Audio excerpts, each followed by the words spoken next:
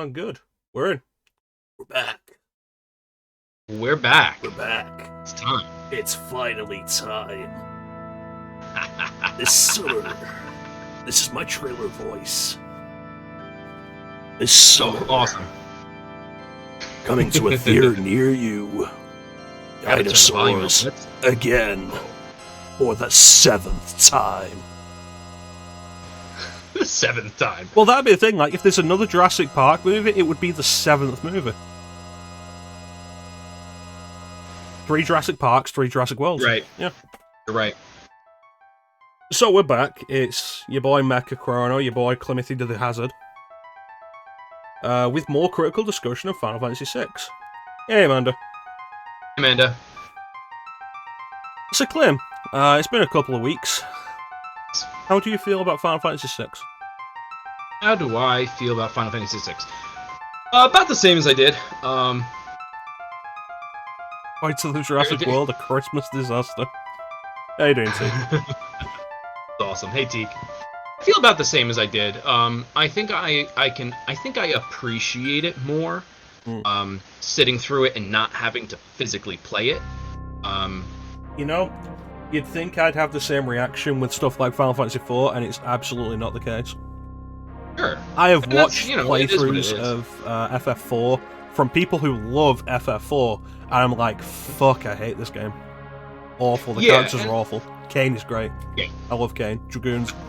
I still feel that way. Like, when we talk about character design, I still don't like Locke. I'll never like Locke. I'll never like characters like Gao. Mm-hmm. No, it's fair. Yeah. Yeah.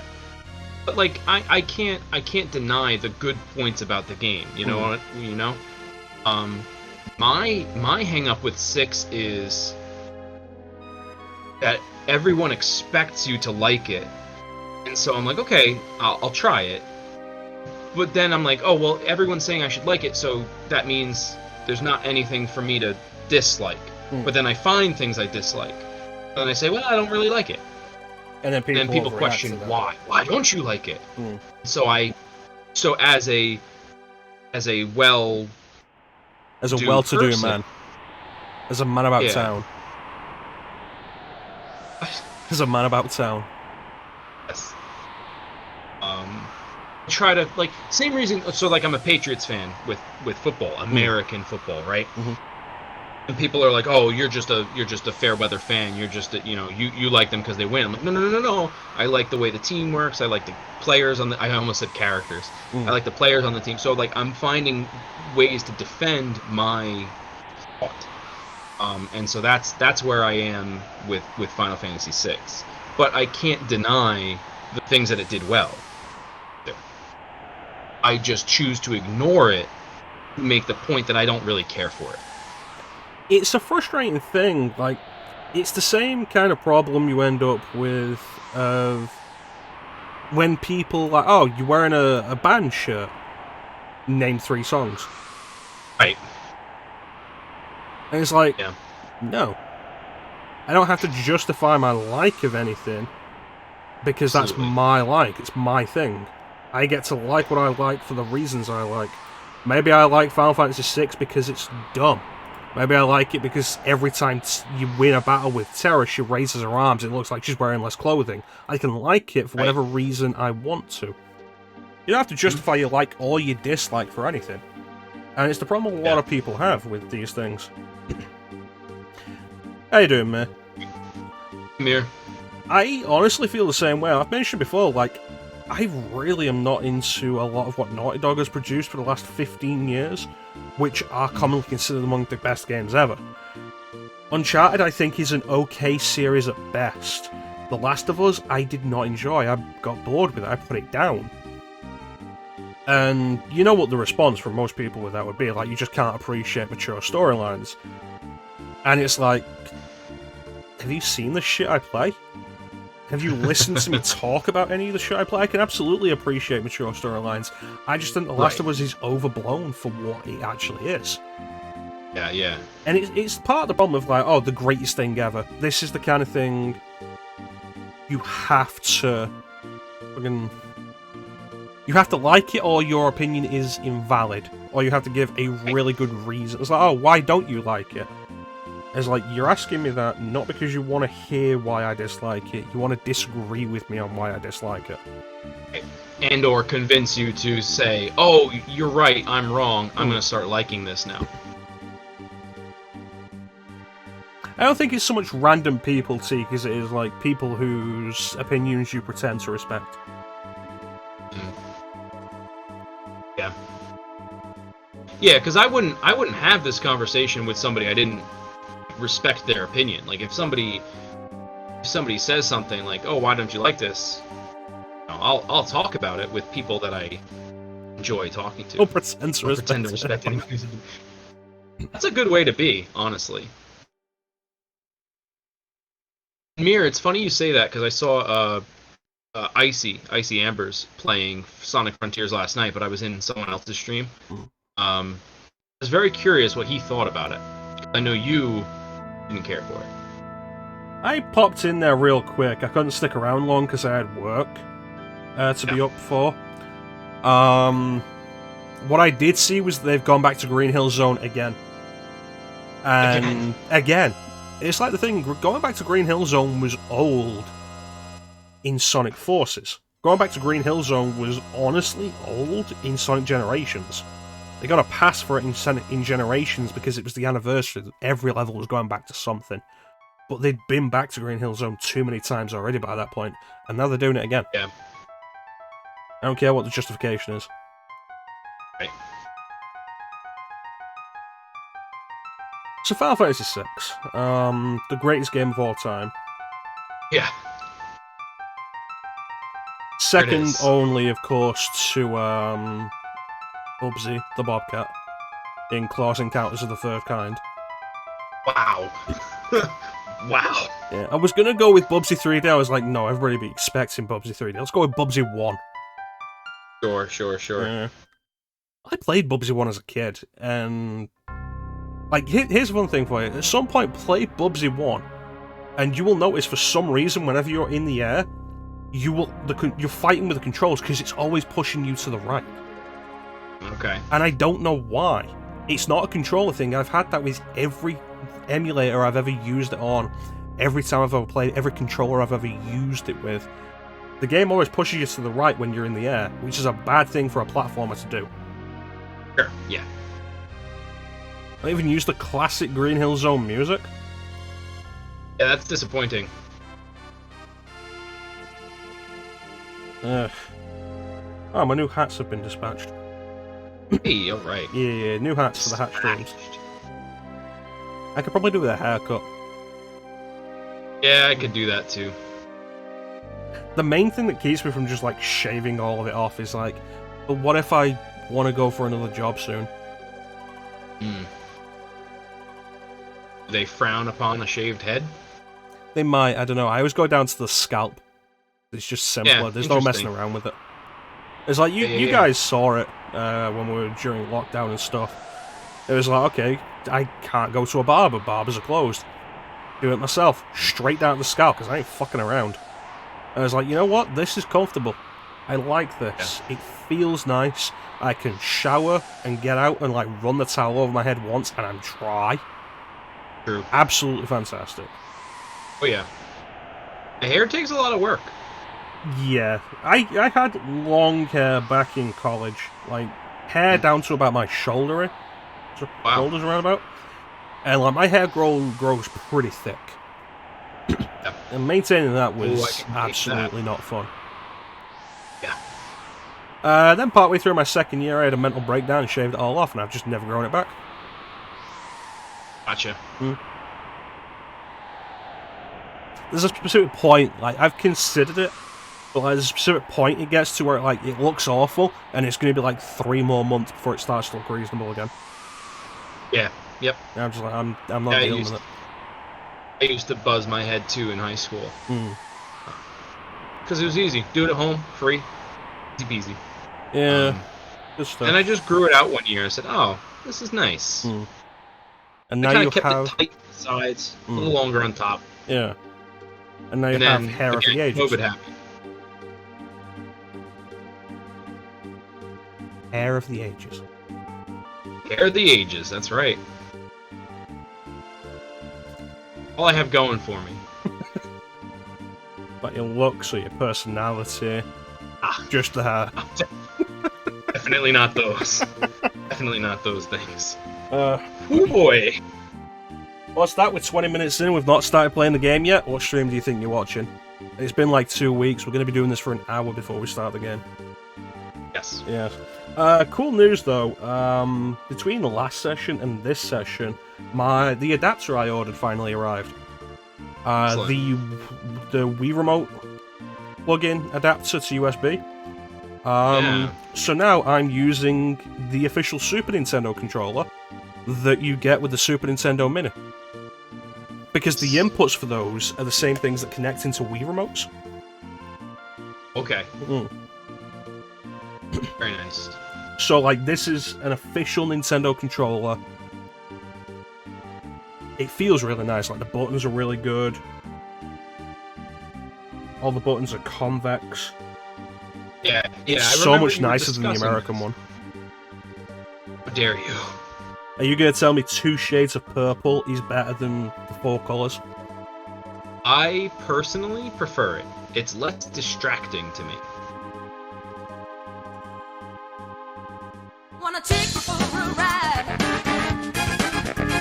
Wanna take you for a ride.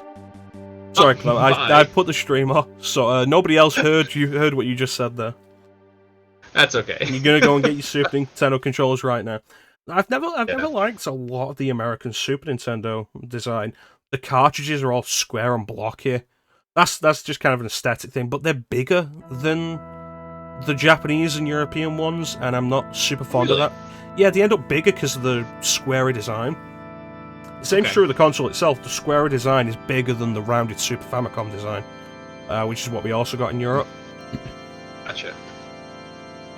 But, like, the design of the controller, it's the same controller, it's just, like, 2 different shades of purple on the American one. Europe and Japan gets the Super Famicom logo colours. Right. And you guys have 2 convex buttons, 2 concave for some reason. I don't really know why. Whereas ours are all convex, like every other controller ever. Right. Yeah, so now we can play Super Nintendo games with an actual Super Nintendo controller, and it feels really nice. Oh, it's fantastic. GG. I don't know if you ever played the Super Nintendo Mini, but, like, build quality was really good. Oh, yeah?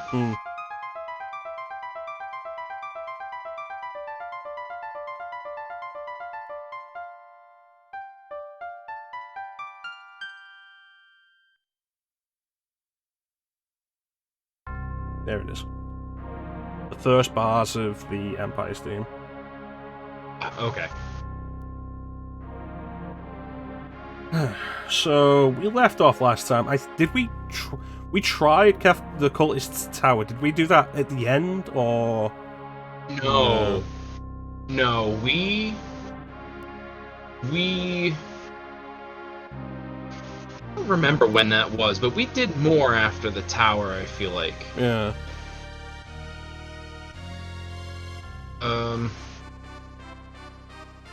We left, because we went to the top of the tower, because you had that thing on to prevent random encounters. Yeah, we got to the top. Down.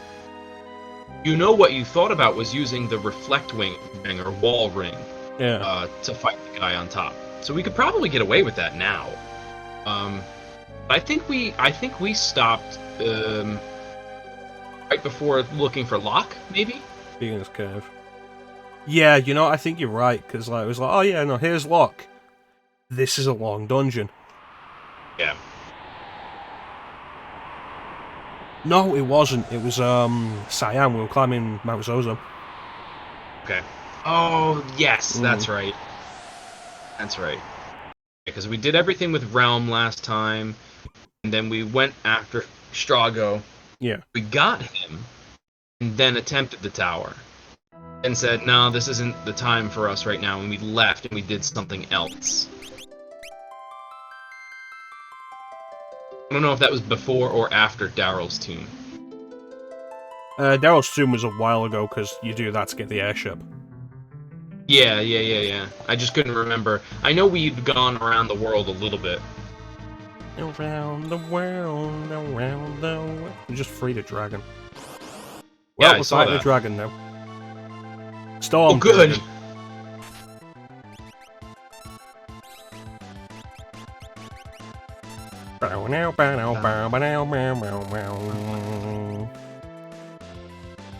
It's kind of crazy how often we end up doing that at like the same time. Because Yes. like you've been streaming, and like, oh yeah, no, the music's been going for a while, and then I'll start doing it at the exact same time you do it. It's like, that's fucking weird. Yeah.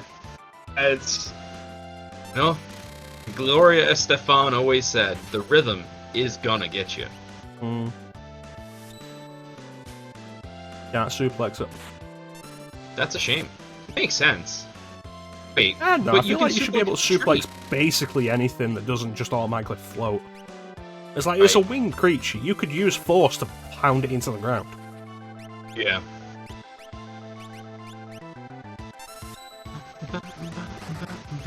Oh, so it's funny, right? I was grinding yesterday to prepare for Ruby and Emerald, right? And I did a little bit of grinding. I mastered a mime. I got a couple copies of mime. We got a bigger screen up. And on my way out, I bumped into a dark dragon. And against this dark dragon, I said, "Hi, let me make sure everyone has laser." And sure enough, everyone did. I'm like, yeah, let me just use laser on this dragon. Let me see how it goes. Forgetting that it will counter laser with Ultima. It should It have straight last up the night thing and not like almost the killed week me before. Yep, uh-huh. 'Cause I feel like that happened the week before as well. I know I saw Ultima happen. You were absolutely correct. So you did that was 2 what made weeks it in a so row. funny. Yep. Proud of you, Clim. That's the kind of dumb shit I do. Yeah. I was actually lamenting that you were not there to see it. Yeah, I was in work until fucking 10 o'clock last night. Yeah. It took about 4.5 hours to grind from level 66 to like 76 or so. Master Mime twice. Master Command Counter twice. Ooh. And then I did the Battle Square to get W Summon. And then I fought Emerald and I fought Ruby. Yeah. Emerald took a couple of tries. Emerald took about 2 tries. Yeah, Emerald's damage output's just kind of a dick. Ruby's a gimmick. Emerald has the damage. Yeah. Ooh. Ruby wasn't bad. Takes far less time to kill. I don't know. I still always find Emerald to be easier, but maybe I'm just wrong.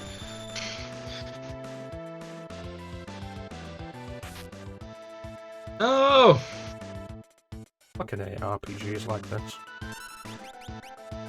Every goddamn time. Yes. Yeah, like, how are you targeting a character that's been dead?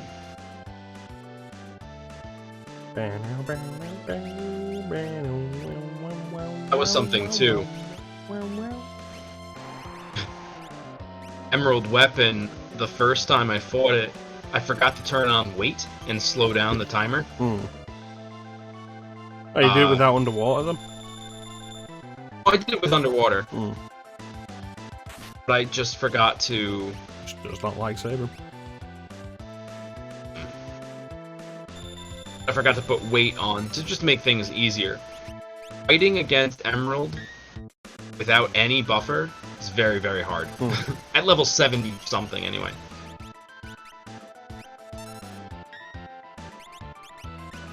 Ideally, I would have been like 10 levels higher. But it kind of brings up the point of the whole super boss thing, something that you've said before, and something that I'm sure we experience in this game. Where super bosses, they just suck. Yeah. I feel like in turn-based RPGs, there's not a whole lot they can do with them beyond making them gimmicky, and the gimmicks are often what turn me off from them. You can make them long, drawn-out, difficult fights, but that's what the final bosses generally are. Right. So how do you make them harder than that? Gimmicks. It's why I generally prefer super bosses in... Oh, that was the first dragon we've taken out. It's why I generally prefer super bosses in more action-based games. Like, you saw me do Bloodstained, and I took out every motherfucking boss in that. True. I loved that. It's a little bit more skill-based than RNG-based. Yeah.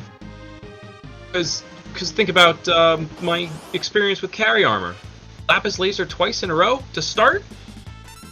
I even told you about carry armor, didn't I? Like, what? It was gonna happen. I know. It would have been better if Sid didn't get that counterattack in. That's Sid, like, because you named Sid after me. And that's Sid channeling my hatred for carry armor. Right. Yeah, that was unreal.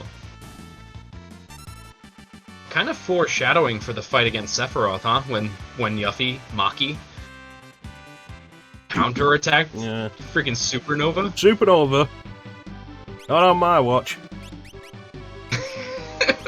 It was so funny. I wasn't even looking. I was reading chat at the time. I saw the hit. I just didn't think anything of it. So I was looking at chat.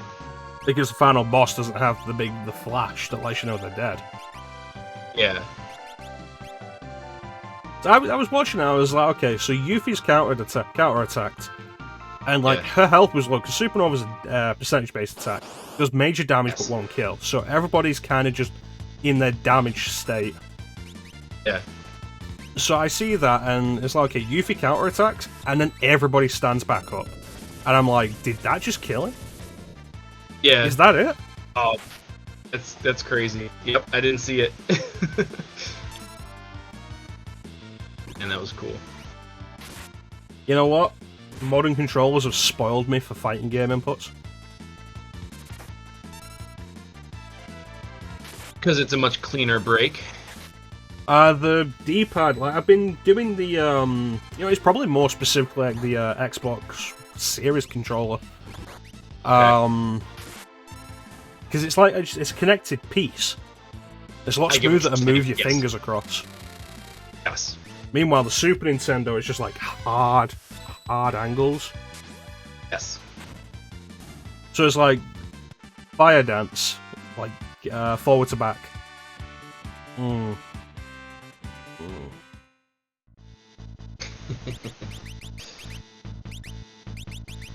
It is nice playing on the actual controller, though.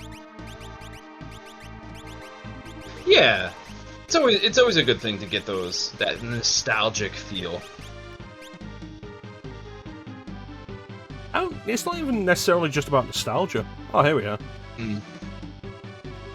There's always something about playing on actual hardware for all the systems, I think, that just feels better.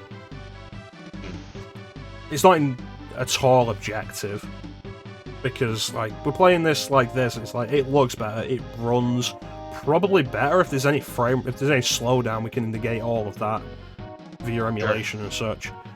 So, like, playing emulator is, at this point, objectively better. But there's always something that just feels better about playing on hardware. And, like, doing it with a proper controller is, like, the nice middle ground between that and the emulator. I get you.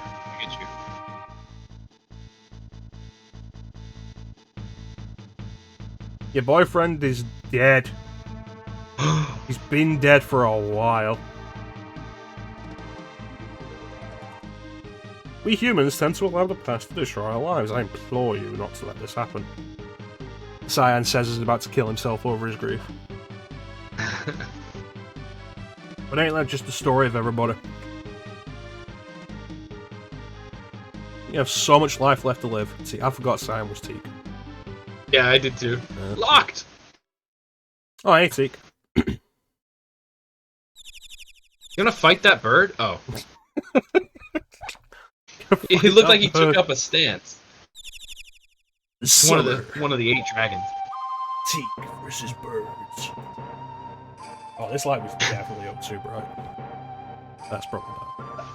A world before the fall, delightful is the light of dawn. Noble is the heart of man. Peace out, bitches. Yeah, so that means we've currently got 2 games going at the minute where Teak is a major character. Oh, really? What's the other one? Suikoden. Oh, I named the okay. main character Teak. I was watching some of that. I don't think I was chatting, though. Was I chatting? Yeah.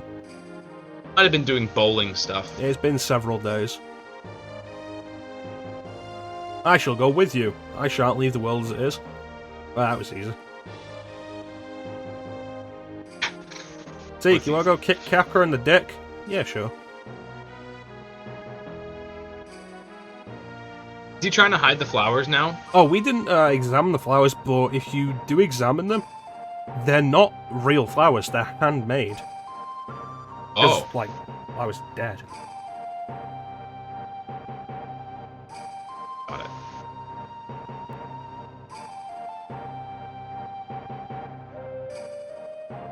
Merely a diversion of Diversion. mine. As you know, the devil makes work of idle hands. I wasn't writing letters, I was masturbating. Why is he standing on the desk? I don't know. Why does he have a desk?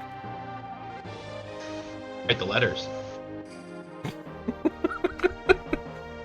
I like how that answers it, but, like, actually really doesn't. It's like that bit I guess the better...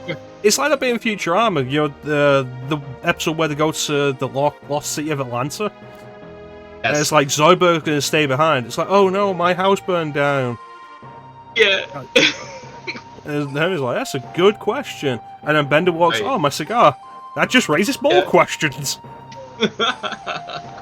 Yes. Oh, man. I love when Futurama is, like, ridiculously smart, but also dumb. Yeah. Yeah. One of my favorite lines is when the brains come and Fry writes that a book to trap them in. And he's like, yeah, now you're trapped forever in this book of terrible plot holes and spelling mistakes. And the brain is like, I'm just going to leave for no reason. And he just leaves. And, like, I feel like it's so easily missed that he just said the word raisin. Yeah. The Were It's Cow just so episode. good. It was so, like, it's funny, like, it's ironic to say it was ahead of its time because it's literally placed in the future. But man, And that show is was also good. like 20 years old. Well, yeah. Yeah. Can I jump off the cliff? Hey, how you doing, Amy? Oh, come in. Oh, there's the key. Hey.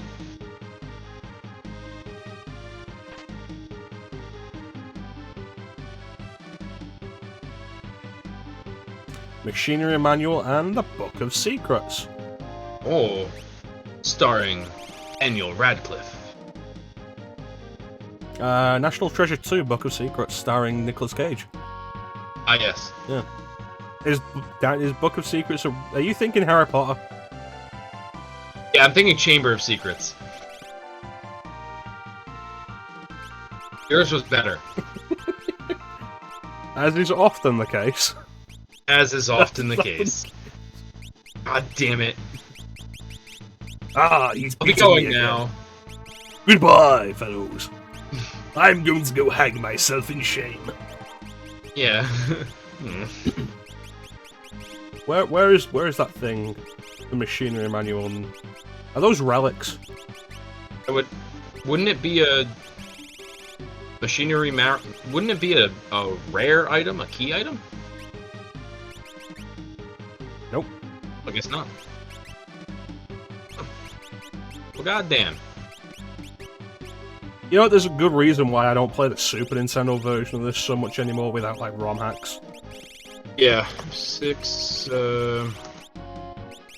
0118999 62799 9119 725 3.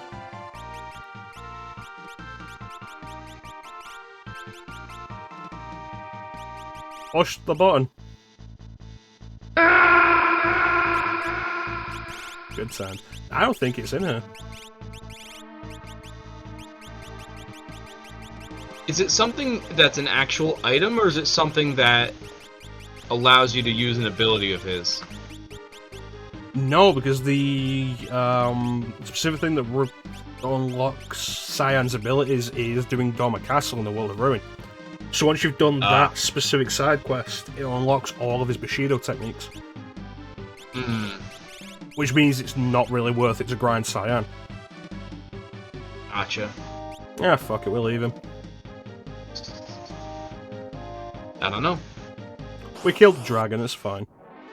We'll press it. Some fine work. Yeah. Oh god. Kill them all. God damn it.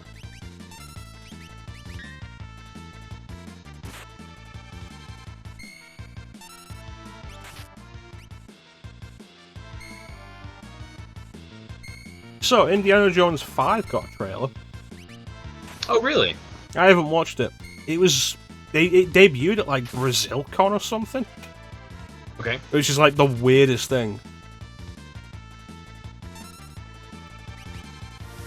I haven't watched it. I don't know if Shia LaBeouf is in it. Probably not. Shia LaBeouf. I hope they don't pretend that the fourth movie didn't happen. Because that's the coward's way out. It's a coward's way out. Crystal Skull? Yes. I've only seen Indiana Jones and the Crystal Skull once, and that was in cinema. And I enjoyed it. Yeah. I only saw it once. I remember Aliens. Yeah, I wasn't super fond of the alien thing at the end. Yeah. I feel like for what I did watch of it, which wasn't a lot, I still felt like it was phoned in. I mean, it probably was.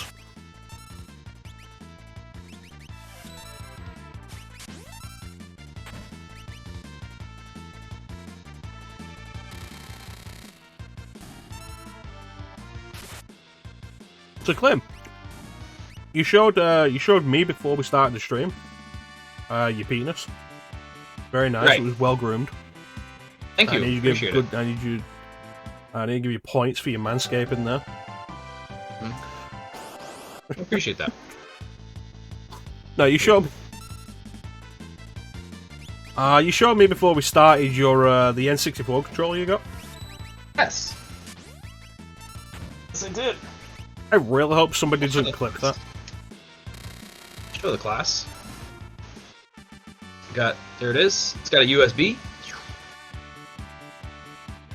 I'm gonna be playing some 64 games soon. Yeah. So now that Clim has finished Final Fantasy VII, he said he's going to start playing Paper Mario next week.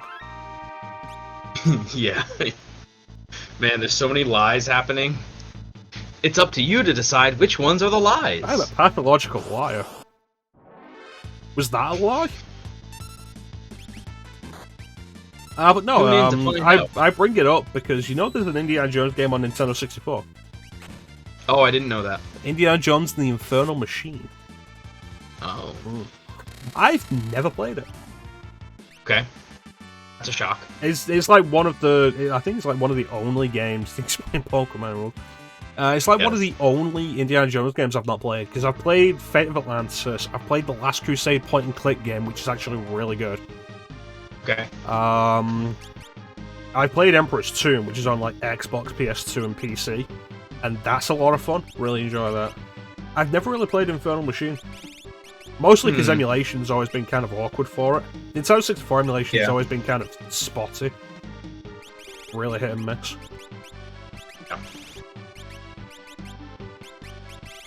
But...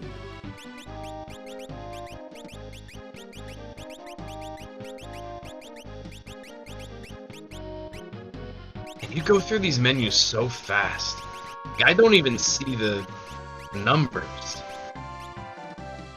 It's very impressive. I don't know, it's probably harder to do in FF7 because there's more details to take on board. Yeah. But like with that, it's just checking, is anything not 100%? Quick glance, it's easy enough. Yeah, I get what you're saying. And menu scrolling is something I've gotten very used to over the years. It's like watch me navigate the inventory in RE2 or RE3 sometime.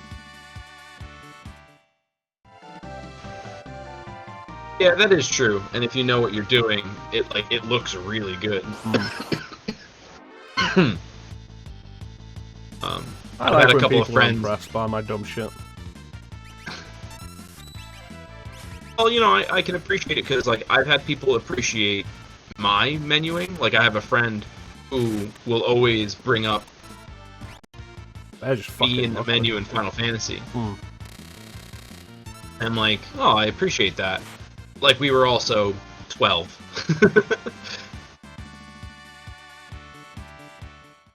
I don't know. I guess it comes from years of muscle memory and playing on active mode and not wait mode. Like, you gotta get those things in quick. I used to play on active. Like we've been over this a bunch. I used to play on active. I used to play on like recommended on FF7. I never really thought to change it. These days, I just prefer wait. Get that.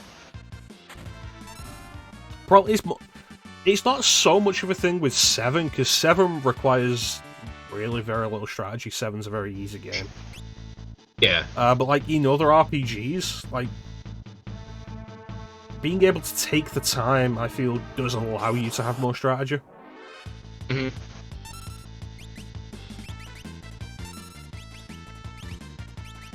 Yeah, I agree with that.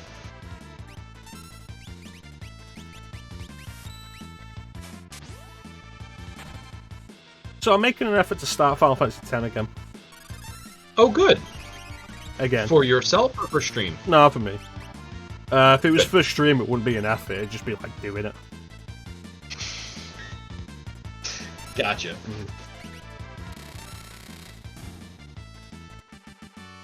Well, I don't have FF10 lined up anytime soon. I've said in the past, like, FF10 could be like one of the next ones I do. And I was in the mood for it, and then you streamed it, and I was like, I don't want to play this anymore. This is ruined now. Yes. But no, like, going through, watching you go through it was like, fuck, I don't want to play all of that. I don't want to do the temples again. I hate those things. Yeah. Goddamn Macarena Temple. But no, I've just been kind of wanting to do it anyway. And, like, I'm trying to make an effort to play RPGs that aren't Final Fantasy.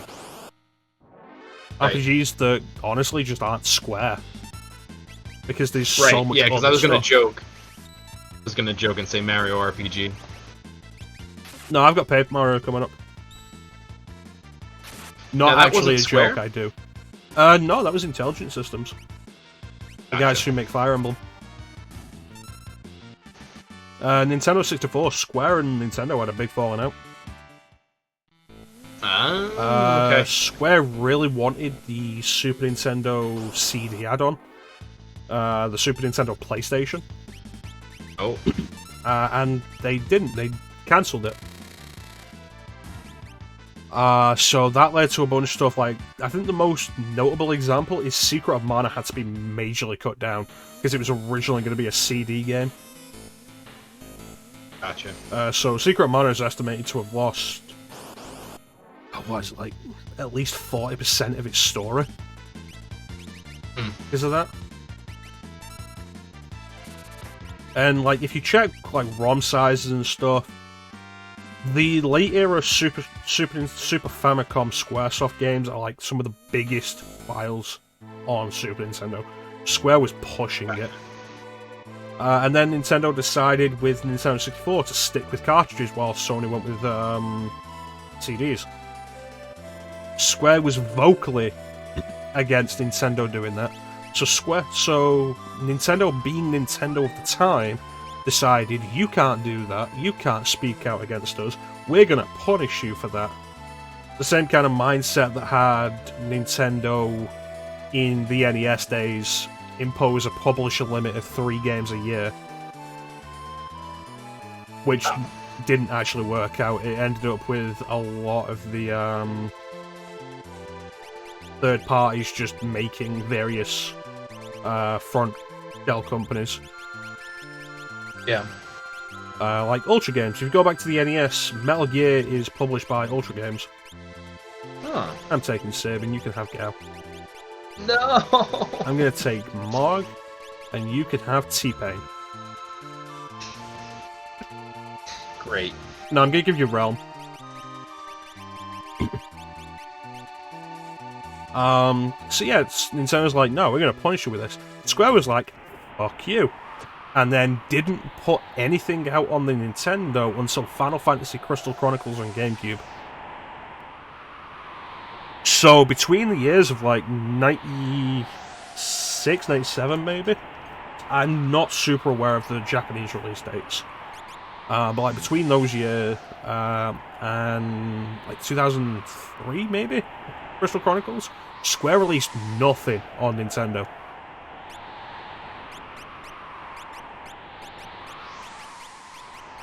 Interesting.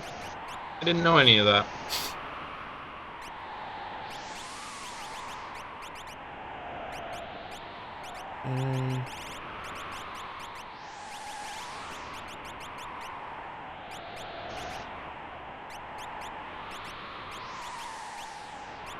You know, actually, let me remove Bismarck from Gao.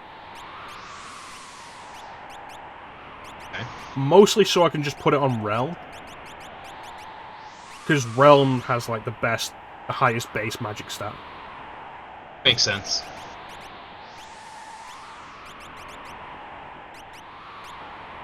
I love making those kinds of choices. Like who to put Restore on in 7. The answer is everybody. Well, It's what I do. It's the first materia I buy free off, supporting everybody. Okay. Or I guess 2, because you pick one up naturally. Right. In the first reactor, don't you? Yes. Yep. I didn't do that because I wanted to not impose a challenge, because it's not a challenge, but like to not make my life easier. I did buy another Lightning though. It's a good one to go So with. You go up against a lot of machine enemies early on. Yes. Yeah. Some of them are just obnoxious to take out because they're hefty. Like they have a lot of HP. Yeah. Defense.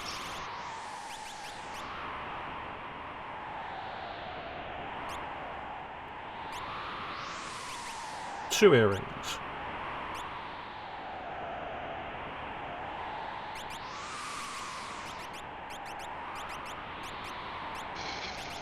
And Dragoon boots.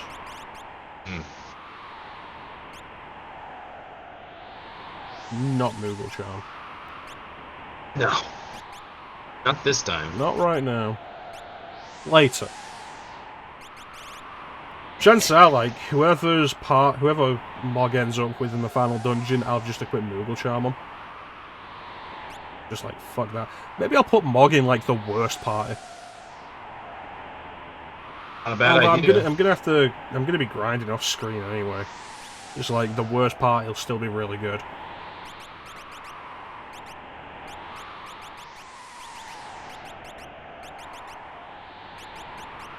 Oh yeah, we did actually get a bunch of stuff with Mog, didn't we? Because we had Mog in the party for a bit. Alright, we're off. Yeah. So, Phoenix Cave, the two-party dungeon. How do you feel, Clim? I don't really remember this. To be completely honest with you. I remember splitting the party a bunch of times. I don't remember liking it any of those times. So I can't really say.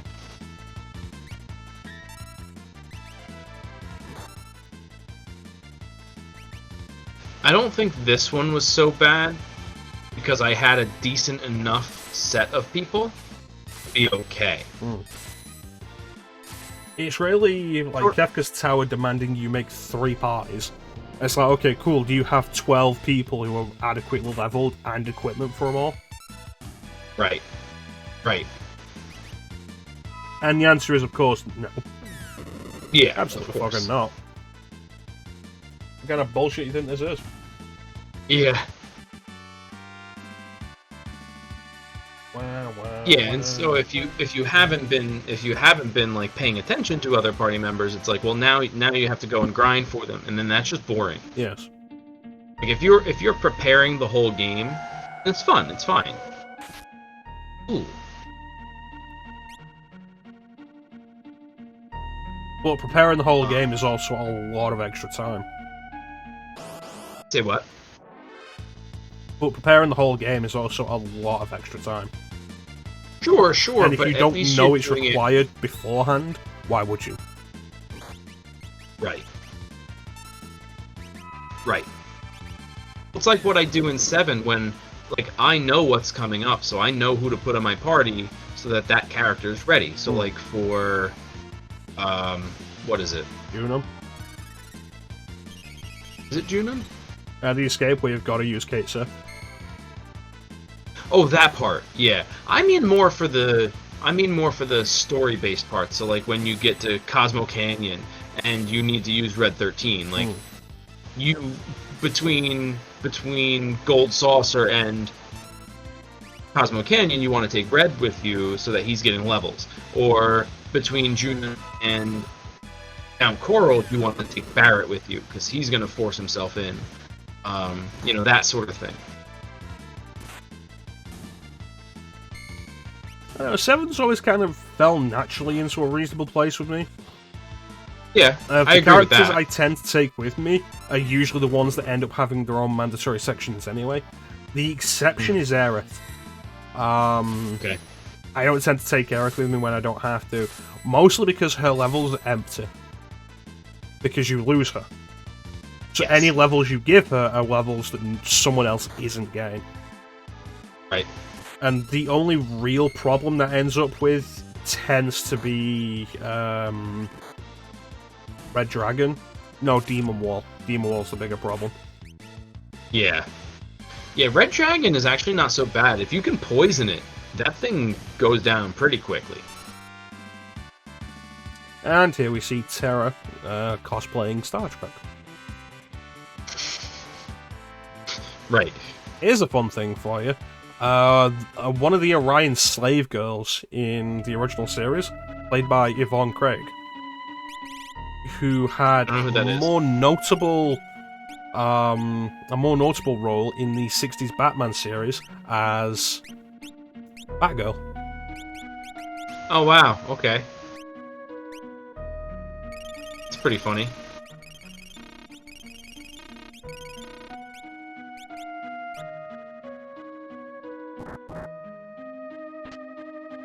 Wing Edge. That's a weapon.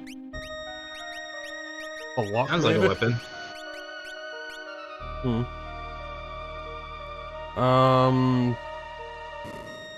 Realm currently has the Pearl Rod, which has a chance. If we just use regular attacks with Realm, it has a chance of casting Pearl, which is holy. Right.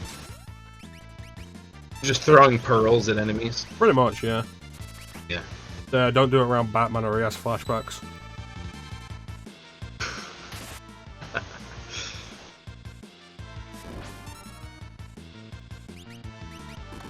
Zombie stick. Fucking bastards and the zombies.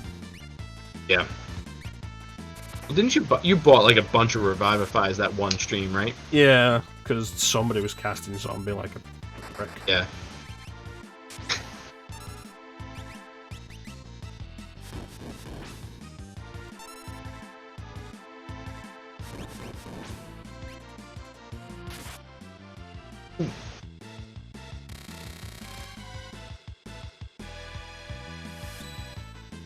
Drill.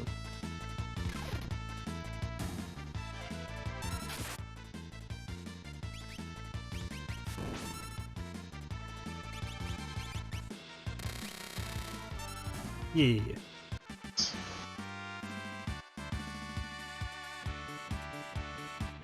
And these guys drop Revivifies anyway, so that's not too bad. That's good. I like when that happens. Fortunately, both Sabin and Edgar have Cure. Which I say is fortunate because like we're not using magic with them in battle. Right. So their MP Yeah, is really just there for that.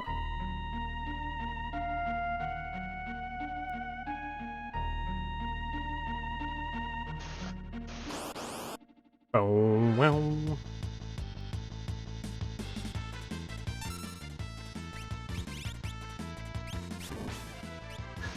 Gumbo.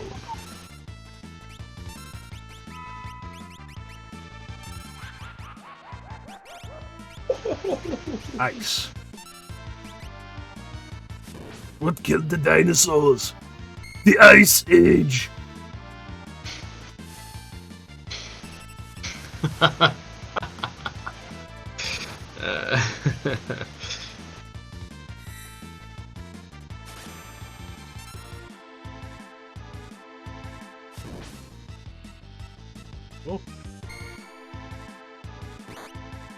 Oh. So, Clim, why don't you stream Batman and Robin the video game sometime? Batman and Robin the video game. I don't know anything about it. It's on PlayStation, published by Clim, developed by Probe Entertainment. Mm-hmm. It's an open world game with a strong emphasis on detective work. See, I've sold you on the idea a little bit now, haven't I? Open world game, you play as Batman, emphasis on detective work. And it's like, let me bring you back down to earth by reminding you it's a PlayStation game. I remembered that part. Yeah, and how like none of that is going to work well on PlayStation. Right. Yep. Yeah, I'm gonna have to think about that.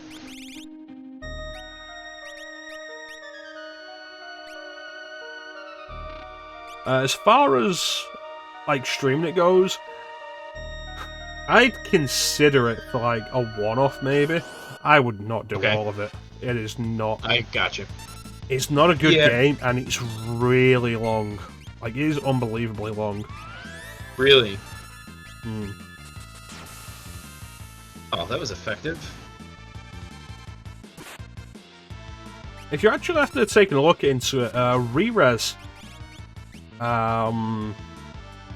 have a series called It's Just That Bad, where they look at like games that are notable for being bad. But unlike a lot of other places, they actually go through the entire game and point out a lot of the flaws from beginning to end. And one of the games they did was Batman and Robin. Aha. Other games they've done, they did like all of Batman Dark Tomorrow, which is also notable for not being very good. Rogue Warrior, which people, I don't know if people get it confused. I get it confused in my head sometimes with Rogue Trooper. Never heard of that either. Have you heard of Dick Marcenko? Nope. No. Former Navy SEAL. Has a series of books that are supposed to be like dramatized versions of his exploits as a Navy SEAL. Probably popular among like the Tom Clancy crowd and shit. Okay. The game is basically supposed to be like another adventure of his. And like it's really bad. It's notable for being incredibly awful. Okay. Dick Marcenko is voiced by Mickey Rourke. Ow. The game has an unbelievable level of profanity. Right. When you think about just how much profanity that must be. I mean, it's got to be unbelievable. Probably the best descriptor that'd be like, okay, now I need to look this up on YouTube, not actually play it for myself, is the ending credits features Mickey Rourke rapping.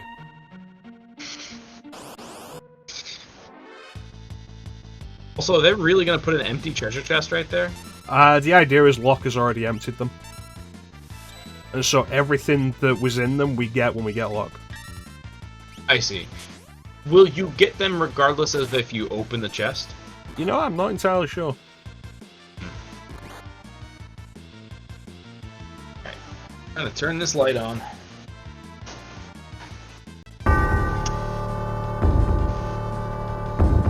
That's a little easier on my eyeballs. And then, I'm gonna look up this, You're gonna look up Rogue Warrior? No. I'll look up the treasure chests. There's gonna be sneak little listings to Mickey Rock rapping on the sly. Yes. Doesn't seem like this is an easy question to find out. I'm over it. I'm giving up. You know what, the Final Fantasy wiki would probably have an answer. Yeah. If you search for the Phoenix Cave. Say what? If you search for the Phoenix Cave. Yeah, I was trying to do that, and I didn't find the answer right away, and I even It used wasn't the at the top of the page, so I quit. No, you know what I did was I searched for the word chest. Final Fantasy And I chest, and all you got was Tifa. Tifa and the occasional Lulu. No, like once I opened up the page, like the walkthrough page for the Phoenix Cave, I typed the word chest, and it literally came up with nothing. I could search for empty chests. I feel like people overrate Tifa's chest in comparison with underrating Lulu's chest. Interesting. Lulu has an impressive chest. She sure did. I love... Have you ever heard the story about Nomura, why Nomura gave Lulu so many belts? No. Supposedly, when he designed Lulu, he gave her so many belts specifically to test the animators and see if they'd get it right on like every time. The animators responded by having almost every cutscene featuring Lulu feature from the waist up. So you never actually have to see the belts. That's really funny.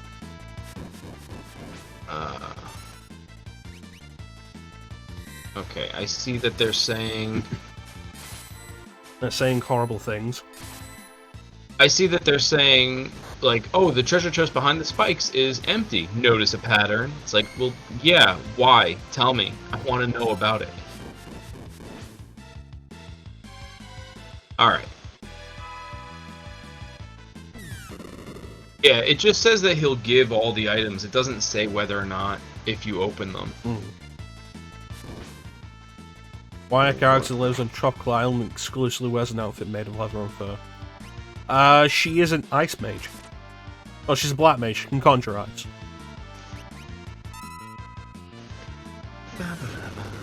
It's like one of those things of like, whenever summer rolls around, I think to my opinion on like what if you could have any character's superpowers, what would it be?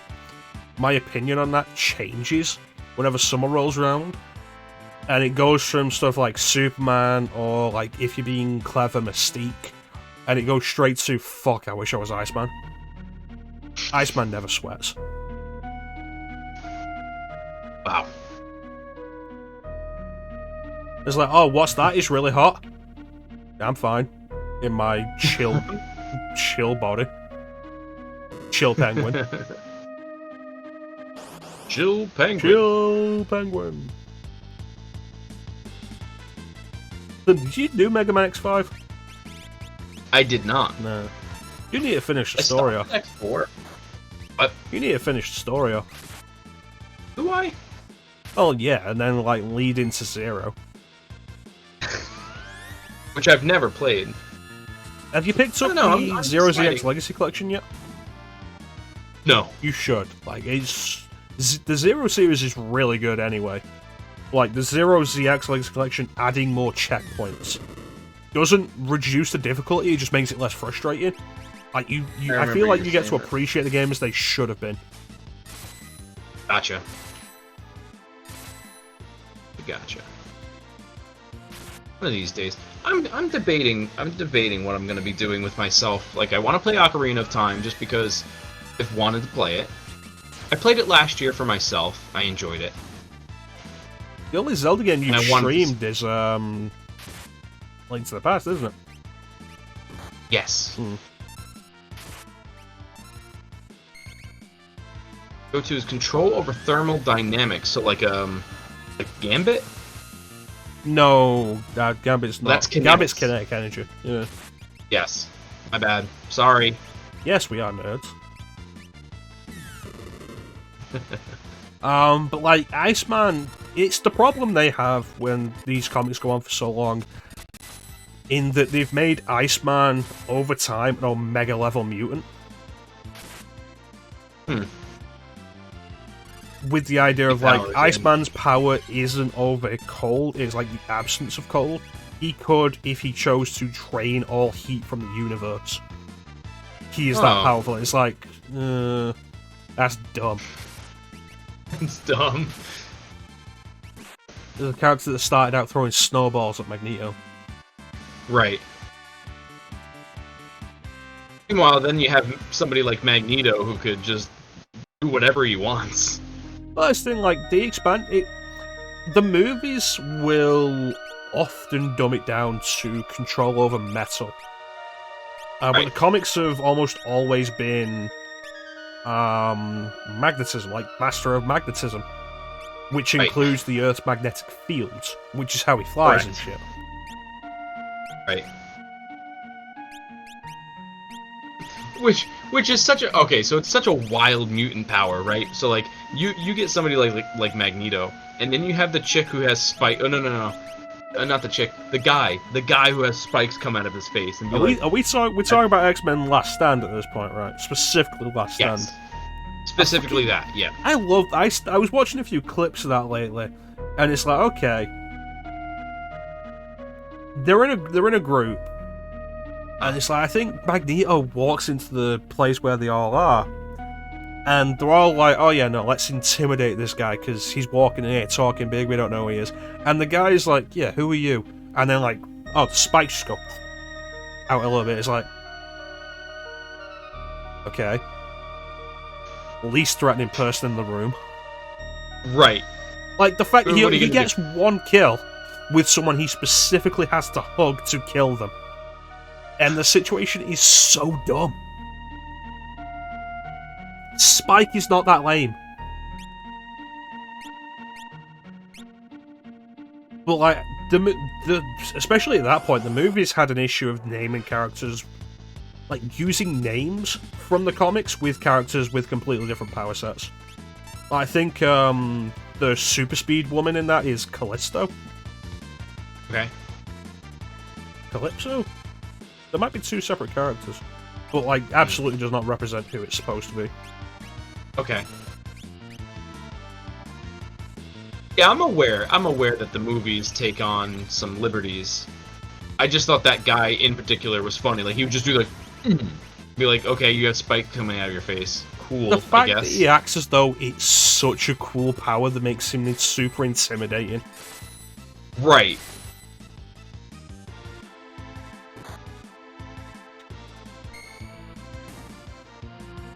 Meanwhile, here's Kelsey Grammer as Beast. Like, the best underrated character cast. Like, the best underrated casting choice. Yeah. I'm so disappointed we didn't get more of Kelsey Grammer as Beast. I like Kelsey Grammer in general. Yeah, he was really quite good.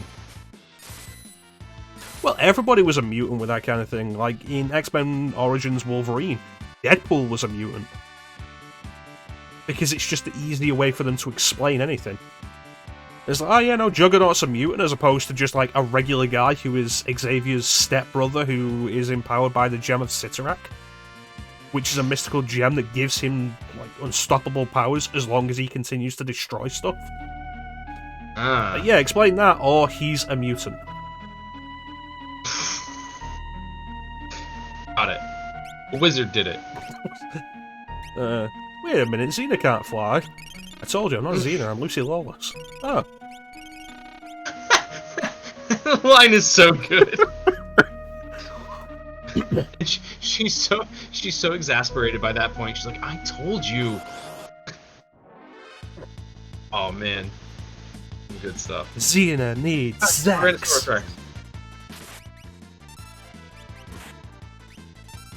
Lucy Lawless is amazing.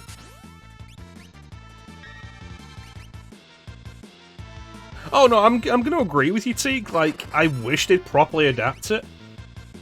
But also, from the writing standpoint, you know they're never going to. Like, the simpler thing is probably just Deadpool 2 being all like, yeah, we're not even going to explain it, there's Juggernaut, you know who Juggernaut is. Also, for some reason, Colossus can maybe take Juggernaut in a fight, except, you know, when in the comics he really fucking can't. I'm not a mutant. I just left it at that. Yeah, like Deadpool 2. And it's just like, oh, who is that? Oh, it's the Juggernaut. And they don't say bitch.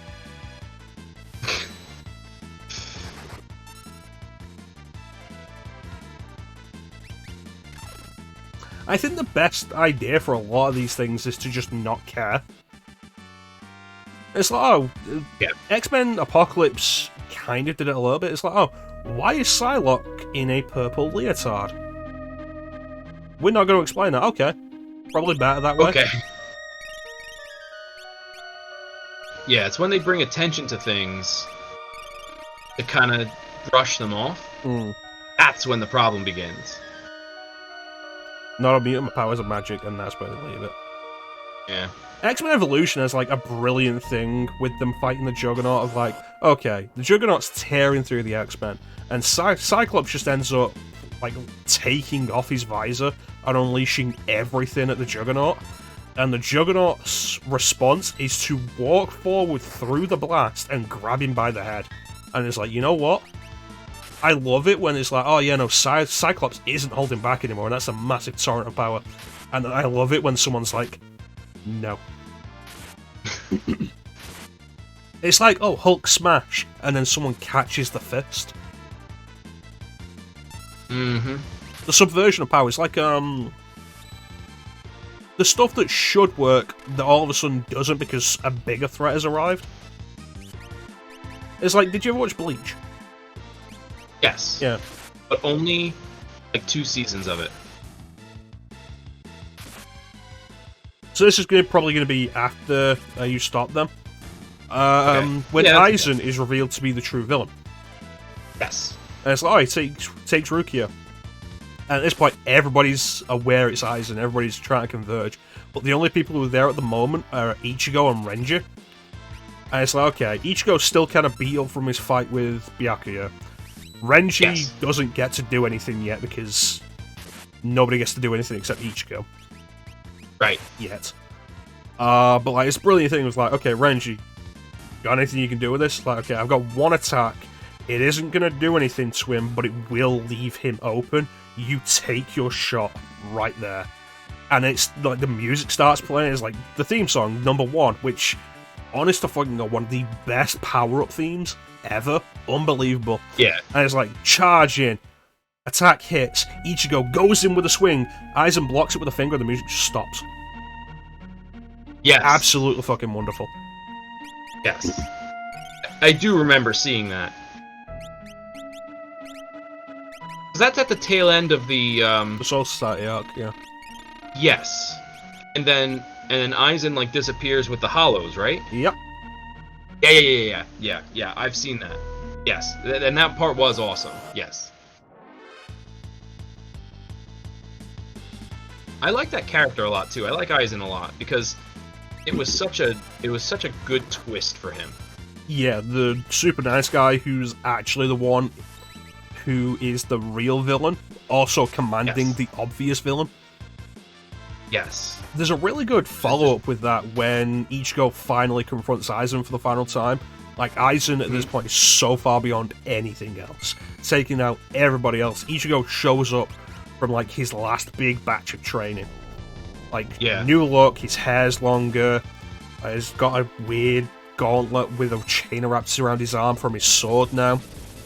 And Aizen's bad-mouthing him. And it's like, okay, going on, you can't deal with anything. I'm so far beyond it that like mid-sentence, Ichigo dashes forward, grabs him by the face, and jumps miles with him. And the music that plays through that is this really awesome instrumental version of number 1, and it's fantastic. Okay. That's cool. Yeah, I really want to get back into the show again. It's just when I'm watching it, there's so much filler. Like the stuff I was watching was what are they do? I watched the whole thing with the what were they called? The Bounce. Yes. Yeah, them. That's the like only. there was a machine. That's the only filler arc that was tied into the main plot, because they'll bring some of those characters back in the main plot. Every other filler arc that happens afterwards happens while the characters are in Hueco Mundo, like the rescue Orihime thing. So they can't just be like, oh, and then everybody's okay, and we're having a filler arc now. It's just like, okay, we're having a filler arc now that is absolutely non-canon. It's just a separate story with all these characters. Got it. So you can absolutely just skip those. You can find the selection of episodes those are, lift them out, throw them away. Yeah. But yeah, Bleach's filler, some of the filler's pretty good. Like after that, the Zanpakuto Unknown arc, I know people were really into.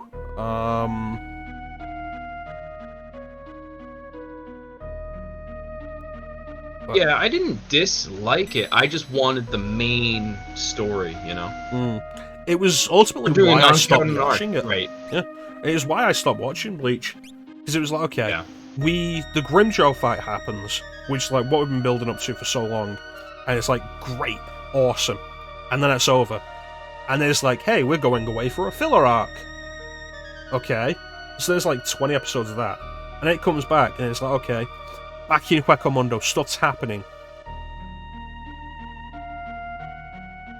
Orihime has been taken away by Ulquiorra.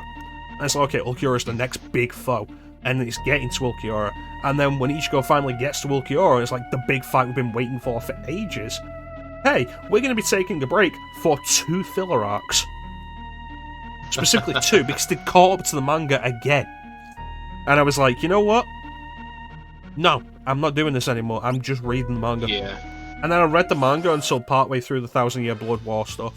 Because following a shonen manga week to week is just infuriating. Because so little happens in individual issues. Yeah. Yeah, I've been looking at the Dragon Ball Super manga just because I wanted to. And like it is so over the top, out of control, but god damn it, I love it. It's like you can have really nice art and like brilliant set pieces and stuff. Like when you've got pages that'll be like 2 panels. Yes. Because oh yeah, big sequence. And that page is like two panels. And you get 19 pages a week.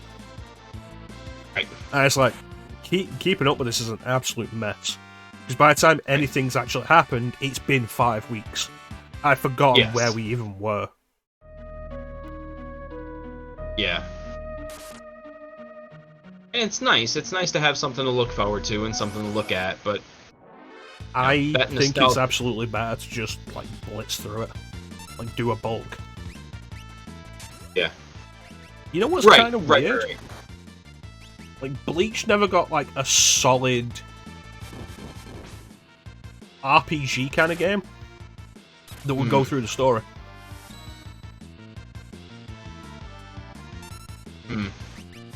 I say that specifically thinking of stuff now like the Ultimate Ninja Storm games for Naruto. And, like, now Dragon Ball Z has Kakarot, but they also had stuff like the Legacy of Goku games previously. Advanced Adventure, like, Dragon Ball had a lot. But Bleach, it was almost entirely fighting games. They got a turn-based tactics game on the DS. They got a bunch of, like, honestly really good fighting games on DS. Some side-scrolling platformers. They never got anything that would properly go through the story, though.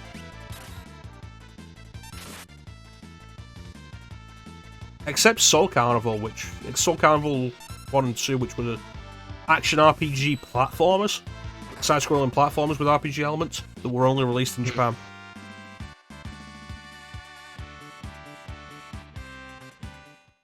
I mean, with Thousand Year Blood War happening now, like, maybe Bleach will stick around in popularity long enough to get something. Yeah. Because, like, now is absolutely the best time for someone to turn around and say, hey, let's just do all of it.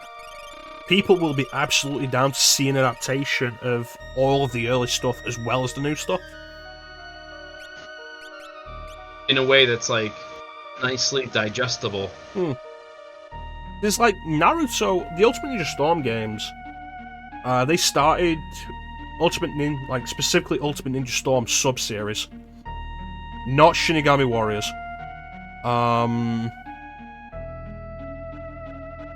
Ultimate Ninja Storm started with, like, the first arc, part 1, the kids.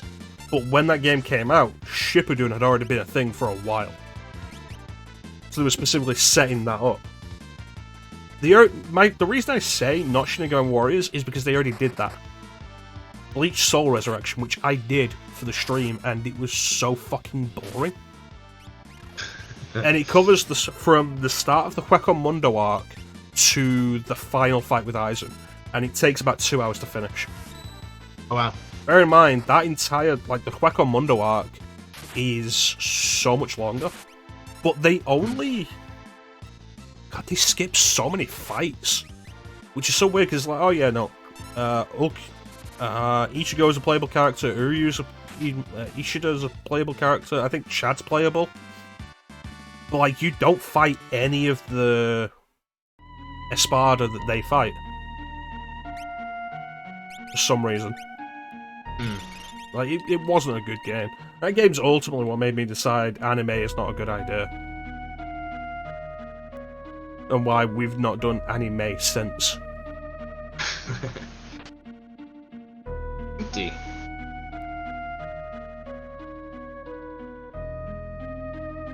Like, I don't know. Something like Kakarot or Ultimate Ninja Storm or something. Because Ultimate Ninja Storm, at its heart, is a fighting game.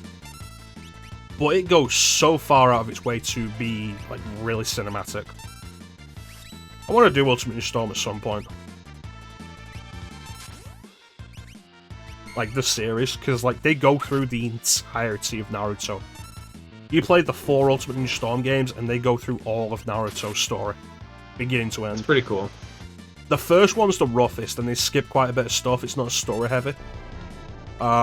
They skip the Zabuza arc, which bothers me, because I fucking love Zabuza. I never watched Naruto, so... Neither have I read it.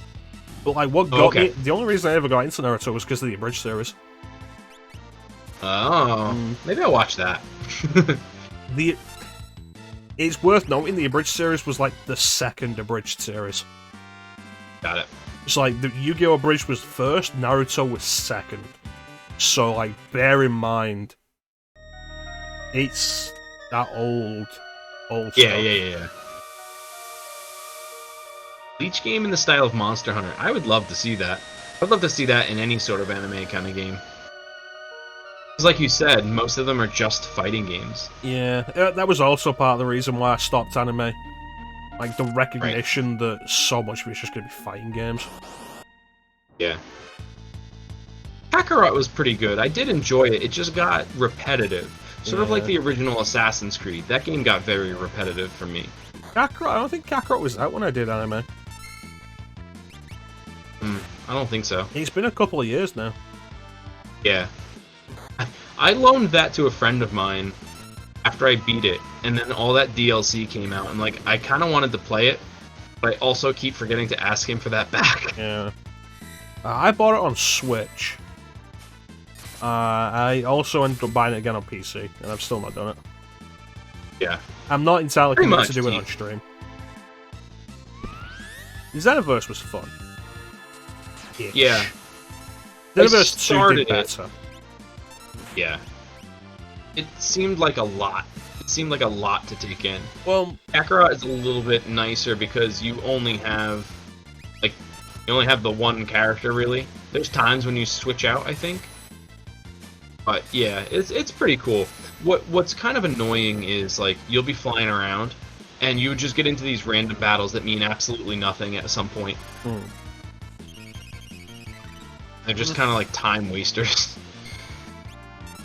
Xenoverse isn't as much as you think. Like, one of the big disappointments for the first Xenoverse is, it's like, oh yeah, no, villains are going through time and changing the outcomes of historic battles, which is like basically every battle in the series. What's happening? Right. Oh, Raditz is suddenly more powerful for some reason, and then Nappa's more powerful for some reason, and then Vegeta's more powerful, and it's just on and on. And the solution is to send your character in to beat that character up to make sure history goes the right way. Yes. Xenoverse 2 starts the same way, but then starts being like, oh, the evil person behind this has also sent agents in to, like, make sure shit goes their way. Who've they sent? The movie villains. I was like, you know what? That's more interesting. Okay.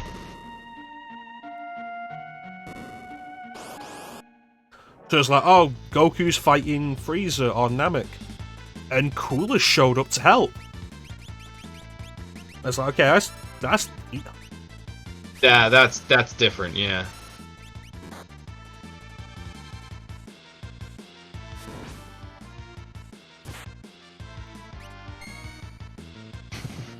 I did do Xenoverse 2 on stream. I did all of Xenoverse 2 on stream. Oh, did you? Yeah. All of the original game, anyway. Because they ended up adding more of Super, because originally it only went up to Resurrection F. Okay.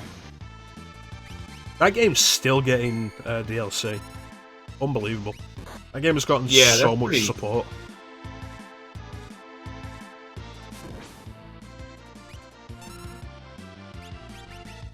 It's really cool. Also, if you get it on PC, you can get mods that like add in the stuff that's missing, like transformations that are missing. Oh, really? That was one of my favorite parts about the older games, the Budokai games, where you could charge up the energy and then make the transformation. That was always cool to me. You know what's a good Budokai game to play? What's that? Shin Budokai Another Road on PSP. That's the second Shin Budokai game. Okay. And the storyline is Trunks comes back from the future and is all like, hey guys, Barbady's showing up. Give me a hand. Oh. So they go into the future to help him out with that. So you've got an original storyline that's not just, let's do the story of Dragon Ball Z again. That's pretty cool. Yeah. When Trunks showed up again in Super, though, I did appreciate it. It was like, yeah, did you have to deal with Majin Buu? It's like, nah, I fucking just killed Barbady and Dabura. I didn't fuck around. That's awesome. Yeah. Forgot about that part. Yeah.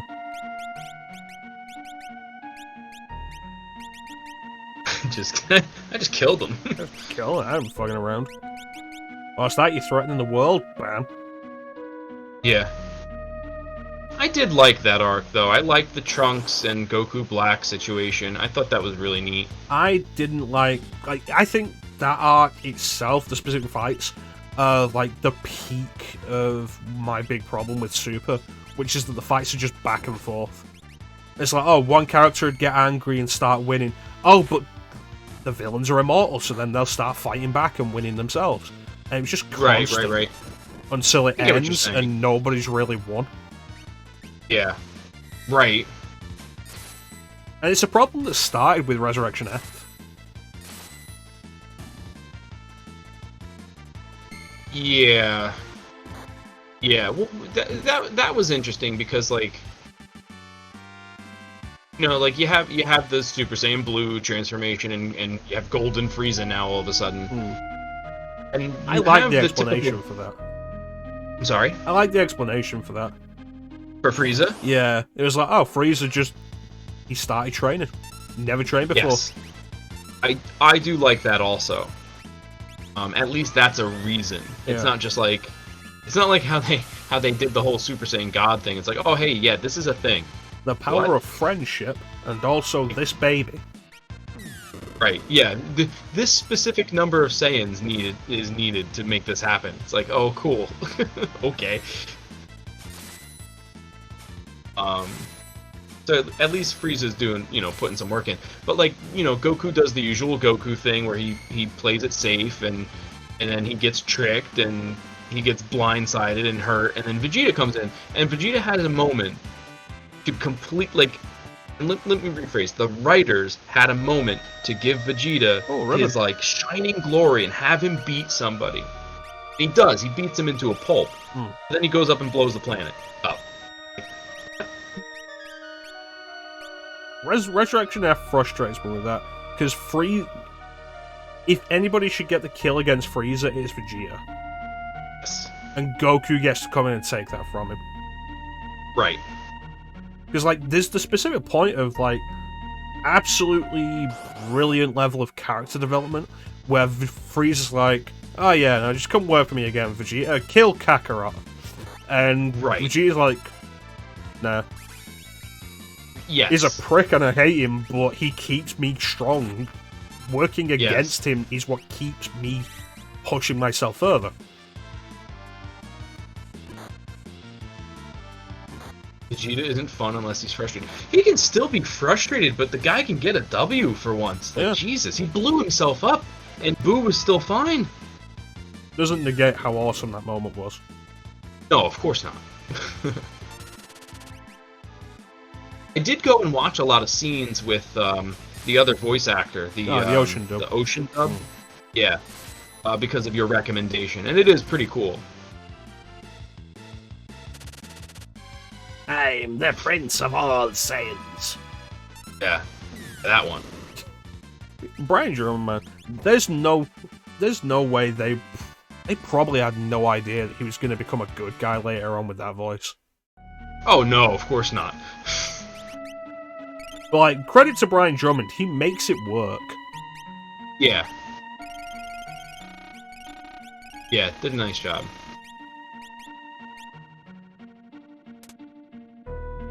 We might be near the end. It seems like it, since you've reunited.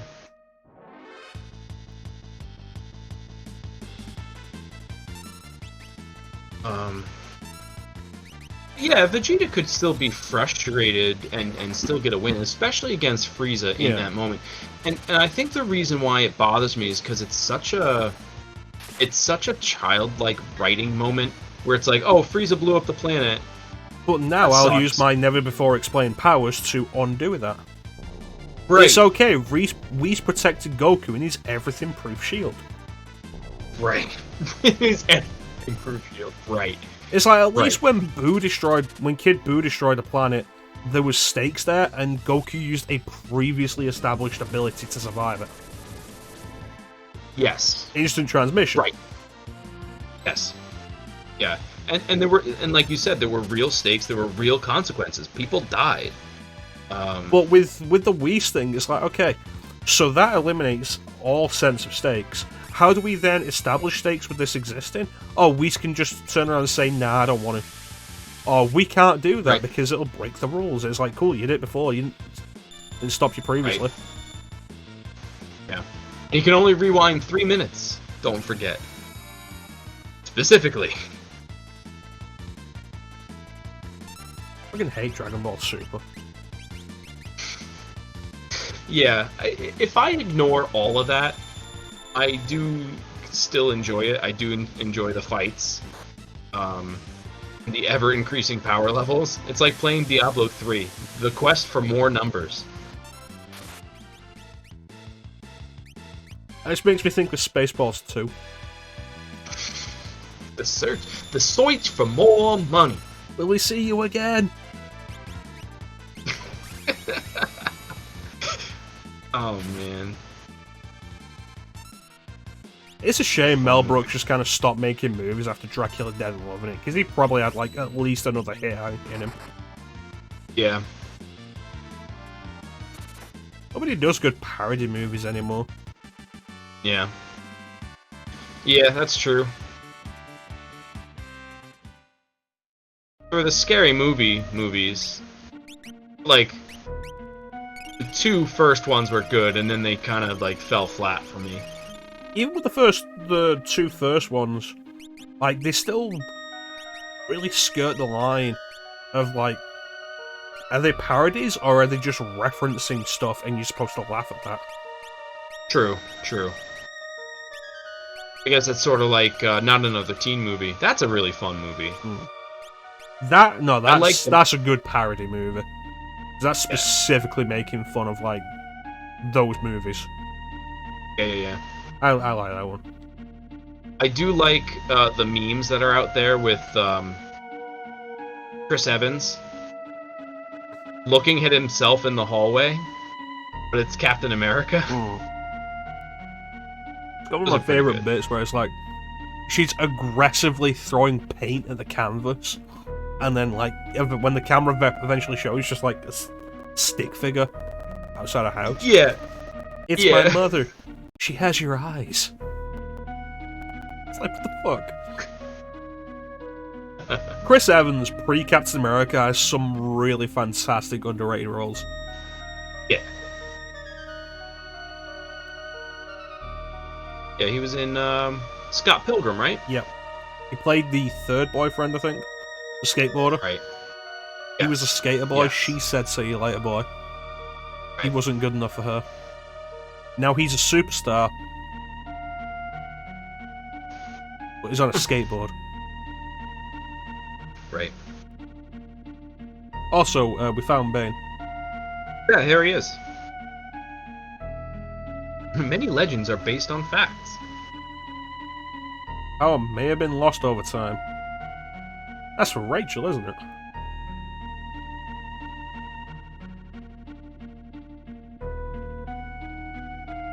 So this is a combination of Locke's character, which I mean, it does bring up a point we've made previously of like the characters, whatever arcs they have left are wrapped up really quickly.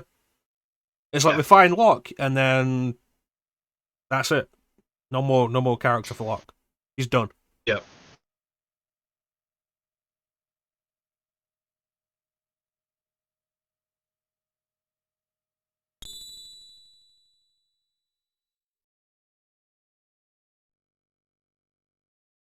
What if it's a suppository?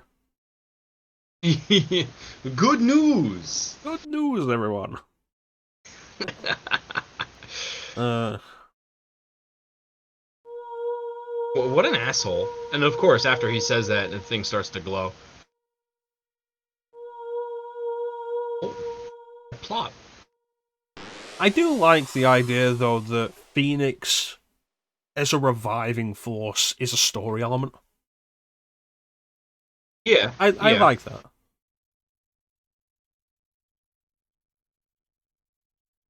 Oh, Rachel's alive. Oh, alright. Her voice box has been perfectly preserved. Like, she wakes up and she just sounds like fucking Patty and Selma. Say what? She wakes up and she just sounds like Patty and Selma. God. At some point, I need to look up, like, Julie Kavner's natural speaking voice. Because undeniably, she has probably destroyed her voice. From, like, 30 years of doing the Marge voice. True. And, like, it sounds painful in recent seasons. Oh, really? This is giving me so little time. I have to leave you soon. My planet needs me.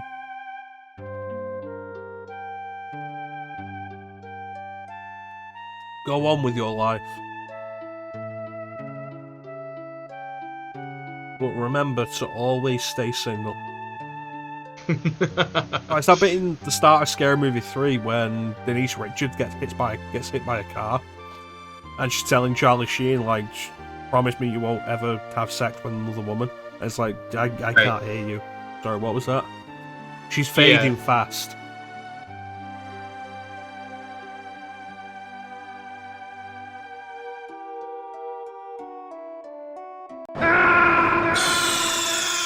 Do you have to go on the other side to scream at her? Snake, are you okay? Snake? Snake! Awesome. Every now and then, the random sound button will give us the perfect sound. Perfect. End the stream right here, it's not getting any better. I have to go. She's still alive. Yeah. It's like that being Kung Power, it's like... Ugh. Just because I went... Ugh. doesn't mean I'm dead. Have you ever seen Kung Pao Enter the Fist? No. I feel like I've asked you this before. You should watch Kung Pao Enter the Fist. It's really dumb. I don't know if I'd say it's even a good movie, but it is so unbelievably quotable. And she does have to go now, her planet needs her.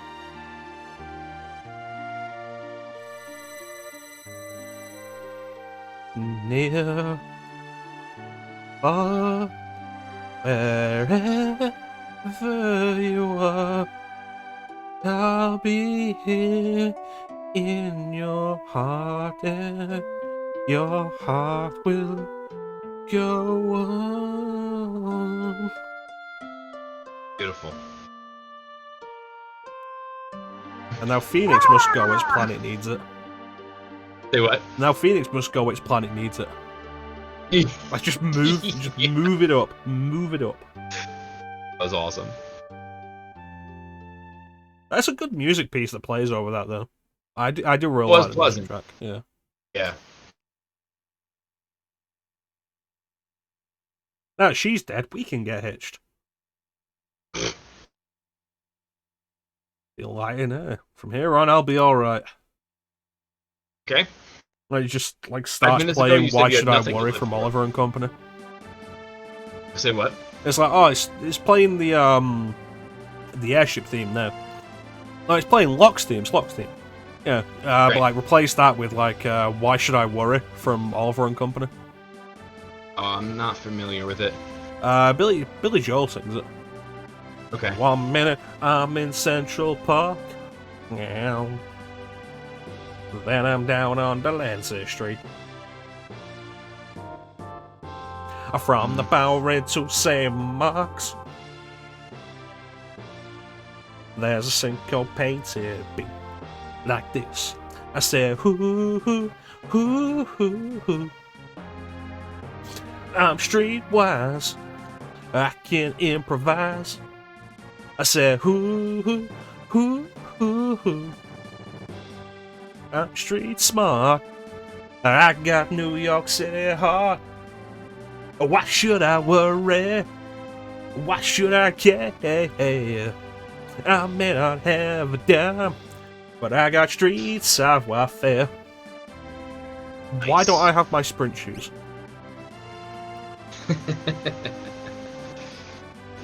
We just immediately take Locke out of the party because he doesn't have sprint shoes.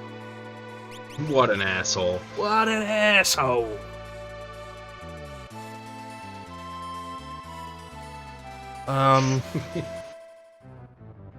Who are we missing now? We don't have Go-Go. Never had Go-Go. Why? This doesn't make any sense. I think that's the entire party except Go-Go? Is there 3 spaces missing at the end, or 2? Teague, you did this recently. Are we missing anybody other than Go-Go?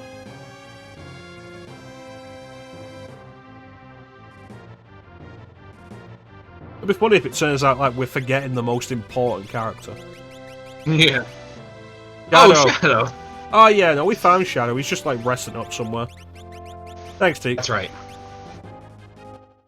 Who did we call Shadow? Star. Yes, there we go. The only thing I could remember was that it wasn't Ninja.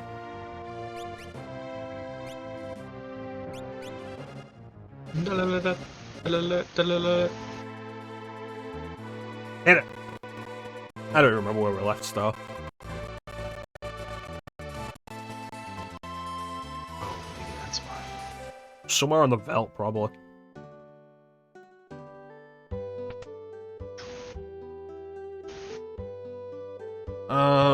Let's go get Go-Go. Let's go. They've got a power and the force that you've never seen before. Yeah. They've got the ability to morph and to even up the score. Down, down, down, down, down, down, down, down, down, down. No one will ever take them down. The power lies on their side. Go, go. Go, go.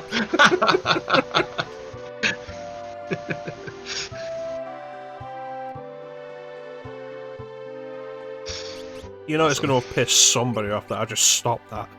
Right there. Specifically there. Yeah.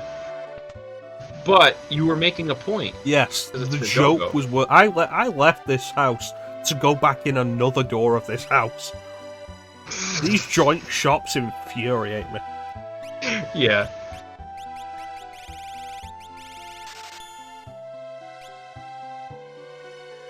We've got enough revivifiers, but it'll be important to have some for the final stretch of the game. Fucking goddess Yeah. of zombie bullshit. Sure. And one thing I will absolutely give FF7 credit for is its lack of bullshit status effects. Yes. The only one that's really annoying is Sadness and Fury. Those are the only ones that stick after a fight, and they're not even that bad. Nah, they barely even matter. I can have Sadness on for like 3 battles before I'll even notice it's there. Yeah, same. I think this is where we want to go. Especially because of the trade-off. Like, you're taking less damage. Yeah, it's all specific thing to lessen how much your limit break builds up. Right. Right. Whereas Fury is interesting because it reduces your hit percentage. Help me, Clim, I've been bored. You've been what? Bored.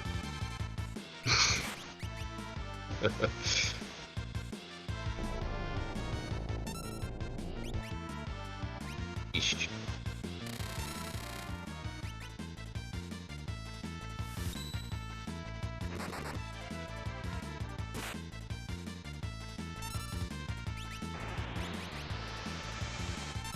Hey, Clim, how you doing in the war zone?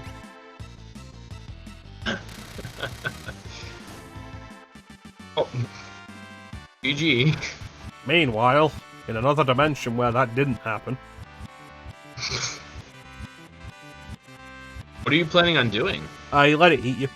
You let it eat everybody.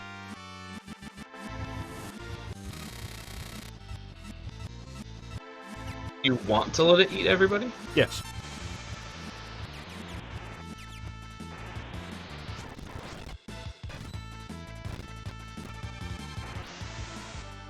Alright.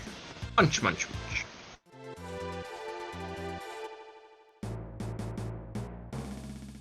Okay. Yep, so this is something you're probably not going to find without, like, a guide or something. Yeah. These guys touch you, they'll knock you off into the platform, like, to the area below. Okay. And it's infuriating because they have no pattern. Gotcha. No! Oh, there's items there, though. Yeah, we'll do this once. Right. I feel like I've been down here. In my wrestling Like, once you streams. said you were gonna let him eat everybody, I vaguely remembered that there was something going on. I just didn't recall it. Tag time, Rye!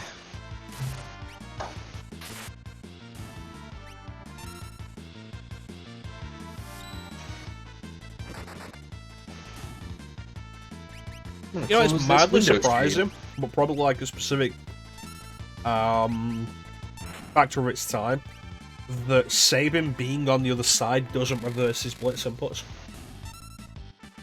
Oh, yeah. Yeah. Like, if fighting games had been around for longer, it would probably be a thing. True.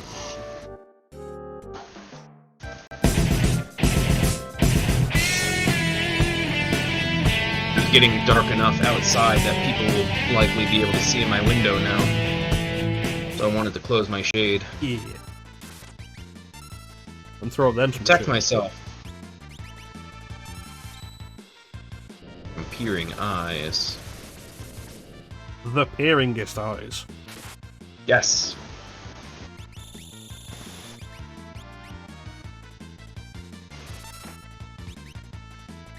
Ah, fucking motherfucker went invisible.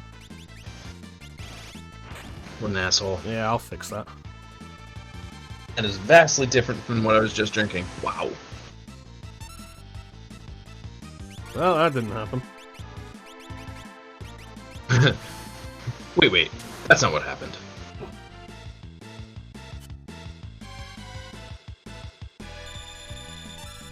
You know, one thing that's kind of neat about, like, knowing so many games is, like, being able to just be like, yeah, I'm going to play this game that nobody expected, but everybody's all like, oh, that'd actually be a really good game to play.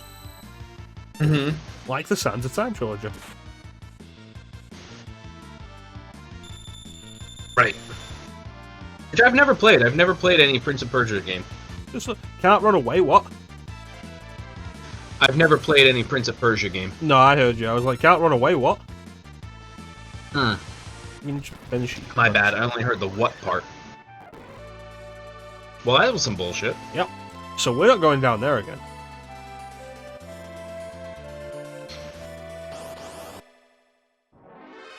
What about all the juicy items? It was an ether and a red jacket.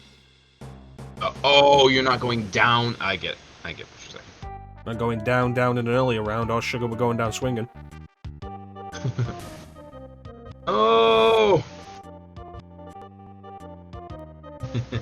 Speaking of the Sands of Time. Yeah, right. Magical Brush, which is an item specifically for Realm, which... Is that the one that changes... Sketch into Control? It might be. Oh, I don't know. No! You see what I mean? Like, the randomness is just really irritating. Right.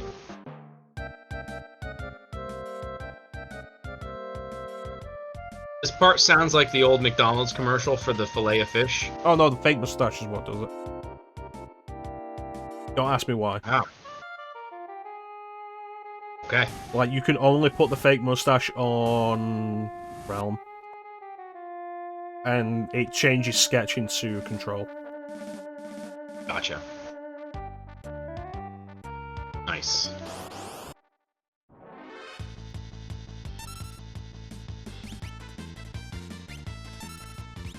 Okay, so no more fucking around. Yeah, time to die, assholes. Oh! Sounds sexy.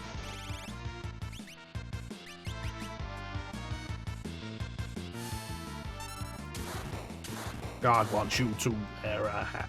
God wants you to wear a hat. God wants you to wear a hat. If you don't want to piss off God, remember that. Lightning, lightning, lightning, lightning. Lightning, lightning, lightning, lightning. Lightning, lightning, lightning, lightning. Wise Kids You Know was absolutely fucking stupid. But, you know, they had some fun stuff. I feel like you've mentioned it before. Probably. I found out, like, one of the guys in that died recently. Oh, and wow. I was like, geez, that's fucking tragic, because they were doing good stuff again. Hmm. And he was young, he was only in his 40s.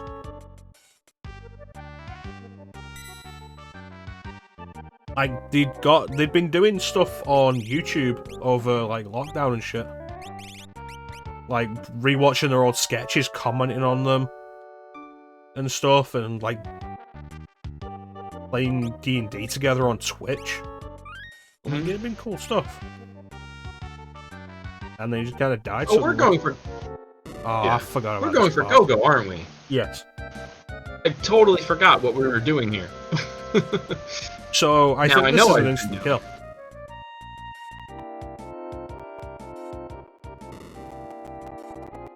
Yeah. Oh. Did that deliberately because we can rewind it. Like, yeah, I think it's like Yeah. the only place in the game where you can be instantly killed outside of battle. Okay.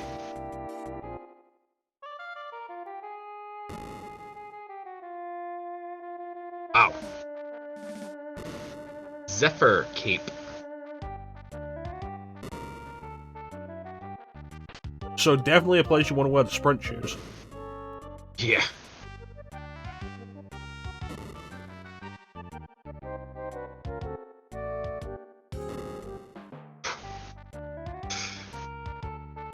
Da-da-da-da-da. God.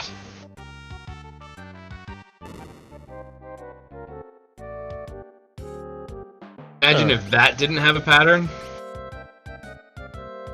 It's not so much a pattern as it is timing. Well, that's what I mean. Yeah. Zephyr Cape dodges attacks more easily. Yep, you know what? Fuck off. I'm not upping percentages.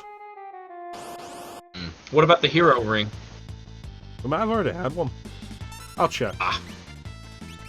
But first off, So what is it? You don't love the dodge percentage? no, because well, yeah, let me just up the percentage, but the game can still decide yes or no. Oh, really? It's like the old joke of playing XCOM. It's like you stood right in front of an enemy, you've got a 98% chance to hit, and you miss. Yeah. I don't do percentage stuff. Understood. I don't care about upping critical chance or anything like that. I don't rely on those stuff. Yeah.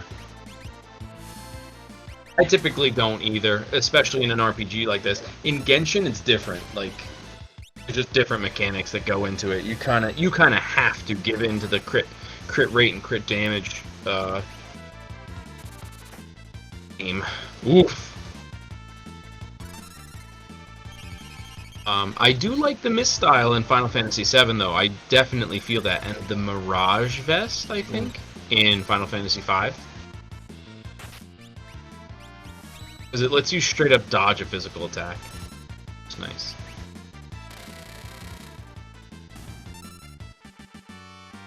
But I get what you're saying about percentage chances. Yeah. And in a game like Final Fantasy VII, where magic defense is bugged, And it doesn't matter. being able to because of dodge that. magic. Say what? And it doesn't matter because of that. Right. But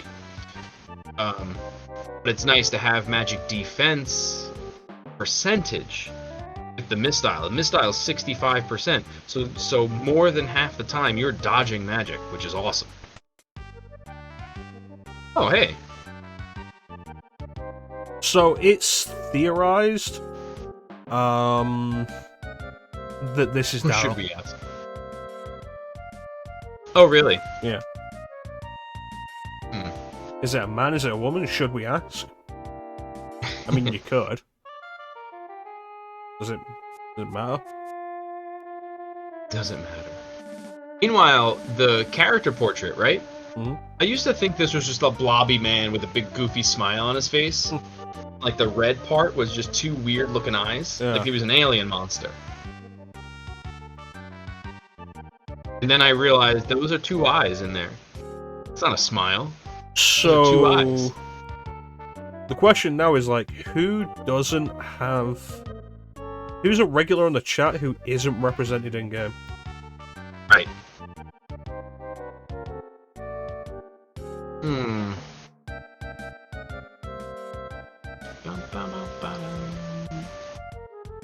We have a mirror? No, we don't. Fair point. Here is Hey, in the here we game go. is the character that. Go-Go is a mime. Yes.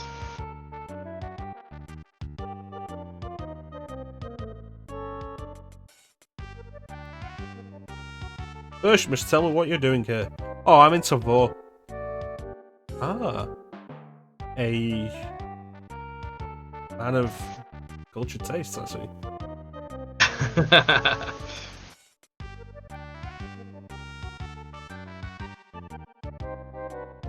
When do we leave? That's a good point, Teak. That's pretty funny.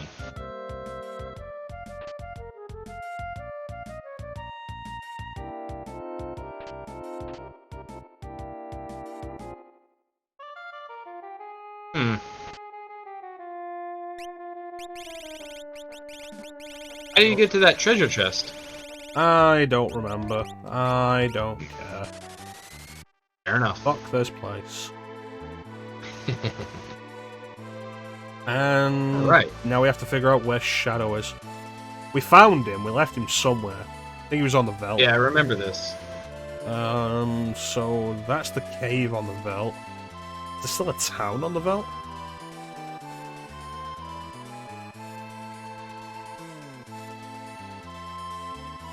I think so. Oh, we need to do Doma Castle.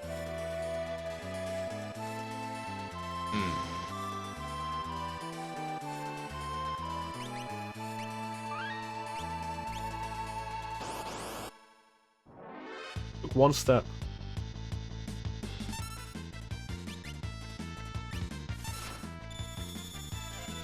The hell is that thing? Yeah. Dead. Oh, it's not dead. I was hoping it was gonna die there. Yeah, that was the expectation. I was like, it's Yes. probably going to be a weak thing that doesn't matter. Like, no, it took a suplex.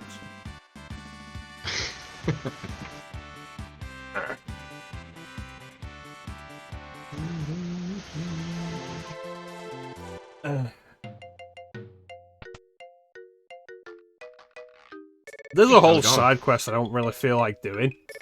That's sort of like, yeah, no, this is Gao's father. And it doesn't really go anywhere. The guy's senile or pretending to be senile. I don't know why they think it's Gao's father. I don't know what the indication is. Right. Could this be his father? I don't fucking know. Right. Maybe. Do we care? Nah. No. Like I say, it doesn't go anywhere. There's the, Oh, because we have lock, we can unlock some of those chests. Oh, true.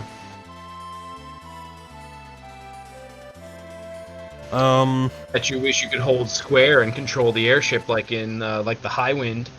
No, I don't really care.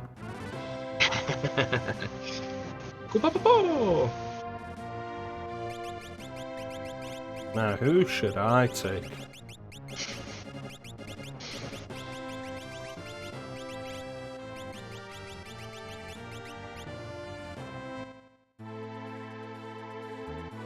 Who the fuck had the goddamn sprint shoes? It was me! Was it? I don't know. No, it wasn't, because we had to put sprint shoes on somebody else in that party. When we got Locke, yeah.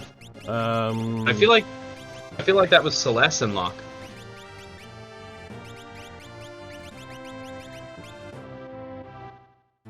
There we go. Save. Google Charm? I'm not fighting any random counters here. We're here to get treasure. That's it. True. Good call.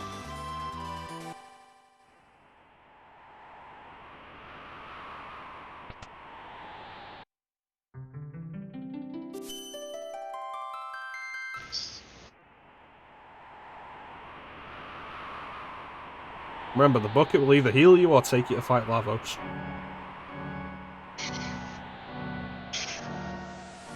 I need to play Chrono Trigger. Chrono Trigger's a good game. I have it coming up soon. Oh, yeah? Yeah. Oh, I won't play Chrono Trigger soon. Yeah, why not? You mean for yourself or just on stream? I'm in stream. Yeah, no, go with Chrono Trigger. Like, see if you end up with a different ending from me, see if you do anything differently. See if you do a different party. Because Chrono Trigger's a game you can end at so many points. But I feel like you as a player, like specifically you, Clim, you'll probably go like all the way to the end. Like, all the way to, like, the proper end. Because it's not hard to see the threads that lead you there. I don't know, I'm pretty dumb. Just follow the yellow brick road. Well, the irony is that I need a brain. Hey, where does the red brick road go? To the meat factory. The meat factory. Awesome. That's fantastic. I'd always wondered that, because, you know, the yellow brick road goes out in the spiral. But then you have the regular brick road that goes out the other way. I want to know where that like, goes. what's the opposite of Oz? The meat factory. Why? Yeah. I don't know. I'm making jokes, and I have to fucking explain them.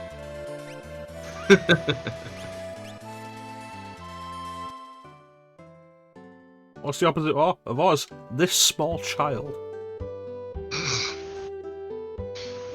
Equally as funny. I don't know where the fuck we left Shadow.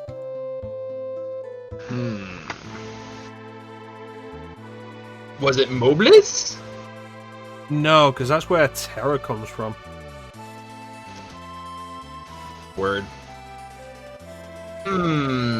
Is it South Figaro? I don't think it is. You know what? God, what's the fucking place called? It's the place Strago comes from. Strago. Like, where is that?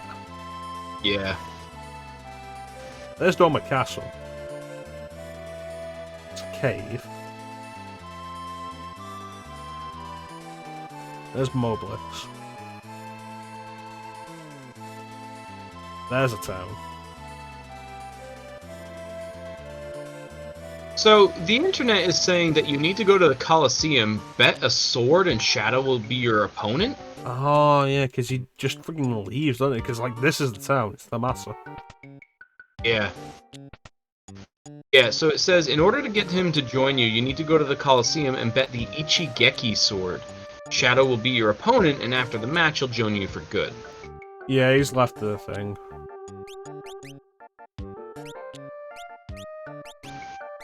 Let me see. That's not going to have been called Ichigeki in Super Nintendo. Yeah, I'll see what it is. Whoa!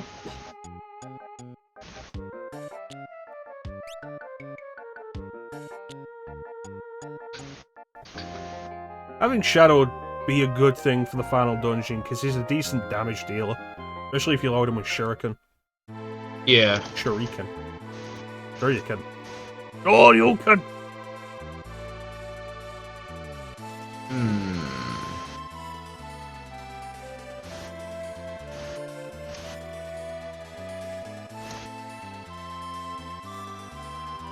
Striker? Striker? Yeah. It says Ichigeki Blade, also known as Striker.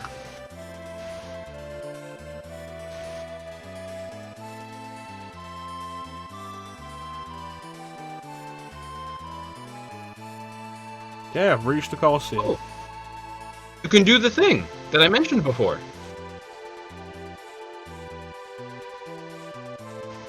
FF6 is clearly a better game. Everything FF7 can do and more. Striker. I could probably buy that somewhere. Let's see. Can be found at Cave on the Veldt or Metamorphed from Ninja, Covert, or Outsider. Back to the cave on the Veldt. Is it equipped on anybody? No, specifically de-equip anybody who's not in the party.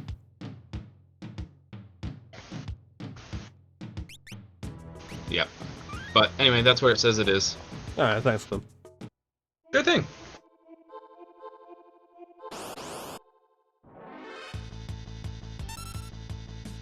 God, not the toe cutters. Damn it.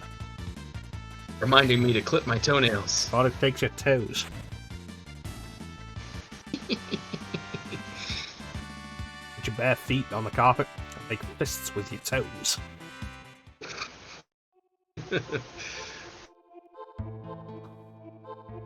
So, friend of the stream, Amber, Yes. is after doing a Christmas watch party, but he's adamant that Die Hard is not a Christmas movie. Okay. Yeah.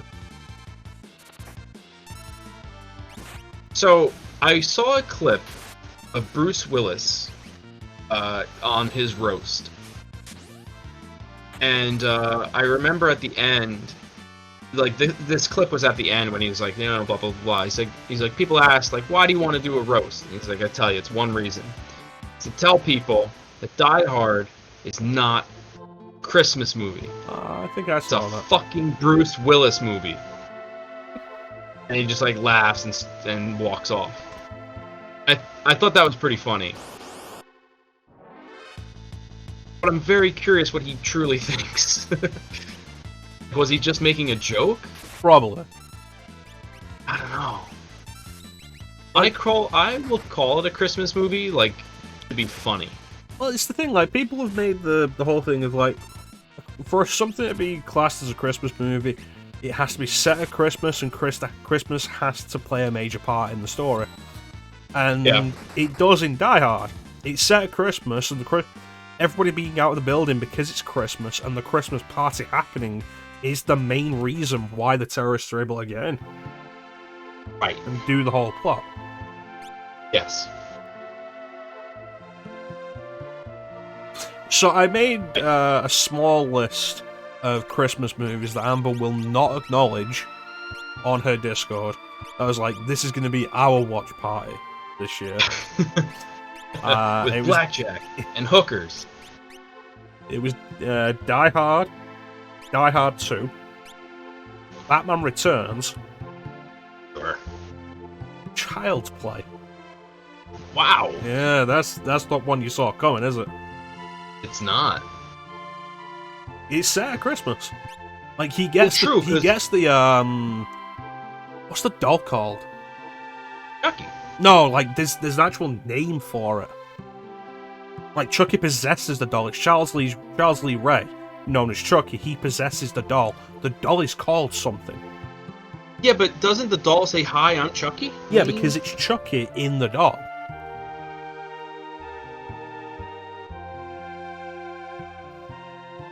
Like the doll itself is like a thing. Yeah, it's good guys. It's good guys. Chucky. Yeah, see, Teague knows, because, like, the doll, Chucky is the spirit. It's like Brad Dourif, if he gets killed, transfers his spirit with a voodoo ritual into a doll. And that's why he's like, yeah, no, my name's Chucky, because it's the spirit of Chucky inside it. Oh, okay. Like, so, the doll so itself has a name. Good Guys doll? It's good guys dolls. Yeah. And he said, "Hi, my name's Chucky," because the possessed dude is Chucky. Yeah.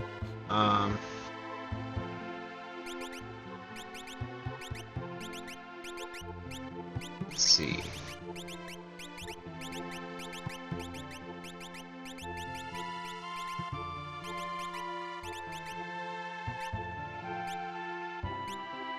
Yeah, so I don't think they have names. It's just good guy dolls? It's just good guys. And then even the like the thing on the box that says, "Hi, I'm a good guy. Let's play." Mm.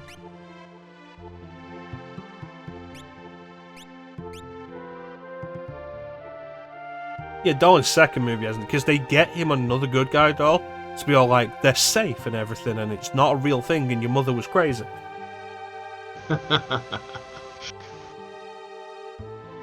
And then Chucky sneaks in and replaces that doll. But yeah, like, again, like, Child's Play, Christmas has an important part in that movie. Like, it's the reason he gets the doll.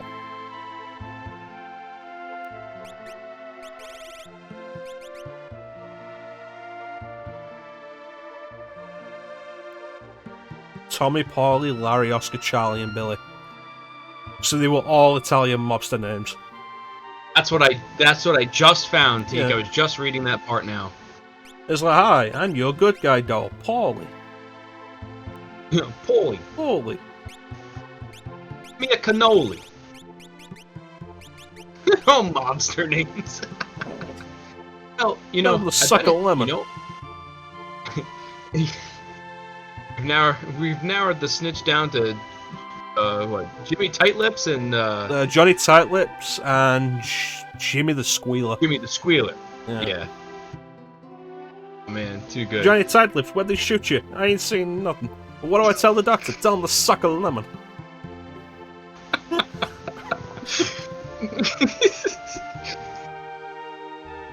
It's too good. It's absolutely fantastic. Fatso, I love Fatsoni. I love Fatsoni in anything Fatsoni gets involved with. Yeah. You have 24 hours. And to show you that we're being serious, you have 12 hours. We're in the pretzel episode where Marge runs a pretzel van. And it's like really unsuccessful because the housewives are like just working against us, so Homer hires the mob to stop them. Yes.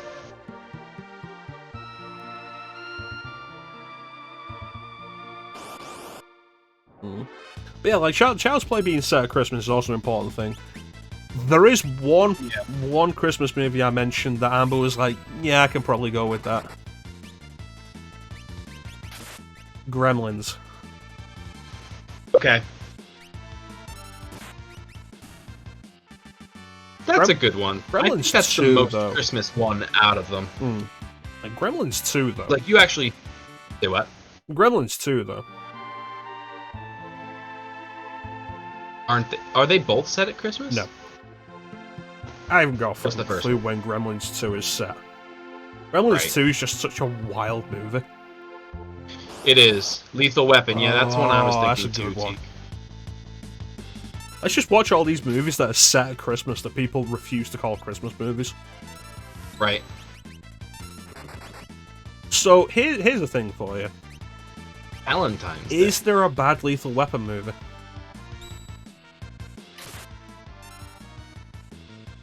I haven't seen all of them, Ooh, that's interesting.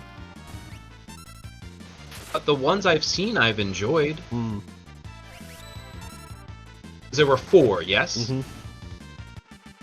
Not until they make a 5th one.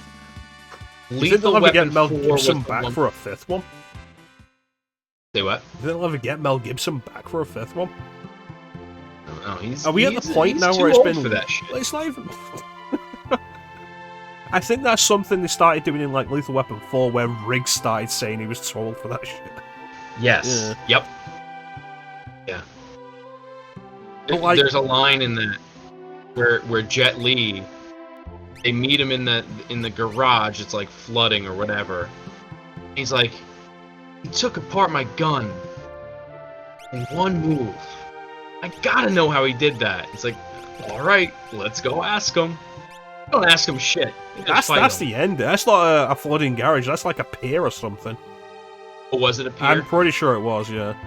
It's been a Sure while you're right. since I've seen it.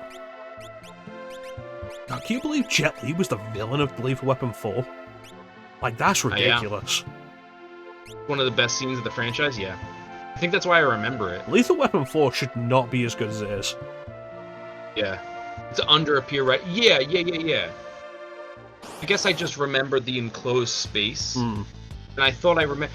Because his leg gets trapped under something, right? He's underwater. And I thought it was a piece of concrete, which makes me think... parking garage. Lethal Weapon 4 Probably just should killed not Jet have Li's brother or worked. something. Like, it's unbelievable. Say what? Lethal Weapon 4 should not have worked. Like, it's absolutely unbelievable. Fucking Jet Li's the villain. Chris Rock comes in as, like, a major character.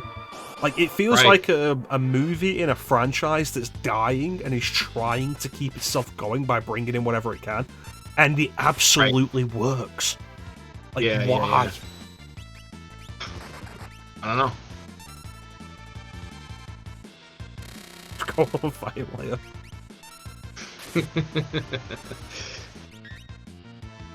One of my favorite things about the Lethal Weapon franchise is just like the growing love between Riggs and Murtaugh.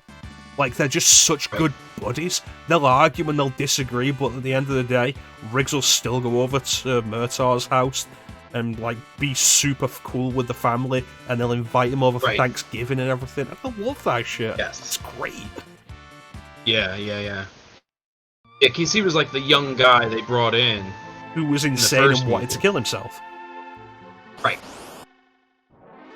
That's great character evolution. Like watching Riggs go from Lethal Weapon 1 to Lethal Weapon 4, and like by like Lethal Weapon 3, Rene Russo comes in and like really grounds Riggs, but in like a good, wholesome way that allows Riggs to grow as a character and move past his past trauma. And so when you get to Lethal Weapon 4, like they're just in a great place. Yeah, that's great. And his Australian accent is almost completely gone by then.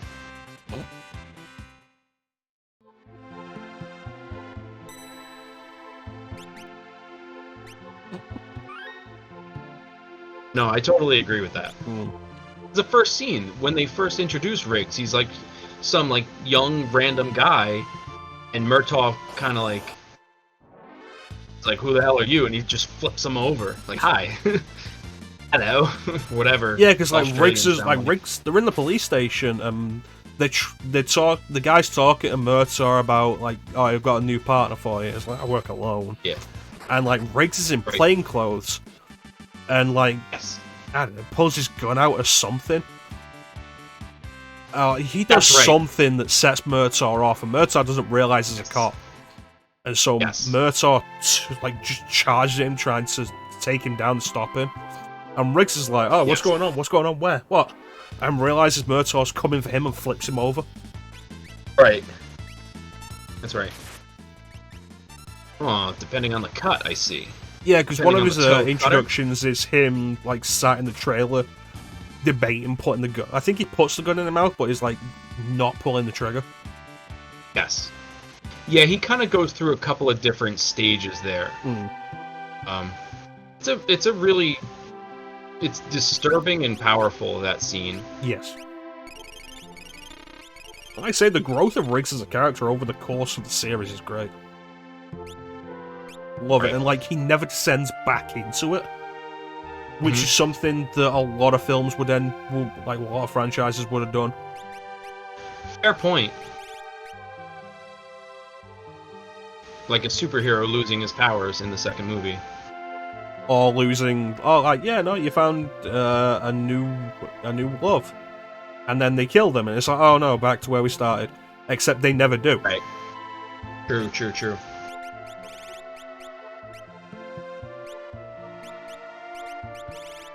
Are we still looking for treasure? Did I miss this we're transition? looking for that sword. Oh, that's right. Yeah. Like, I mean, find specifically where it is. No, I don't know. I'm just looking. The Lethal Weapons series, we've been here. The Lethal Weapons series has no right to be as good as it is throughout. Yeah.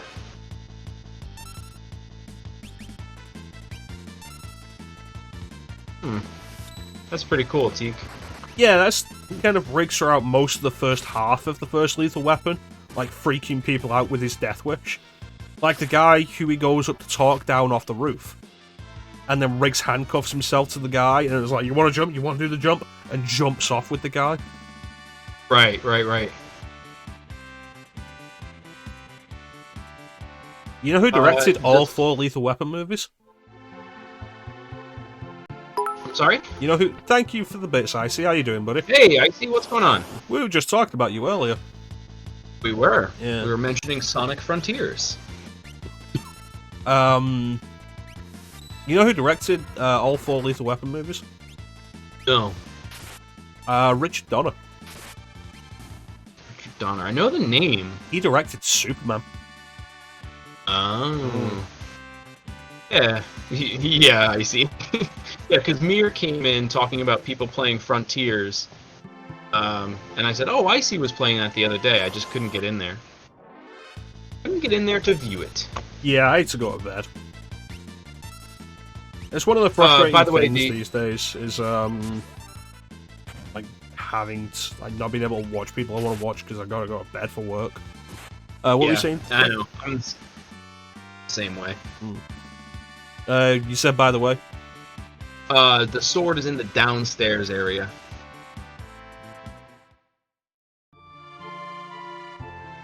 I don't know if that helps you. I feel like everything's just kind of relative. Yeah. We'll find it eventually. Right. I'm just surprised we didn't find it to begin with. I'm surprised. It just says it's located in the downstairs area and should not be missed, as it is necessary to bet at the Coliseum to recruit Shadow. If he is You know whose rescued voice here, is Sonic? Roger Quake Smith. You know who he previously voiced? No. Ezio Auditore da Firenze. Oh, I like that guy. You know who else he also voiced?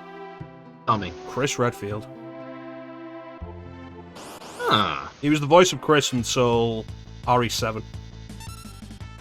Like, they just replaced him in RE7, no idea why, because he still voiced Chris in, like, Vendetta. Like that last CG movie with Rebecca. And then 7 comes out and he's got a new voice.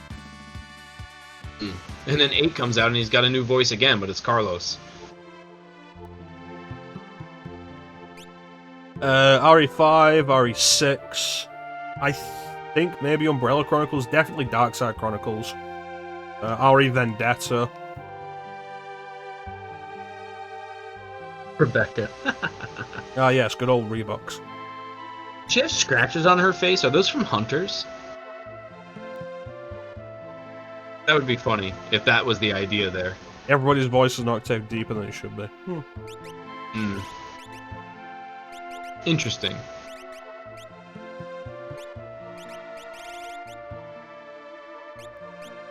I hated Chris in RE6. RE8. I felt like the game genuinely just got worse whenever Chris was there. Yeah.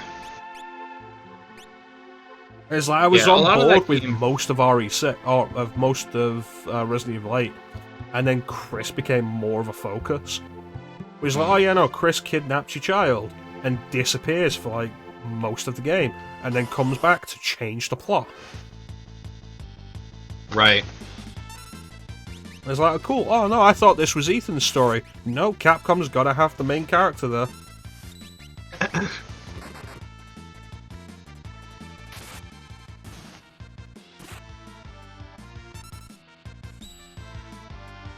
A Doomsicle.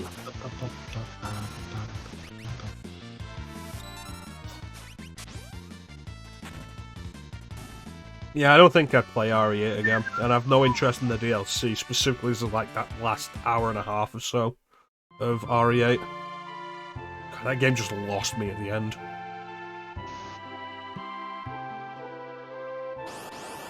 A shame. There's only 3 treasure chests in this place. I feel like I got all of them. I feel like we've seen all of them open. So there's one in that hidden path. There's one next to a door with 2 torches on it. And then there's one where that button is, that skull button.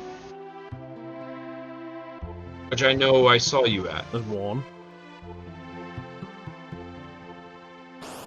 So yeah, so this is the one. If you go this way...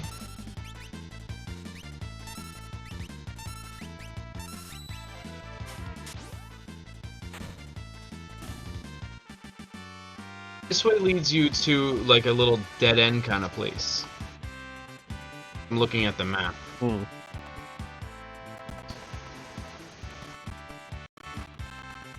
Yeah, it's led to a dead end with a chest. I'm sorry? Yeah, I feel like it's led to a dead end with a chest. No, this leads to, like...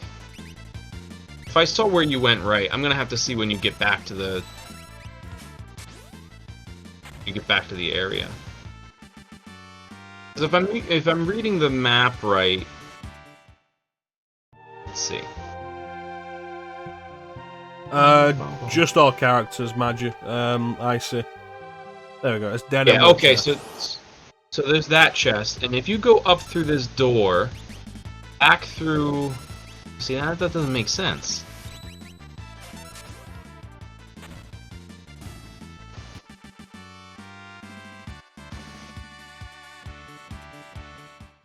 It goes to a purple spot. There is no purple! Oh, it's over there. Oh, I see. Okay. I think I got you. Maybe we got it already, but, like, what is it freaking called? God knows. Humans! Yeah, the map I'm looking at, I only see 3 treasure chests. And even for the description of the cave in the belt. Alright, hold up. There's a save point. Where are you? At the save point.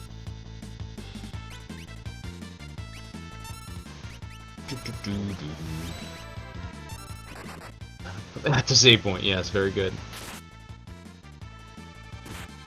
Clim, have you thought about playing any of the Buffy the Vampire Slayer games?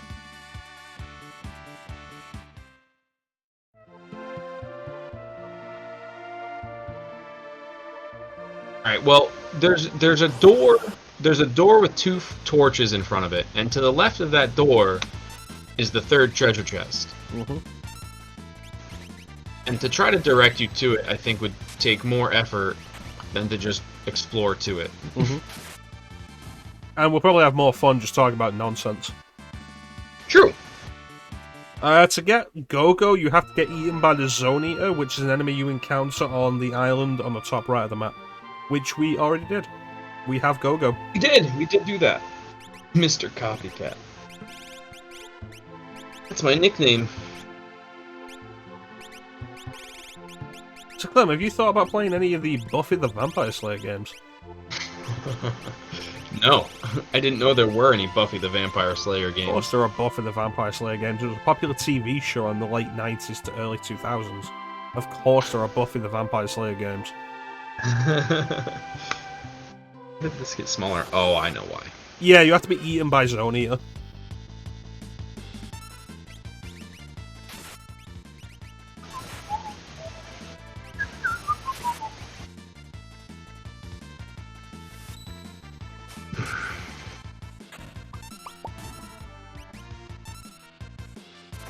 Zone Eater. Eats your zone. There are 2 Buffy games that I'd say are pretty decent. There's the one on original Xbox, which is just called Buffy the Vampire Slayer. Get this, exclusive to the original Xbox for some reason. Not on anything else. Huh. And like to its credit, like it's got the production value for the whole thing. It gets back almost all of the almost all of the cast. The only person it doesn't have from the main cast is Sarah Michelle Gellar. Ah, of course. Who was approached but wanted to read the script first, and they wouldn't let her. So she's like, well, I'm not doing it. Okay. Well, like, everybody else is there. Alison Hannigan, Nicholas Brendan, Anthony Stewart Head, most importantly, James Masters. Of course, yes. And David Boreanaz, because it's set during season 3. So Angel is in it. There's another game that's worth playing called Chaos Bleeds that was on PS2, Xbox, and GameCube. Yeah. That's missing 2 of the main cast. Sarah Michelle Gellar again doesn't appear. Alison Hannigan was unable to fit into a schedule because she was filming American Pie: The Wedding at the time. Okay. But it's got everybody else, and they add Eliza Dushku to the cast because Faith is in the game. Hmm. It went that way. Yeah, so if you go up, it should be in this big room. Like, this should be a big room. If it were... Well, I'm not saying it would be this chest, but this is the only other chest I see on the map. Mm-hmm.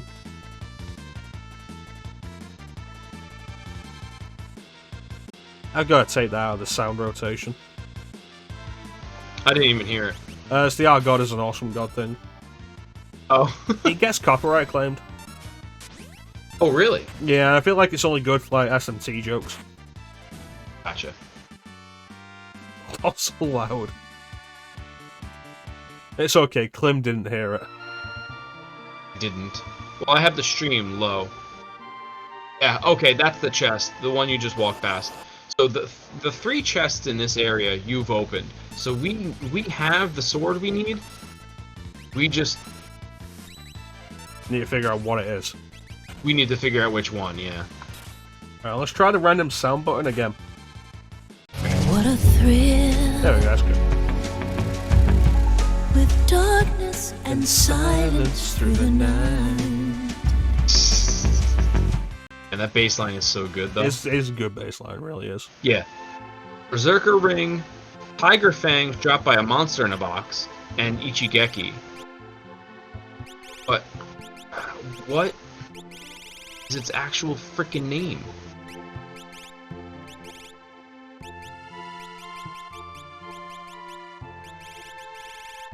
Maybe Forged? No, because that's bought.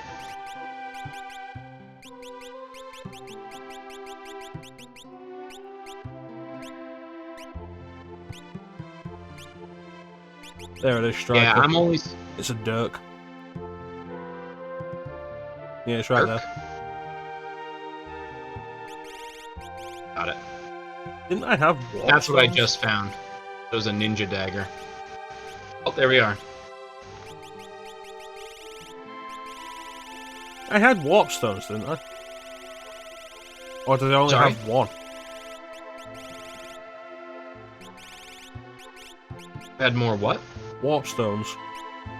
Oh, I think you only had the one. Somebody have warp? Ah, there we go. Hey.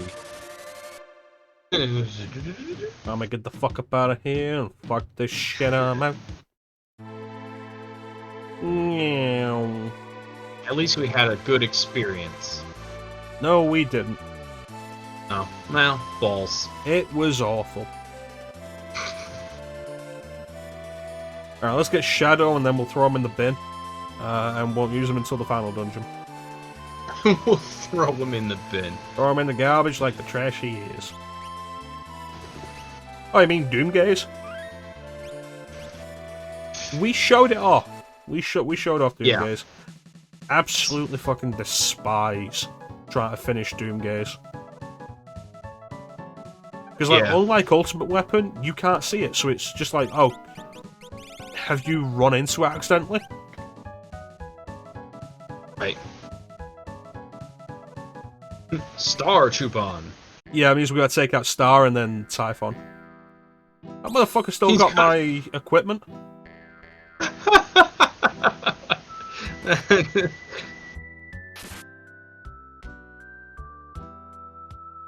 That's awesome.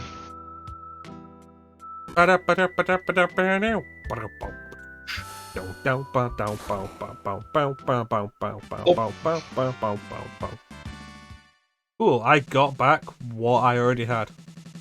Awesome. The only thing I know for real, there will be blood. Shit! The man in the mirror knows his head, the only one left. Will ride upon the dragon's back because the mountains don't give back what they take.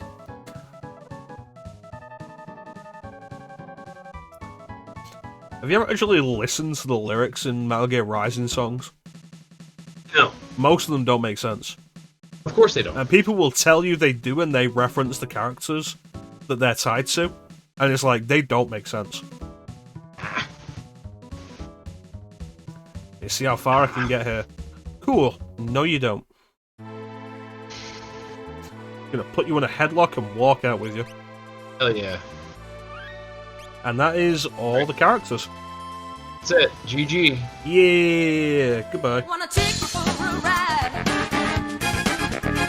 Wanna take you for a ride. Wanna take Alright, we're back. Fantastic. Hey! Hey, GG's. Alright, Doma Castle, and then, like, grinding to prep for Other shit. Final shit. It's the final countdown. Do you have enough wall rings? Do you want to go kill that guy at the top of the cultist tower? We could make an attempt. But first, let's do this. So, I need 3 party members who are actually worth a damn. And Cyan. That sounds like just hate against Cyan. It's actually because Cyan will not be in the party for most of this. Oh, okay. Yeah.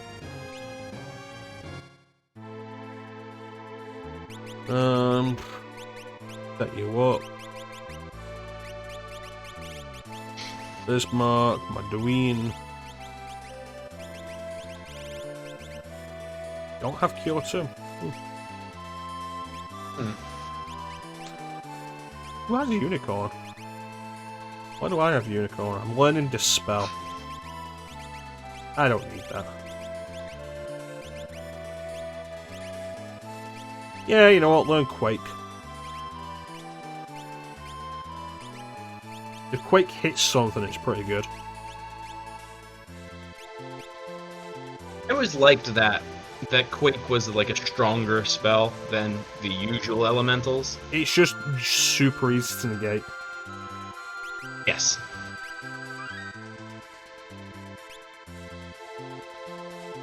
Alright, let's do it. Doma Castle.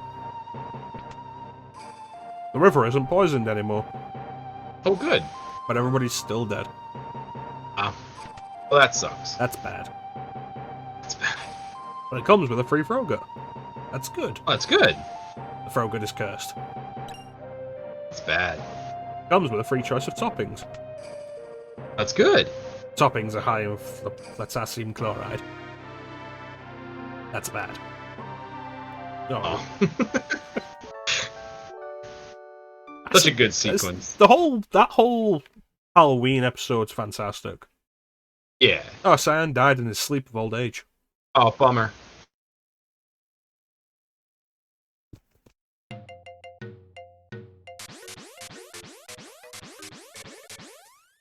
Oh, it's these assholes. You know what? Fucking I was pig thinking this is Oh, Doma Castle's underground. No, I'm thinking of the other castle. The one that's underground, the one where we can get Raiden and Odin. Raiden? Yes. So we do actually have something else we can do after we've done this. Excellent. So this is Curly, Larry, and Mo. Of course they are. Yep. When they rename these for later translations, they still keep. They don't just call them Larry, Curly, and Mo. But they have names that still reference it. Yep. They're referred to as Dr. Howard, Dr. Fine, and Dr. Howard. Of course.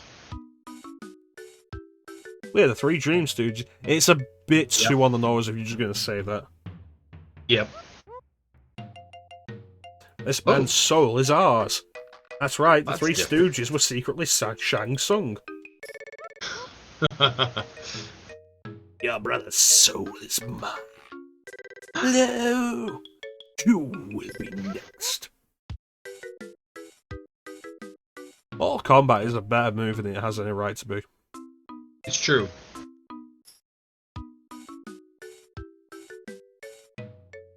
I don't think all of them need to say the same thing twice.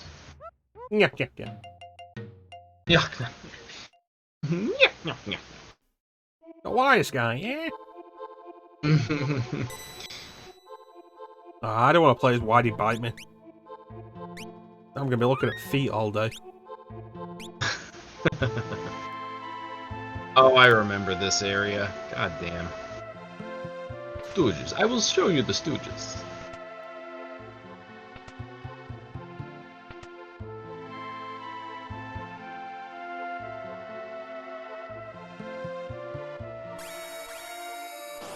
Deuces.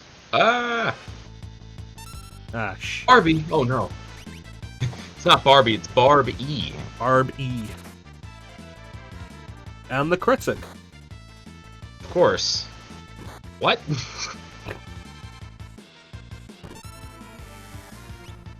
Hey, like not Oh, your shoes good. untied. From here they appear to be tied. I will go in for a closer look. And the sun goes down.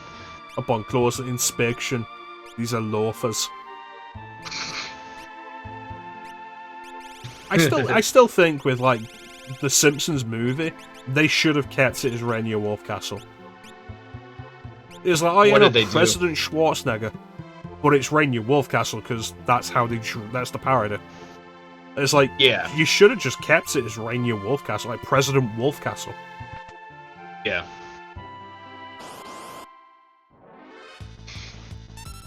You know, apparently the original intent was for Hank Scorpio to be the main villain of the movie. Oh, really? Yeah, that's why the pretty main funny. villain is voiced by the same guy doing the same voice. Really? Yeah. Maybe they couldn't figure out how to make Hank Scorpio into an unlikable character. He's very likable, isn't he? He's like the best boss. Yes. It's like, I know it's a big part of the parody, but the idea of like the supervillain is like the best boss you could ever have.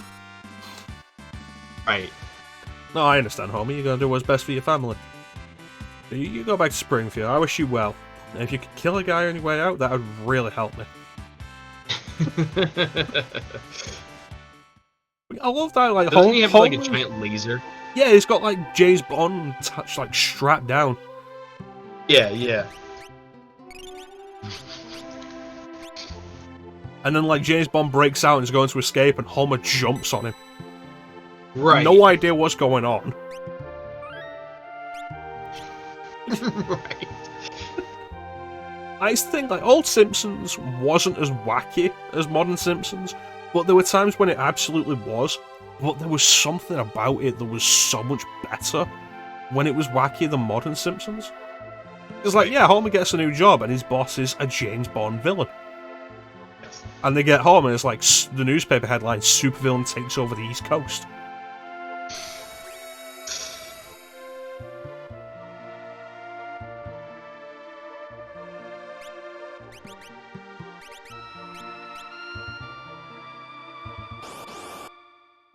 That's such a good episode. Yeah.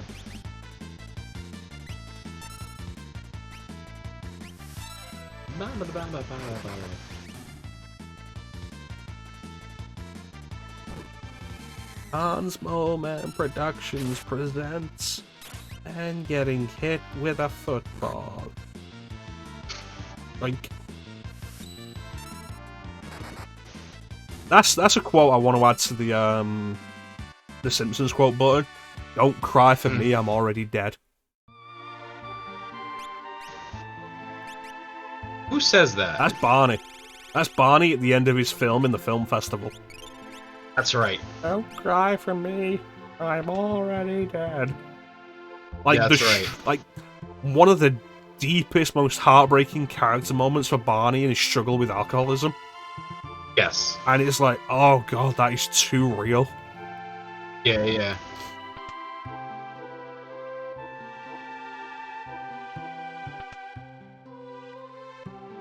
That door was hot. Mm. We're the three Dream Stooges. Let's rumble. Let's get ready to rumble. Psycho Mantis. That's not the right sound. We get one more shot. One more shot. Let's get ready to rumble. Oh, fucking Christ.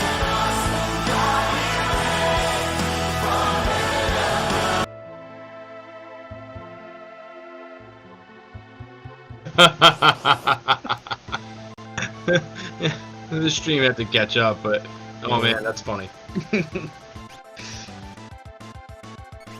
That's pretty good. So here's a fun thing for you. These Okay. aren't the main villains of this little side quest. Oh, they're not. No. Kefka is God. Kill him. Hey, Kefka. I'm an atheist. suplex. Suplex.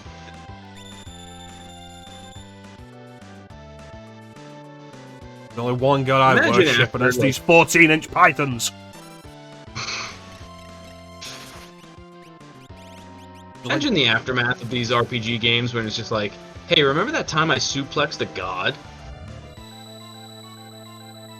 Are you a god? Yes. Then Suplex City, bitch.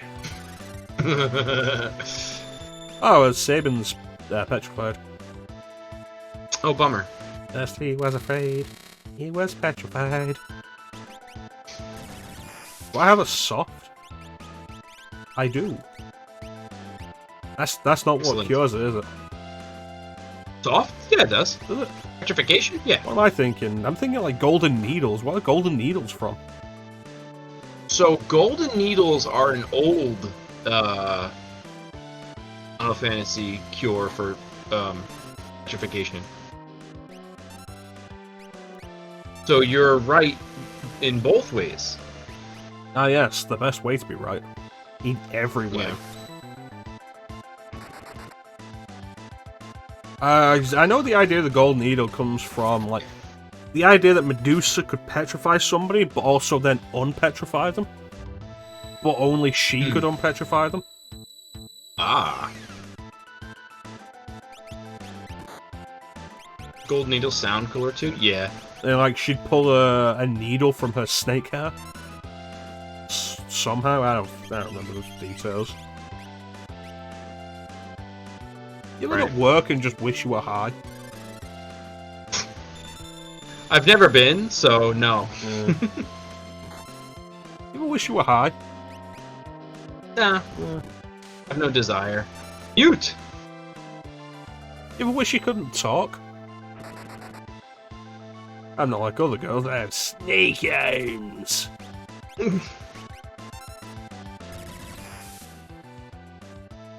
These guys are kind of weak.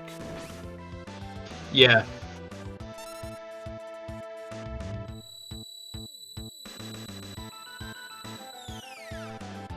Get tired of your bullshit.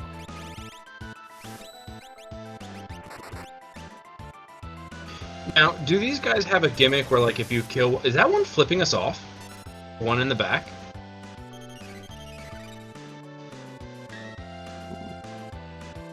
No, I think it's his pointer finger. Do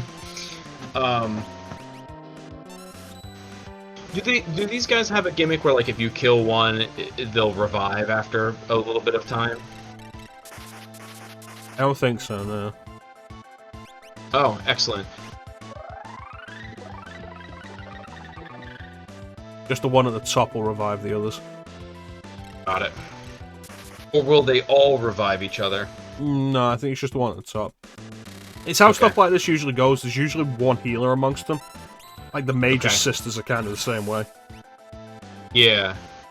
Because there were those enemies in Final Fantasy V, the bombs. They would all revive each other. And you basically just had to kill them all until they ran out of magic.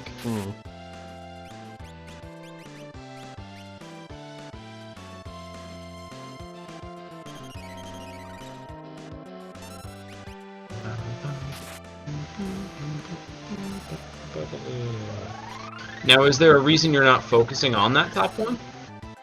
Yeah, I pressed the wrong button. Gotcha.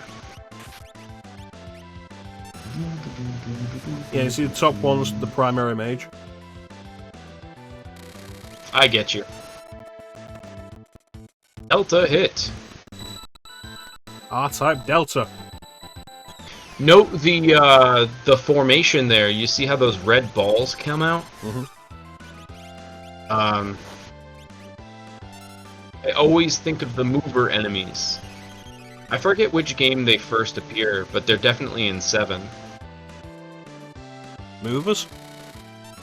Yeah, the red ball enemies. In 7, they appear in swamp area of the crater where the magic pots are. Oh, yeah, no, I know what you're talking about now. And they do a delta attack. I'm pretty sure they're the first thing that does that delta attack. They're all around. can't remember what game they're in though. Like before 7. They're definitely in one before 7. Maybe it's 4. I don't know why, but when you said movers, my thought was actually the Reavers from Zelda. The Reavers? The things that come up out of the ground and like skirt, like slide along it and ran into Link. They appear in OG Zelda, they appear in the desert in A Link to the Past. They appear in the green spinny things. Yeah, the Desert Colossus in Ocarina of Time. Yes.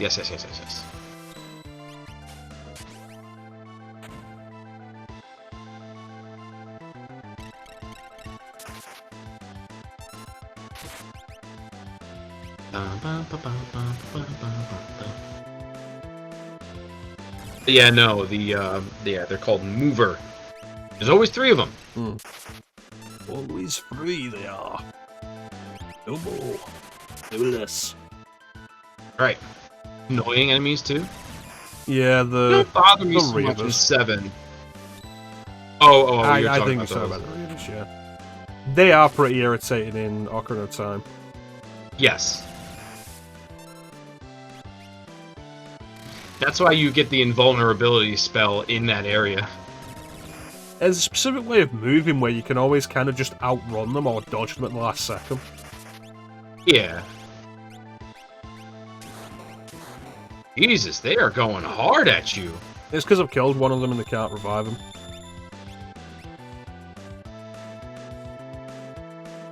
Yeah, Nehru's Love. When I was younger, I used to use that against the Iron Knuckles.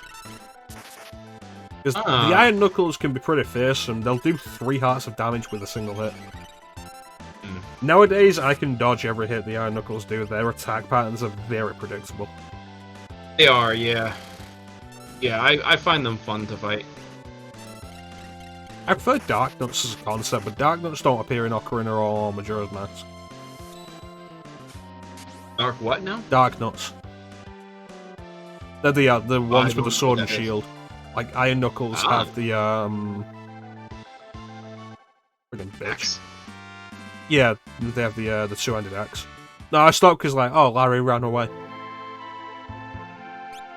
And I was like, what a fucking coward. Come back and die like a man.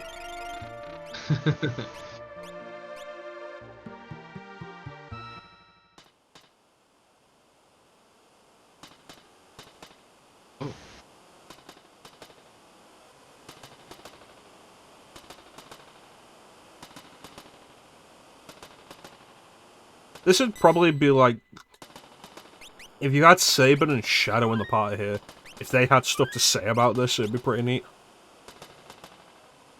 Because they were here. Right. Or, like, Shadow can be here, there's no guarantee it will be. True.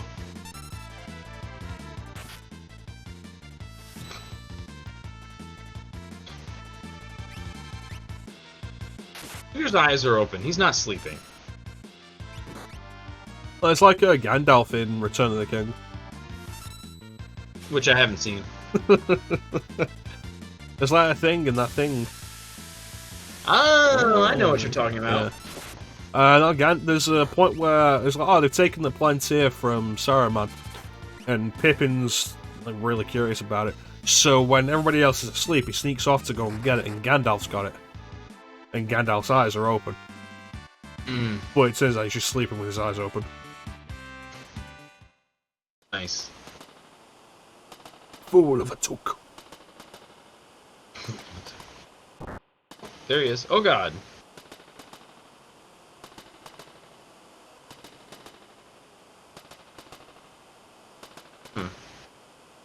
Ooh, a treasure chest.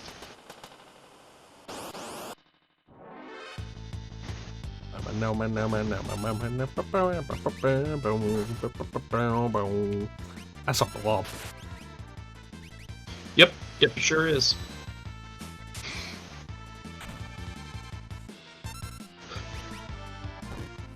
The hell's a Suriander? We saved him. We saved the hell out of him. You know, that's probably a mistranslation of salamander. Which is also not what that is. Yeah. You know, I was thinking it was a combination of something and coriander, because coriander is that color and it's like little ball seeds of things.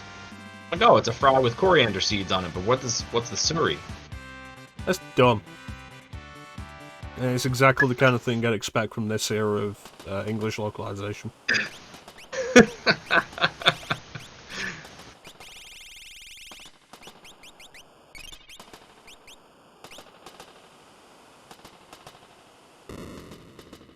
Oh. Okay.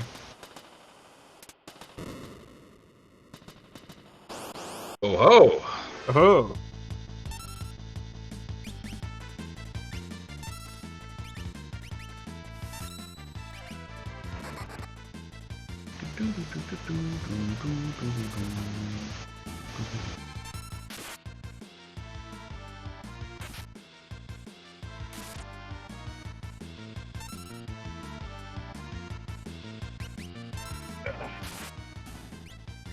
Yeah, I should get another drink.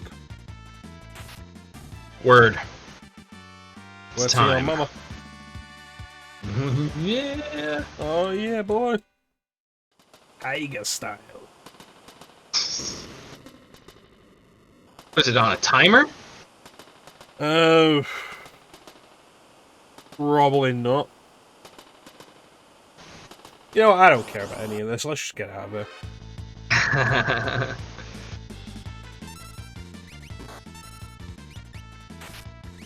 But what if it's a great game-breaking accessory? Then I would probably already know about it. Mm.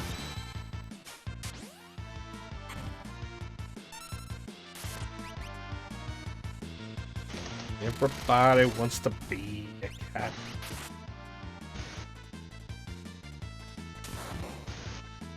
Clim is now looking up. What items ahead? I am the storm that is approaching.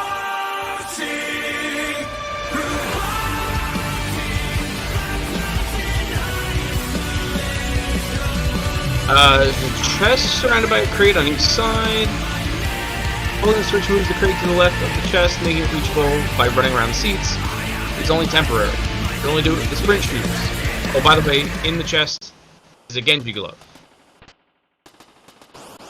Genji Glove's not bad actually, but I have one, I think, at this point. I don't need a huge number of them. Mm.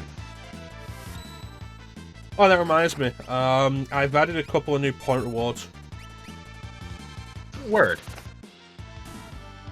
And the one with the chest that moves is a flame shield.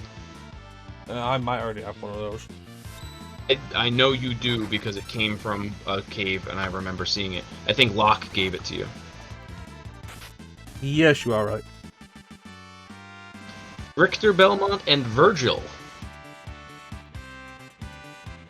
Yep. Are those playthroughs? Yep. I guess, yeah. Cool. There's one for Symphony of the Night. Yep. I could put a separate Richter Belmont thing there for,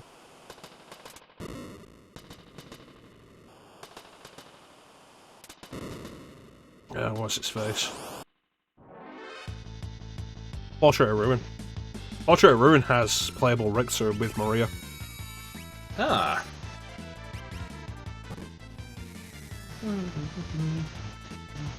Hey, Spiz, what's going on? Spiz. Let's play a random sound from the Spiz. Okay. That fits.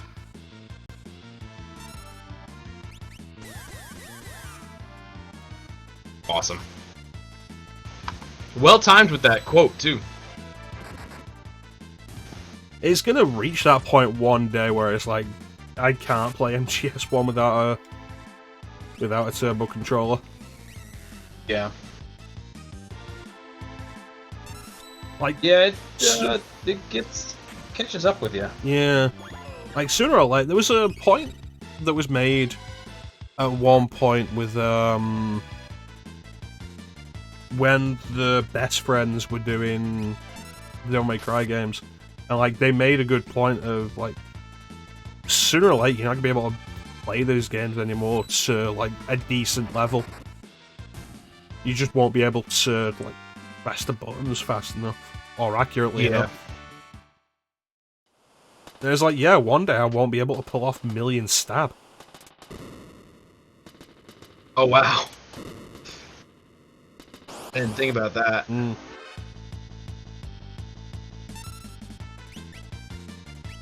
Crazy. But yeah, like, since we finished Devil May Cry 5, it opens up, like... Because I've done 3 and 4 as well. So it's like, there they are. I could do Virgil in all 3 of them. Right. And I've never actually beaten them with Virgil.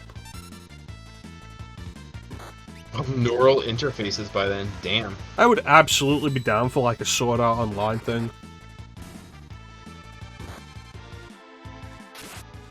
I won't be at trivia because I died. Sorry, Spiz. Who knows? I might not be at a trivia because I'm bowling. Might not be a trivia because he dies after the stream ends. It's also true. Yeah. It's tomorrow, the 5th? Yes. Oh, yeah. And I only have 4 lanes tomorrow, so it's going to be a long one. Oh, tomorrow, Tuesday. Oh, Tuesday I only have till 4:30, so we're good for trivia this week. Wish I had trivia in the week. I like trivia. You're welcome to come. Yeah, thanks, Clim. I'll get right on that.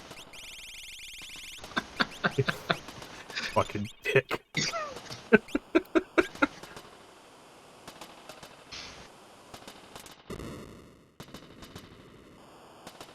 I don't think this accomplished anything. Doesn't look like it.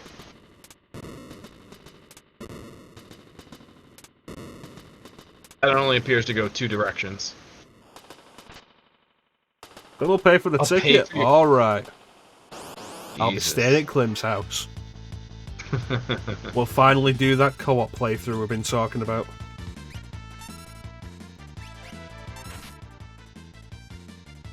Have we? And I was hoping you'd come up with a game. Yeah. I couldn't. I was trying to think of games like Halo 2? We could finally do Halo 2, yeah. That's right, Goddamn we Halo. couldn't do Halo 2 co-op online, so we decided to just meet up to do it in person. Yes. Split screen, baby. Yeah. Battletoads. I want to play Battletoads and pause the game and just listen to the beat for the pause menu.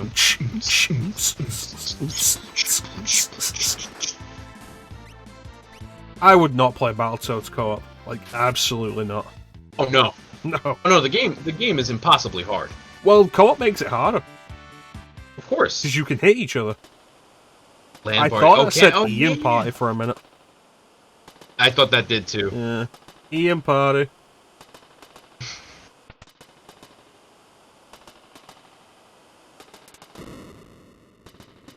Okay. Yeah. Shame we don't have the Moogle charm. Yeah. Will we get stuff out of this though? Yeah. You know, I'll just have lemonade spiz. The real man's Mountain Dew. The kind Mountain of Dew in my- you know, lemonade is really underappreciated as a mixer. Everyone's always like Coke or energy drinks. It's like, you know, lemonade. Lemonade's good. Right.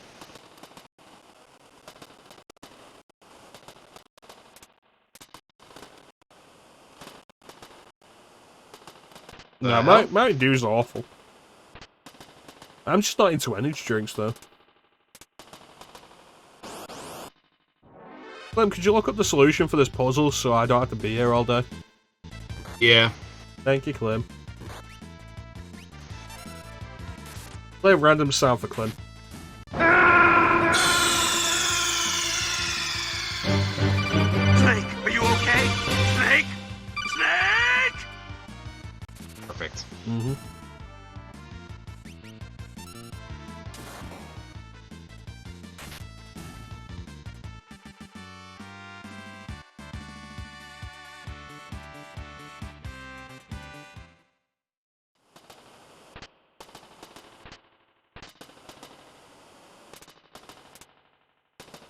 think I've just brute forced this my first time.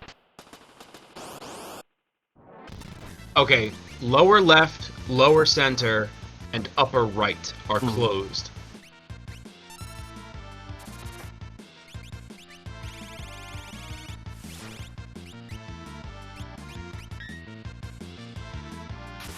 Can I ban myself?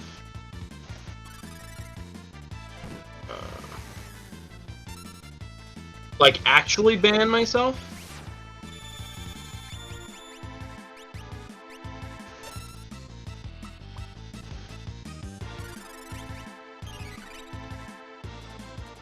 I don't think that will ruin the stream. Well, just take you off, you'd be banned from chat. I don't think you'd be banned from, seeing the stream, but I don't know what the consequences of a ban are. So here it is. I'm gonna copy the message that I'm getting.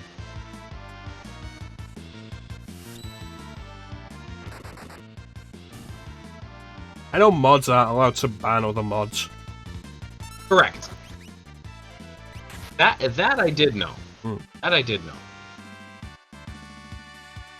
Can't ban mods. Can't ban mods. They can't delete messages from mods, and they can't time out mods. There you go. Thank you, Clim. You're welcome. I don't feel like dealing with this bullshit.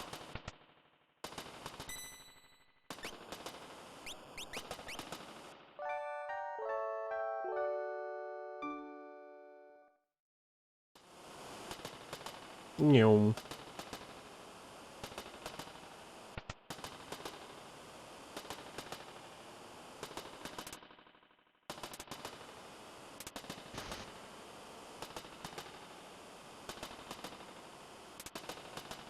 Need a sequence for this too?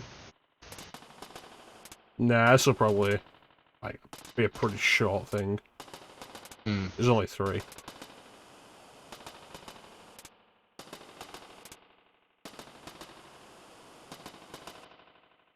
Apparently, enter the engine. The party progresses to the next area upon leaving the engine, no matter what they do inside.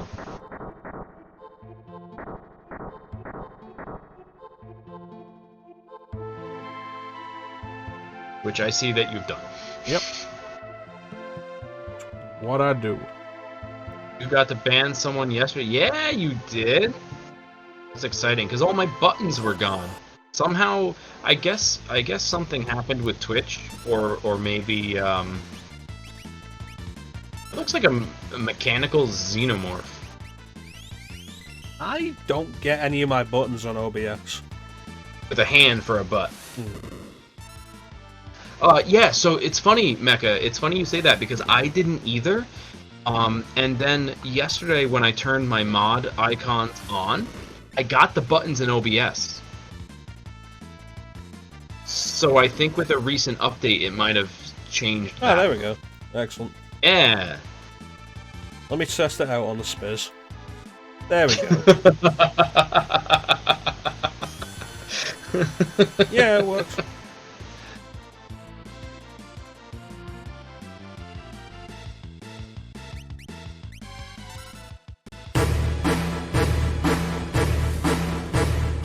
Wait, did you ban him or just delete the message? I just deleted the message. Oh, because it gives me a do it, you won't. Nice, that's a perfect sound alert for that. No, I only asked because there's a little check mark that says unban Spiz. No, I didn't ban Spiz. Yeah. Well, it even says that you deleted the message.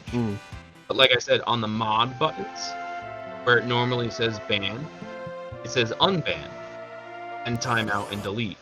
Which is weird.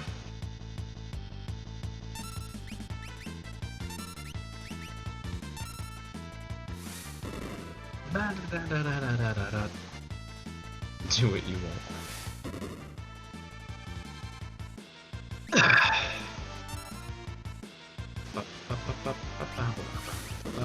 want. So, did you ban a bot yesterday?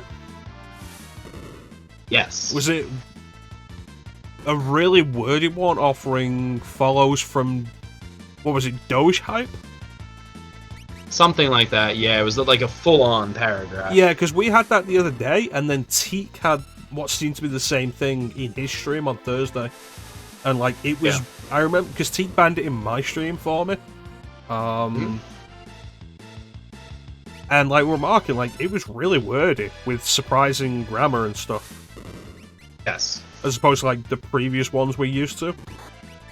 Yep. I think probably because they're trying to get around the automod stuff. I went through the entire message on Teak's stream and was like, is there anything here we can just add to, like, banned words? And I think... If they're all coming from the same place, I think the best option is Doge hype. Like, just ban that as a phrase, because who's gonna say that? I have a feeling Spiz is about to type something. I feel like Spiz is about to not have a message.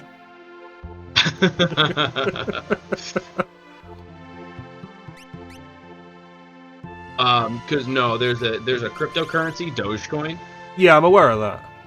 But also, Yeah, crypto right. is Well, see, basically I knew it. dead now. Yeah. Actually, I meant to just check it.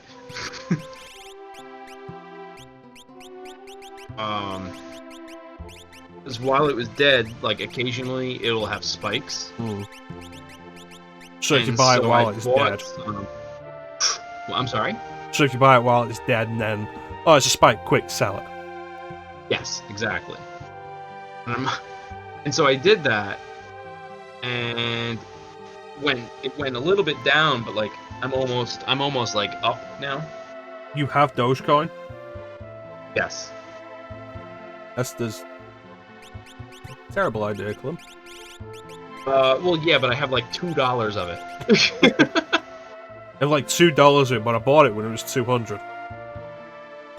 No, this never got to that. This maxed out at like 25, which I had it when I was like, when it was like 10 cents, and then it got to 25 or whatever, and then I sold it. Same with another one called Shiba Inu, which is worth right now 0.0000935 cents.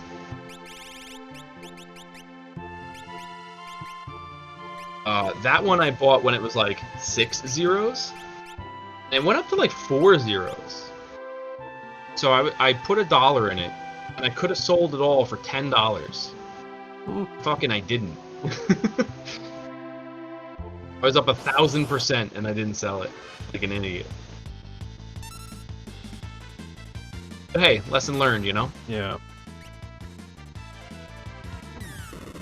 That was the inflation. That was when everybody was getting their stimulus checks, and pandemic was happening, so people were just not spending money. So they're like, "Hey, I might as well invest it."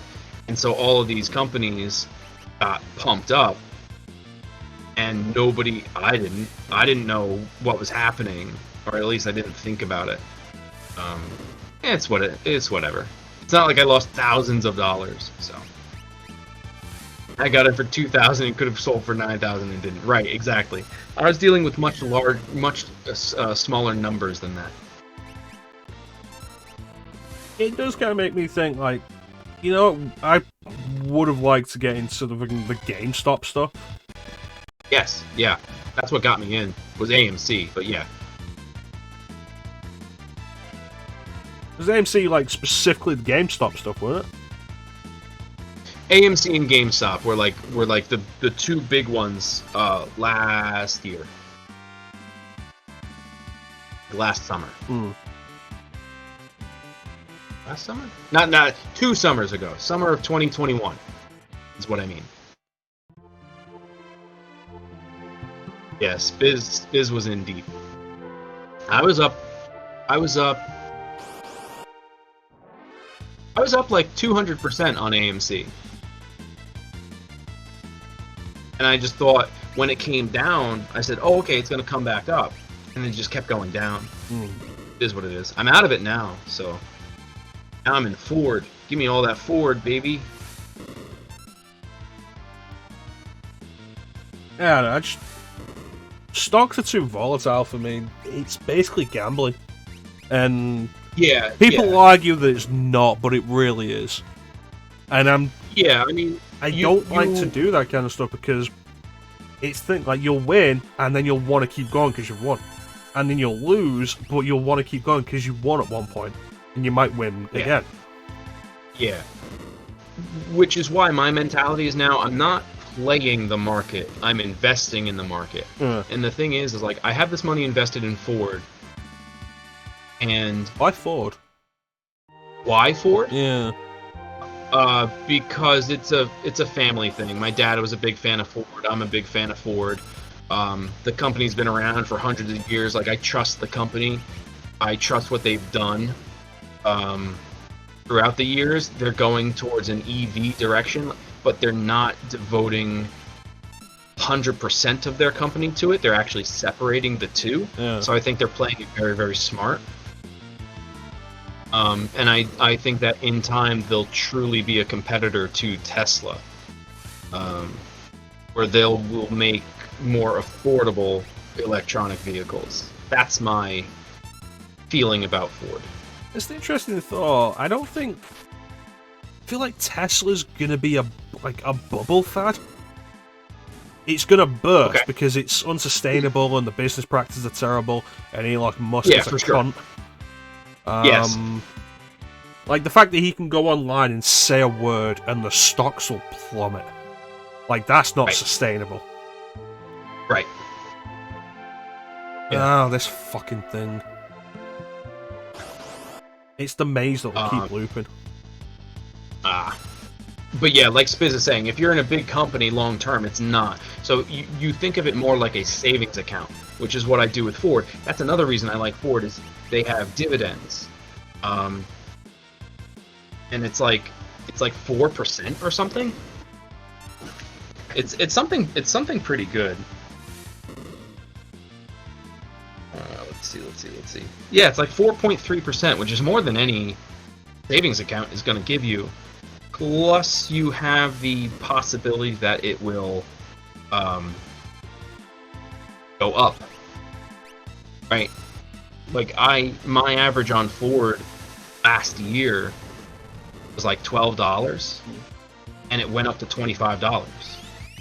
So if I had sold, I would have made 100%, which is awesome. Didn't. And then the market went down, and it is what it is. But if I don't sell it, then I don't realize those losses, and I'm still getting X amount of dollars every 3 months, you know?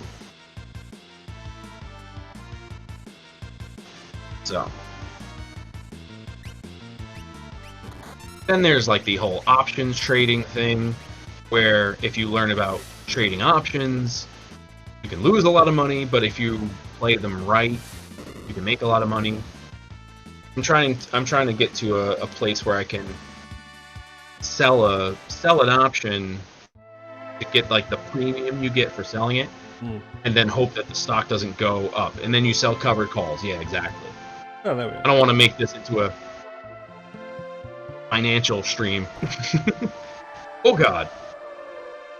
I think you are right though about the idea that Ford will probably end up doing like affordable electric cars. Yeah. Which is the market that Tesla is absolutely not in. Teslas are a status symbol right now. Yes. Yeah. And also, I don't think they're going anywhere. Especially with this whole thing of like, oh yeah, no, we're going to make self-driving cars. And every week it comes out, yeah, no, the software chose to run people over. Right. I saw a thing recently, it was like, yeah, no, the software repeatedly ran over a small child. And it's repeatedly. Yeah, that's messed up. He continues to torture himself by continuing to like Sonic the Hedgehog.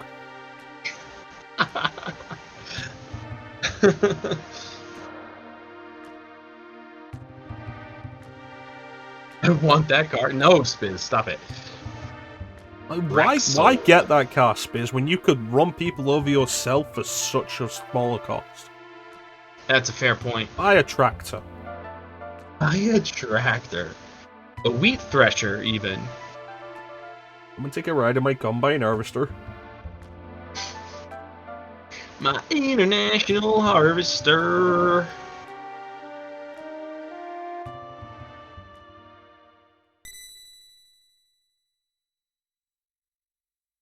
Help Teak. Please help Teak. Does Teak deserve help? Probably. Probably. Teak helps others. But then I'm not responsible and won't go to jail. So you want the thrill of murder, but without the criminal outcome. I get that. I feel that.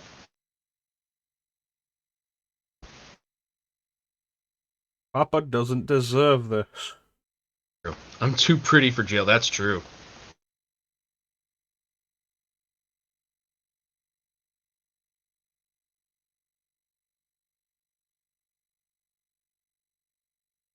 This is what the random sound button has to say about that.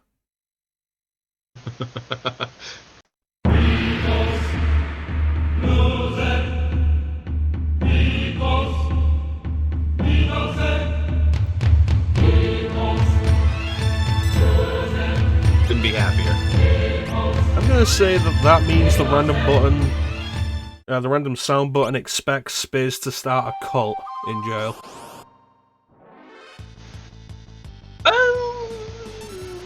I could see that. I wish I could start a cult. You play Cult of the Lamb. I haven't even looked into that. I know it's doing pretty big right now. I don't even know what it is. Yeah. It's a video game. Thanks, Clim. It's a video game, yeah. It reminds me a lot of The Binding of Isaac. Ah. But it's a little less Depressing. roguelike. But it is one of those, which I don't even understand why that style of game is called roguelike. There's roguelike and there's roguelite. Roguelike is like it's generally randomly generated areas. When you die, you lose everything. The difference between a roguelike and a roguelite is roguelites will have you retain some kind of progress. Whether that be upgrades, stats, weapons, items. So that's probably what this is. Yeah. Is roguelite. I guess they're saying like it's roguelike light version. Yeah, they played like the game Rogue. Where certain roguelike comes from. I didn't know there was a game Rogue. It's the same idea as like Souls-like. Gotcha. Yeah. Or Metroidvania. Okay. Or Doom Clone. Right. But anyway, yeah, so there's like some progress in it, and like there's something that you continue to work towards. We want Teak back. Maybe.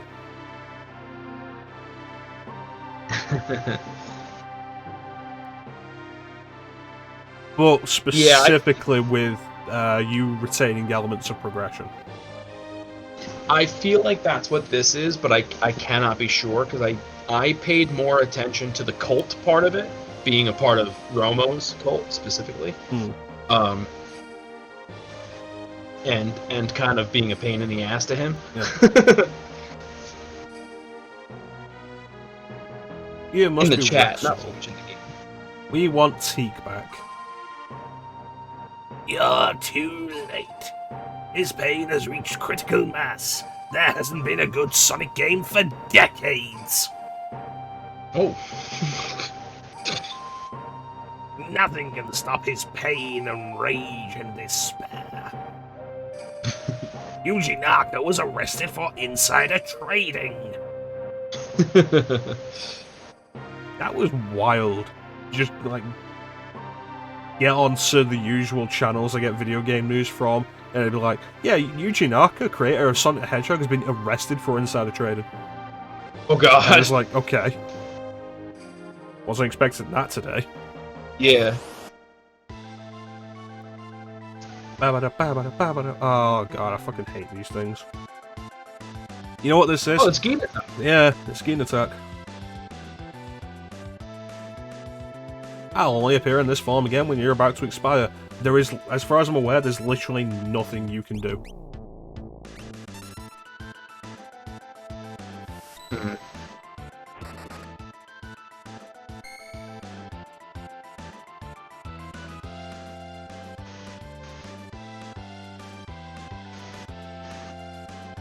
So that's just gonna regularly drain my health. Awesome. It's not a fun fight.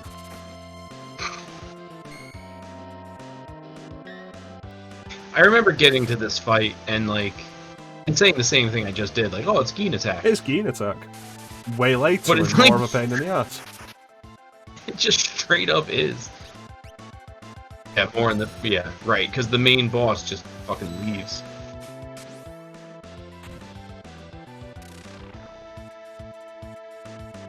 That's the death sound that means it's gonna come back. Yep.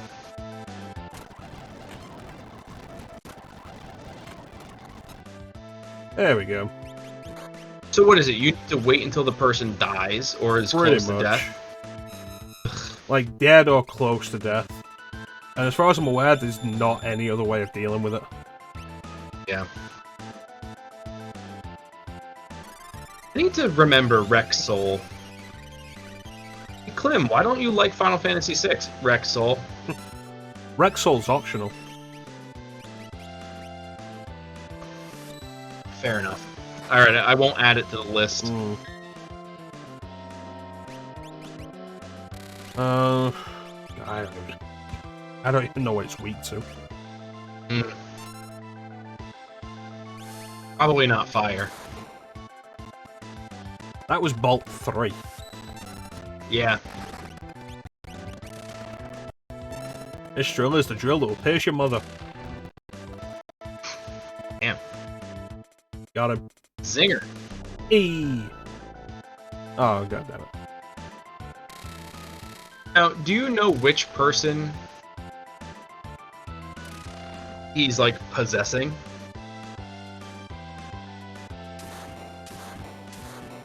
I feel like they make it a priority to kill that one. Gotcha. Yeah, it's probably Edgar.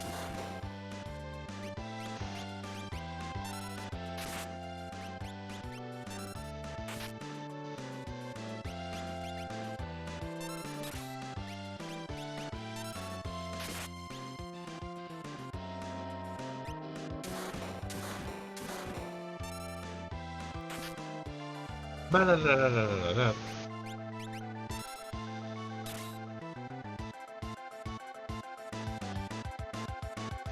I hope it's Edgar.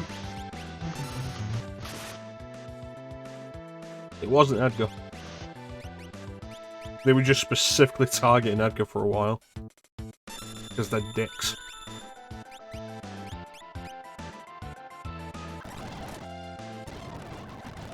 So the wiki page says that the easiest way to make him appear is to cast Break on everybody and then heal them.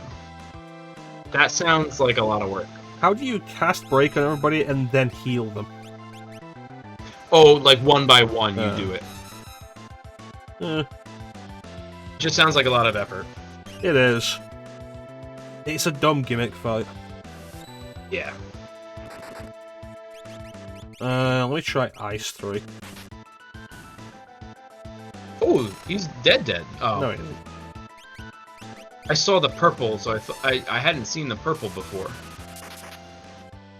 Ooh. Yeah, let's keep doing that.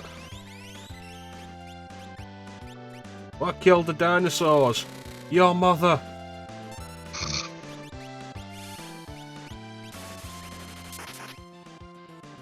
Fuckface. It's a good one, Harold. Have to remember next time I'm fucking your mum.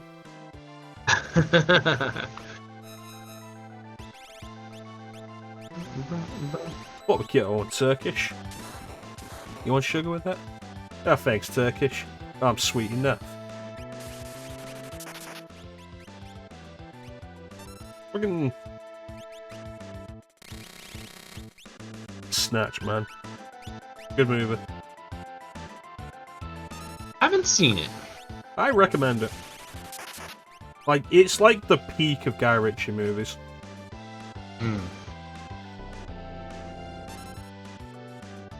It's like there's Lock, Stock and Two Smoking Barrels, which is really good. And then Snatch is the evolution of that concept. It's the same thing, but done better. Gotcha. And then they did Rock and Roll, which is a similar kind of idea. You know, like how Tarantino movies all kind of follow a similar pattern up until his most recent. Like the separate vignettes, the out-of-order storytelling and such like that. Yeah. The older Guy Ritchie movies were all like separate plot lines and characters and scenarios that end up converging all together at the end. In, like, honestly, really satisfying ways. And, like, Lock, Stock, Two Smoking Barrels does that, Snatch does that, Rock and Roll does that, and they're all good movies.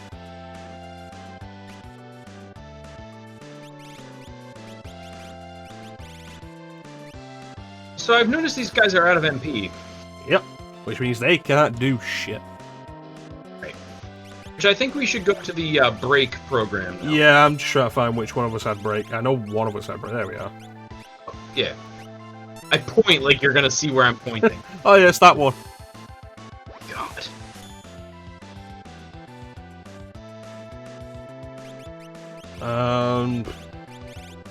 I don't think I have Esuna. Ooh. Where do I get Esuna from? Question. Edgar.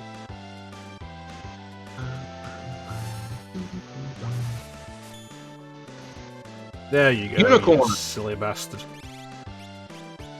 Unicorn teaches it at times 3, and Seraph teaches it at times 4. Ooh, Alexander at times 15, and Lakshmi at times 20. I know somebody has mastered everything with Unicorn. Right.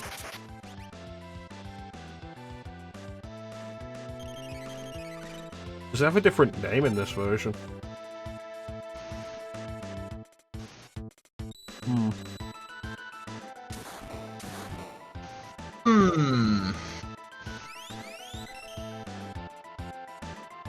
Remedy? Is there a spell called Remedy? It says Esuna, otherwise known as Remedy. Yeah, it's right there. Yeah. There it is. Oh, there you go. Yeah, awesome.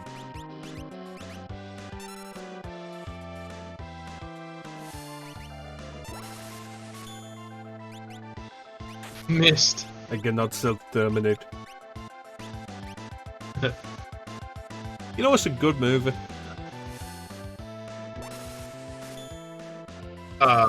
Terminator 2? Hey, there True it is. Lies. True Lies is a great movie, yes. Ah, Sabin's out of magic. Who'd have thunk? Who'd have thunk? Yeah, True Lies is one of my favorites. Yeah, True Lies is really good. Can you believe that was a James Cameron movie? No, I didn't know that. James Cameron's had a weird film career. True.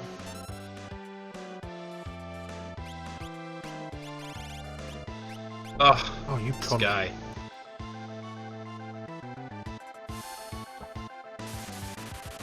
It's like you got like Terminator, friggin' Aliens, Terminator 2, True Lies, The Abyss, Titanic, Yeah.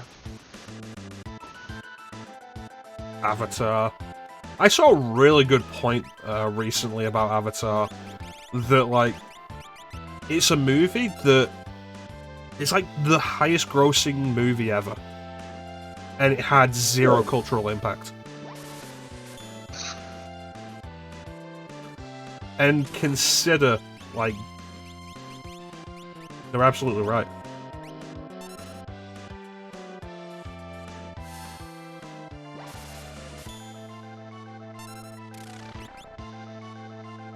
There he is.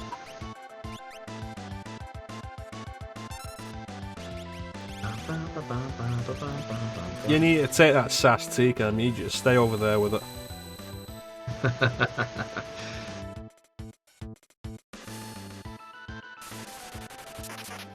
It just doesn't seem like his style of movie.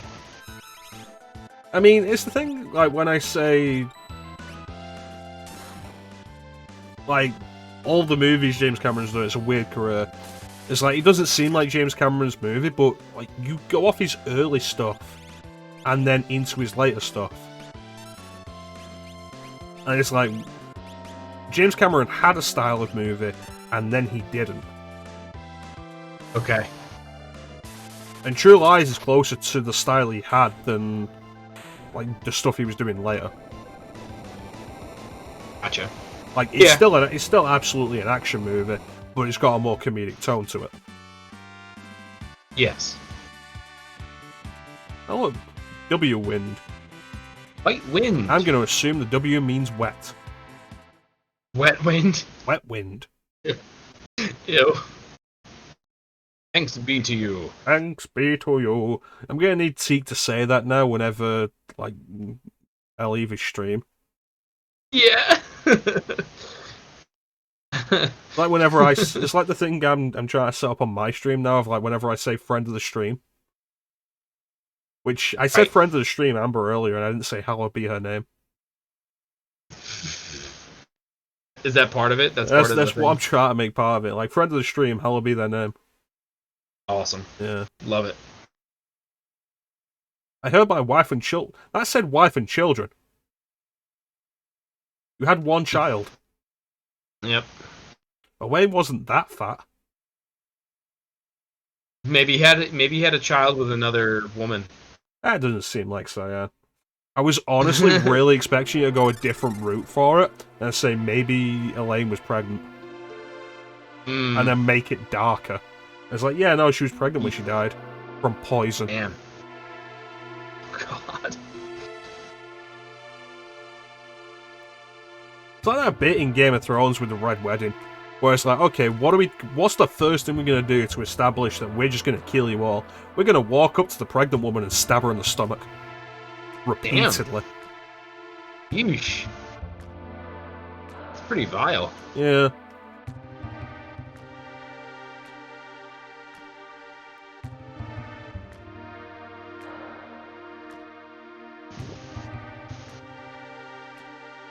It's okay, Teague. One day, there'll be a good Sonic game again.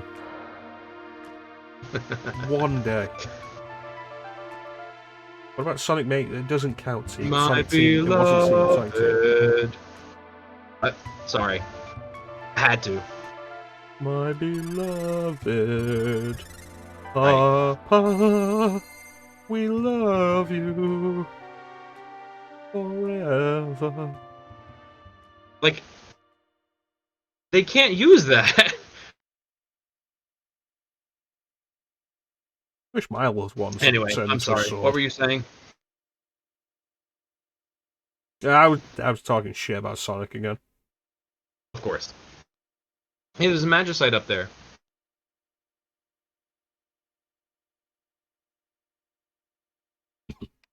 Wish the spirits of my loved ones would come back as a sword. They live on in my heart, and this sword that I got. Sword. Yeah. It's like the whole thing, like, I'll be able to save everybody with the power of friendship and this gun. Did you see that thing I posted on the Discord, the meme of Kingdom Hearts? No. I know. God, let me just. If I'll look it up on my phone, because if I look it up on the computer, it'll like remove your face. Right. It's like it's a funny dumb meme.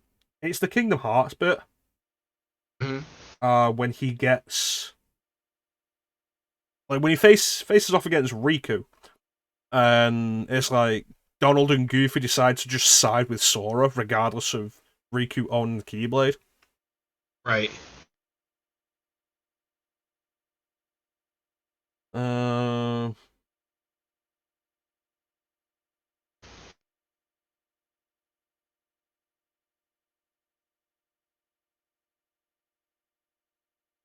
Yeah, it's probably this one that's disappeared, isn't it? I hate when that happens on Discord. Like, the pictures will just disappear. Hmm. Always like, I know now I don't have the Keyblade. I have something far more powerful. And it's supposed to be like the friendships that he's made. And it's like, this gun I found. And it's just like a gun photoshopped into Sora's hand. That's pretty great.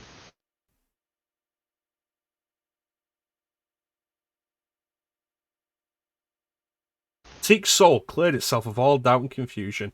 He knows now, Excellent. in his heart, one day there'll be a good Sonic game. Won't be today. Won't be tomorrow. Saying it's peak level of skill. Fantastic. So that's the last Bushidos that we didn't already have. So we had up to level 5, now we have 6, 7, and 8. Right. Cleve is absolutely not worth waiting for. Yeah.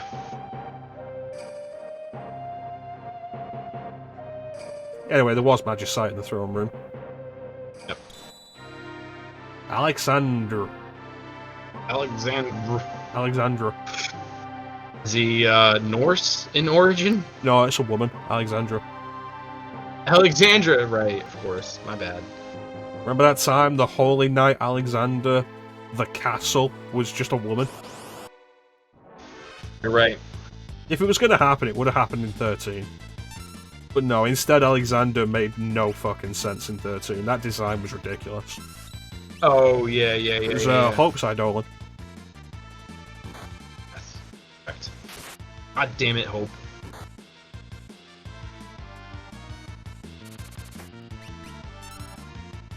Imagine fighting a tumbleweed. Stories of the Old West. Yeah, like a tumbleweed just crosses your path and you're like, I'm gonna fucking fight this thing. This town ain't big enough for the two of us.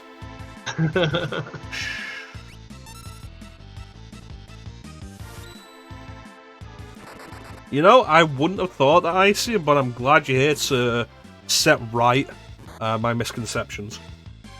Yes. Same. Let's have a random sound for Icy. You are worthy. See, I would just pour acid down the drain. I just tell somebody else to do it because I work all day.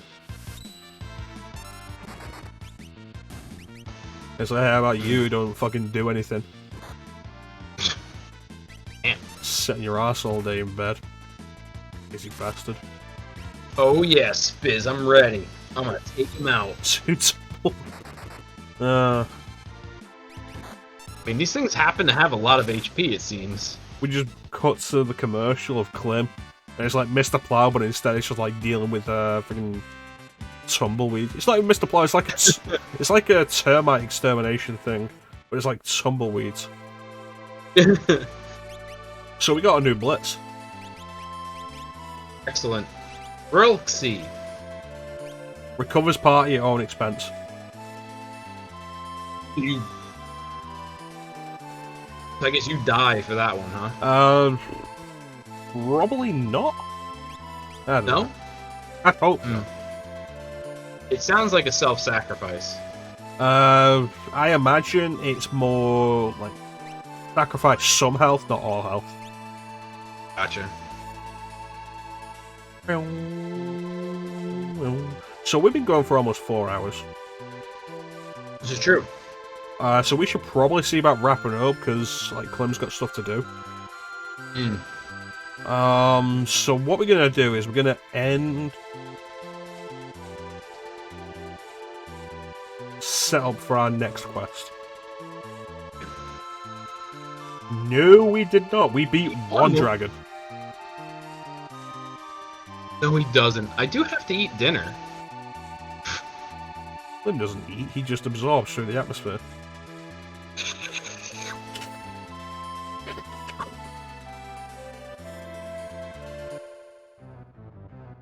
And now he's full. And can go for another 3 hours.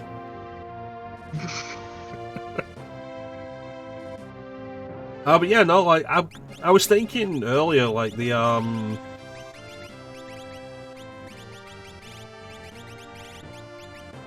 Doma Castle is underground. It's not. I was thinking of a different castle.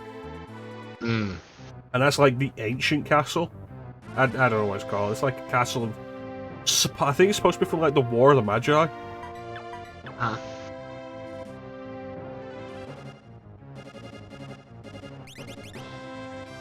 Okay, Clim is still equipped. Awesome. And you still got the ribbon. Good thing I didn't say that with me. I would have equipped it and be like, oh yeah, no, immunity to break. Oh yeah. Yeah.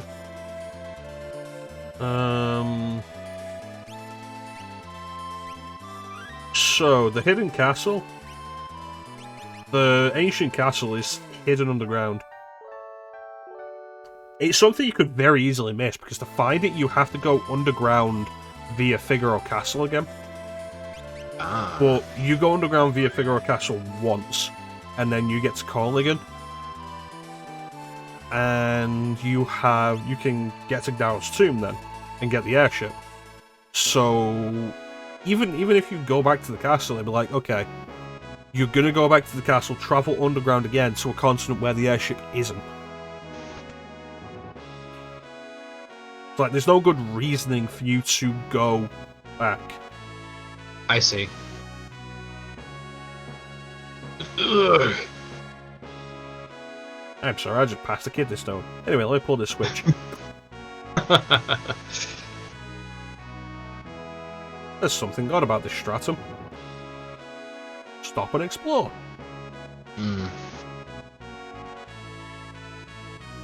I see. That's me. That's what they call me. That's what my mama called me. I know someone who deserves to be locked up in here. Okay. There's nobody here. Why are you guarding this place?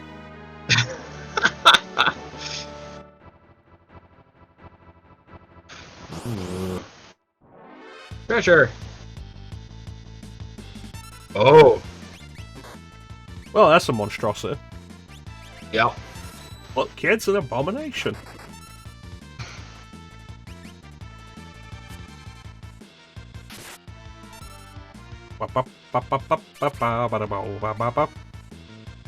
So the good news is, going forward, we should be able to just keep doing this till we're done. On my side, I've specifically gotten my availability changed, so I'll be able to do this every week. Oh, good. Yes. I had to, like, pull them up because they'd fucked my schedule up next week, ignoring my availability. So, like, they wanted me in at 8 AM tomorrow. But because I plan to do this, like, every Sunday, it's like, okay, I'm not available after 5 on Sundays and before 12 on Mondays. So they scheduled me 4 hours before I'm available.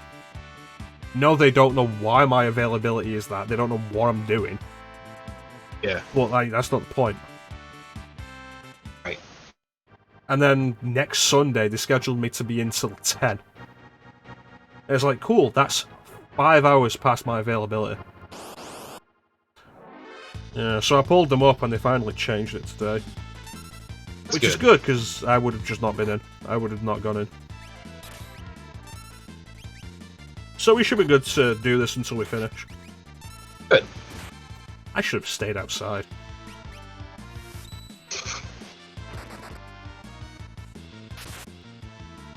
Because then, like, I can do all the grinding.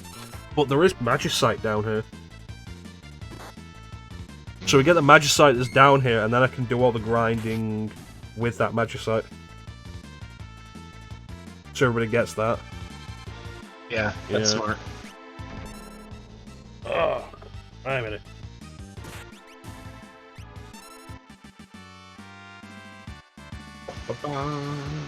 Chrono won't stop. In the name of love.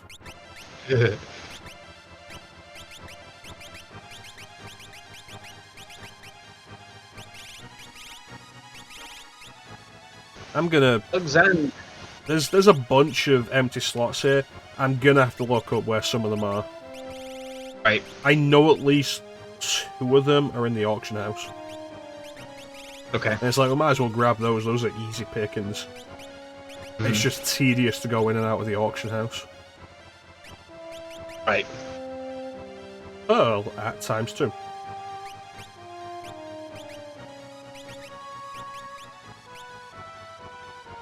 Cold-blooded abomination with extra hot cheese. Cheese is what I call my children. Mm. They're my babies.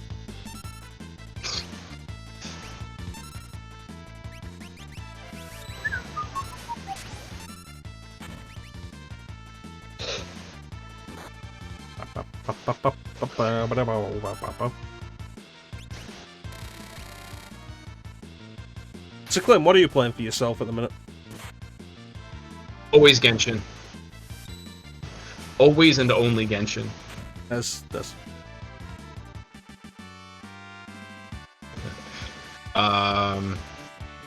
Yeah, I played Final Fantasy VII on the PS4 to kind of like flesh out some strategies for Ruby and Emerald, and then I did that on stream. I got nothing really going right now. I can't spend any money on games. I'm living vicariously through Romo, who is playing God of War Ragnarok. Oh. Which is a game I really want to play. It looks really good. Have you considered just like grabbing Game Pass again?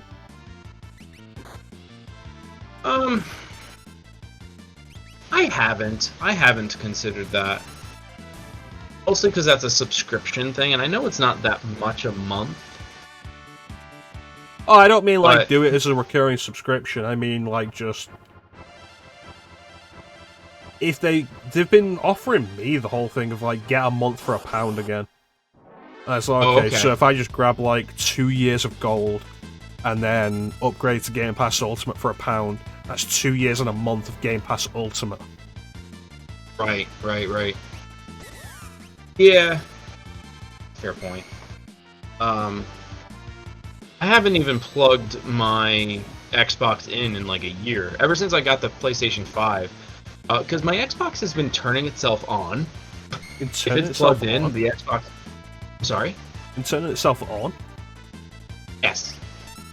Yeah, like I'll wake up in the morning and I'll see the light on. I'm like, why is the light on? I've never really On Game Pass experienced right that, now. but I don't leave my consoles plugged in when I turn them off. So it's like, oh, maybe I've never experienced it because I do the full shutdown, but it's like, nah, I just don't leave them plugged in. Partly because I don't fucking trust that shit. Fair enough. Yeah, the thing where if you buy 2 subs on Twitch, you get a 3 month for free. Yeah, I did saw see that. And like I say, Microsoft keeps sending me offers to get Game Pass again for a month, Game Pass Ultimate again for a month for £1. And it's like, I could buy... Because it covers PC as well, Game Pass PC. Right. So I could buy like two years of gold for like a reduced price, grab that wherever, and then do the upgrade for £1. And again, that's like two years and a month. It's what I did previously. Yeah. It's why I was able to keep getting like playing new games during lockdown, because I had this subscription I'd already set up. Right. Except it wasn't a subscription, it was a prepaid thing, and then I immediately turn off recurring billing so they don't charge me when it's done. Of course. And it's like, yeah, cool, I could do that. But I've got so many games at this point that I'm not playing as it is. I want to get myself a limited time access thing for games that I'm probably not going to play either. It's like, oh yeah, Persona 5 Royal's on there. It's like, cool. I have deliberately chosen not to buy it yet because oh fuck. I'm just going to pause that while I talk. I've deliberately chosen not to buy that on PC yet because I know I'm not going to play it anytime soon.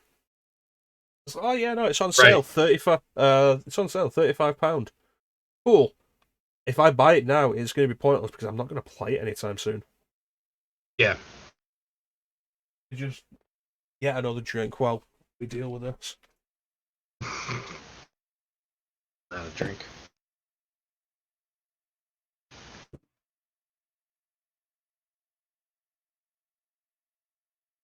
Ugh. I do highly recommend Persona 5 Royal, though. Super good. Oh, I played OG Persona 5. That's a big part of the reason why I've not done anything with Royal.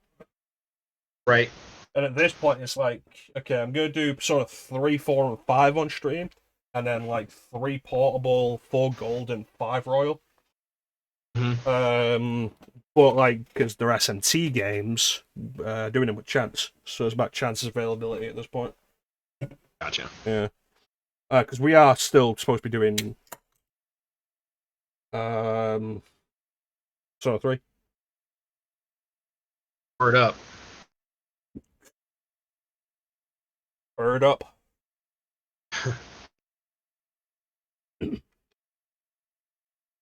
Yeah, good old Persona 3. Ah, shit. Yeah, I gotta play some of those other Persona games. I've said like several times while I've been going through Persona 3 FES, like, people will say FES is the best way to play it, and it's like, there are things you're missing if you play it with portable. Like, there's absolutely things you're missing. But portable is absolutely the best. It's the best way to play it. It's so much more refined. There's so much better about it, so much less bullshit with it. Like, being able to swap equipment at any time in portable. In FES, you can only swap equipment in Tartarus while the characters are in your party. Which is like, okay, I can't see if the new equipment I'm buying is better than the previous equipment for the other characters. Like, they're both they both have things that are better than the other version, but I think to just play, portable is absolutely better.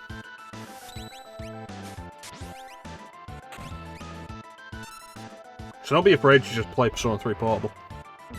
Fair enough. You alright there, Clim? Yeah, I'm good. Oh, he's dead. Yeah, Tom Brady don't fuck with me. He's a pug. I mentioned it, but like, playing Final Fantasy VII Remake, and like like a gang in the Sector 5 slums, you've been messing with our stuff. We're gonna deal with you, and it was like, oh no, what are you gonna do? And they sent out a Tom Brady, and I was legitimately like, oh shit. Yeah. It's not even the thing of like, oh no, these guys are tougher than I expected, I'll have to bring out my A game. It's like, oh no, they've immediately presented something that I'm like, oh shit. They could have thrown out a behemoth, and I wouldn't have been as oh shit as I was. Right. Yeah, behemoths aren't that scary, except for their final attack. Like, sometimes they like to use Meteor when they die.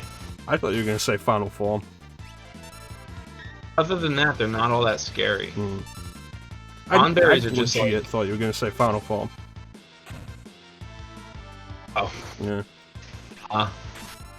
What's a tomboy doing hanging out with these losers?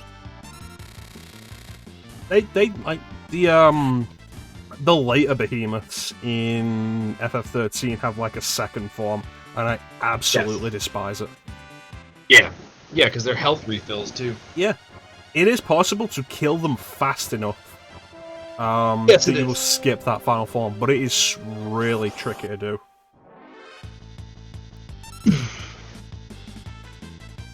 Yeah. Just about to do that, Clim. Clim, you stole Ice's thunder. Sorry.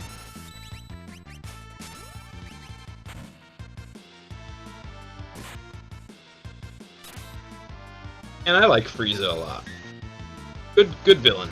He is a good villain.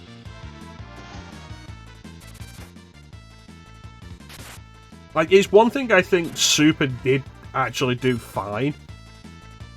It's like, okay, we're gonna bring back one villain from Z. Frieza's probably the best answer. Yeah. It's the most reasonable answer. Should have brought back Dr. Gero. Cowards. Say what? They should have brought back Dr. Gero. Yeah. Again. I say that. GT did that. Yes. Yep. Super 17. Yes. Which I like the idea of, but man, that design was terrible. It was like, oh, 17. I see your hairline's receding. Yes. And your shoulders are exposed. What? And it's like, oh, you're an energy absorbing type now? Right. Okay. Hellfighter Yeah. 17. Ugh.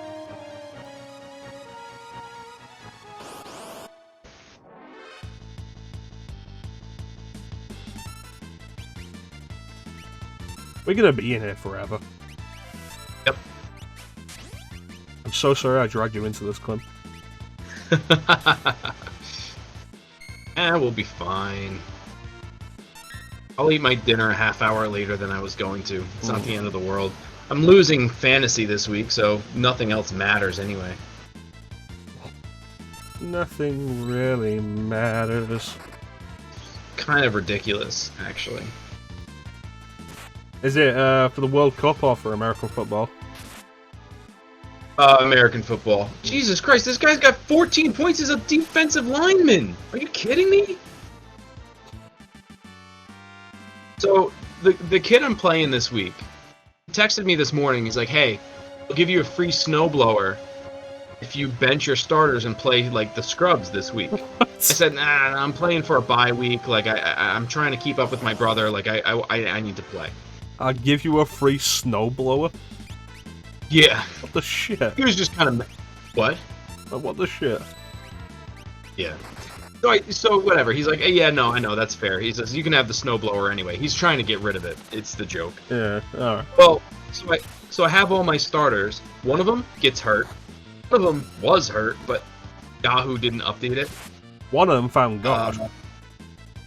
Yeah. And everyone else is underperforming. So my original projection was for 150 points. I'm gonna get 99.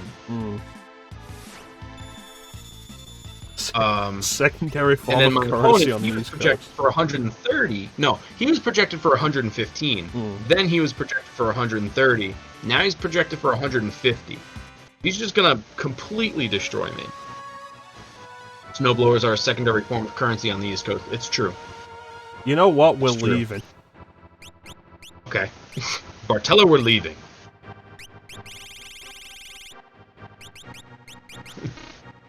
Leon, We're not allowed Yeah? to leave.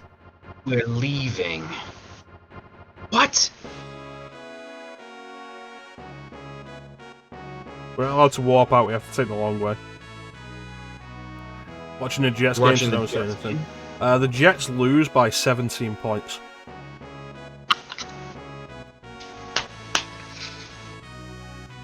That's perfect. Can there be a difference of like 17 points, or is it like round numbers or something? I don't even fucking know. Is 17 points a possibility? Yes. Yeah. So 17 points would be 2 touchdowns and a field extra point each, which would be 14, and then a field goal would be 3, so that would be 17. So that is a very high possibility. Yes. Alright. So nice job. Oh, jeez. Fucking. Which is why I was laughing a lot. Was Yeah. because you were like very accurate. What I do, I stumble into accuracy. Hmm. Fucking dumb. Especially with the Jets, yeah. The fact that you said the Jets lose by that was smart. Yeah. Goddamn Jets. Are you gonna be my girl? Yes. For those playing along at home, the joke is that song is done by a band called The Jets. Just Jet. I'm gonna need to look this up now. We're gonna have to confirm Yeah. this. Sorry. Because I am convinced it's The Jets. Yeah. There's an Elton John song, Benny and the Jets. Oh, it's sung by Jet. Jet. Yeah. Just Jet. Yep. Oh, so it's called Jet. I thought you were saying the name was just Jet. Like, just Jet was the name. I got you. No. My bad. No, I meant like the name is Jet. Yeah. Alright.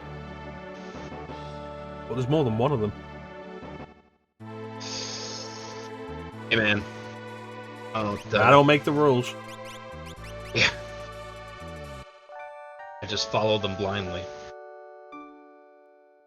There's a conservative joke to make about that. Is there? Checked? No, not him.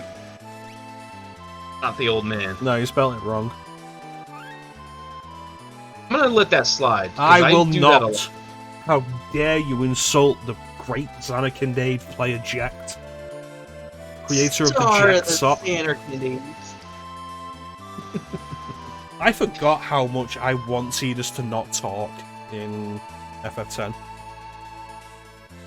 And contrary to popular belief, it's not because I dislike his voice. It's because of the whole fish out of water thing and how he says dumb things so often. It's like, hey, don't tell anybody you're from Xanakin. I'm the star of the Xanakin Daves. What did I just say? Like, literally. Riku says that to him and is like, don't tell anybody if you're from Xanakin. It's kind of a holy place. And then, like, gets knocked off the boat, wakes up, and meets Waka. He's like, hey, you're a pretty good blitzball player. Who'd you play for? Xanakin Daves. What? Right. I meant, forget that. I got too close to Sin and the toxin. I need you to do that again, but I need like 20% more Joyzy.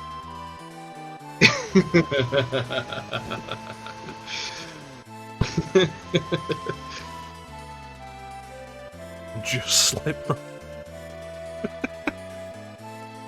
You know, I'd like it if bands that have albums named after the band would just like name the album something like that. It's like what's a good example? Like Evanescence, their third album is Evanescence. If they called it just Evanescence, that would have been better. Right.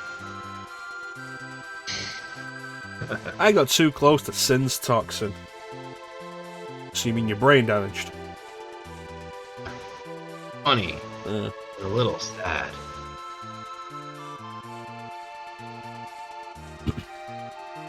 Well, no, you can read that whole line in Titus's voice. It was funny for me. The same excuse over and over again. Funny. And a little sad. You know? It's actually a really good impression with that. Thank you. Like, the cadence is actually really close. Yeah. I've done my fair share of Titus impressions in my own head. In your own head. I'm just here doing that one Christopher Walken bit over and over. Guys, we've gotta go to Xanakin and stop Sin. Summon the true Aeon. You and Alaska would never lie to us. Yevon is the true religion of our people.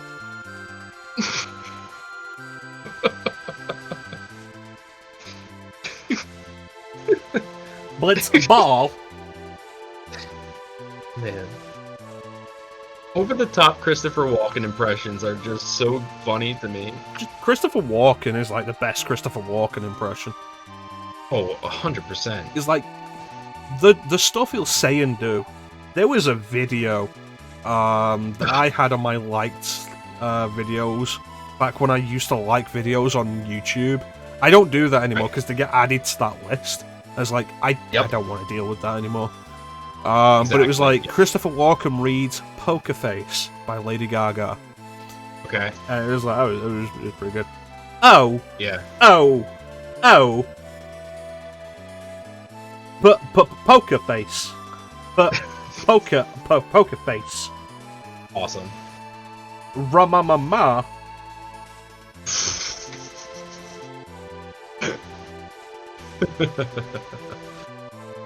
I'll get him hot and show him what I've got. What's his name? Kevin Pollak. Kevin Pollak does a really good Walken impression. It's not the voice. It's the exact cadence of the voice. Like, he does the speech pattern perfect. It doesn't sound like Christopher Walken vocally, but the speech pattern is spot on. It's absolutely fantastic. Right. That's important. I can't do it like when he goes all soft and growly. I can't do that. Yeah. I don't care if you are a woman. I slap you in the mouth. That's an actual line from one of Christopher Walken's earlier movies. Right. It's weird I can seeing see him Christopher saying. Walken with, like, not grey hair. Like, you watch A View to a Kill, and it's like, he's blonde, but he's also got, like, very similar hair to Max Schreck in Batman Returns. Okay. Like, the hairstyle is... Dolph Lundgren's in that movie. Not playing Ivan Drago? No, he has a cameo because he was Grace Jones' boyfriend at the time. Okay. So he has like a background cameo, but you can very clearly see it's Dolph Lundgren. Gotcha.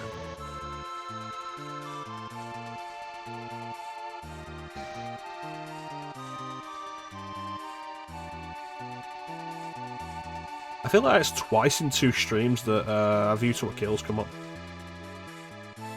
I don't remember the last time. Oh, it wasn't our stream, it was your stream. Yeah, mine, and I think it was Prince of Persia. Ended up just doing the theme song, A View to a Kill by Duran Duran. Gotcha. Like arguably the best Bond theme song. How was that? You ever seen Seven Psychopaths? No. That's a really good movie with Christopher Walken. Okay. Put your hands up. No. What? But I've got a gun. Oh! I don't care. I've seen that clip, though. Yeah.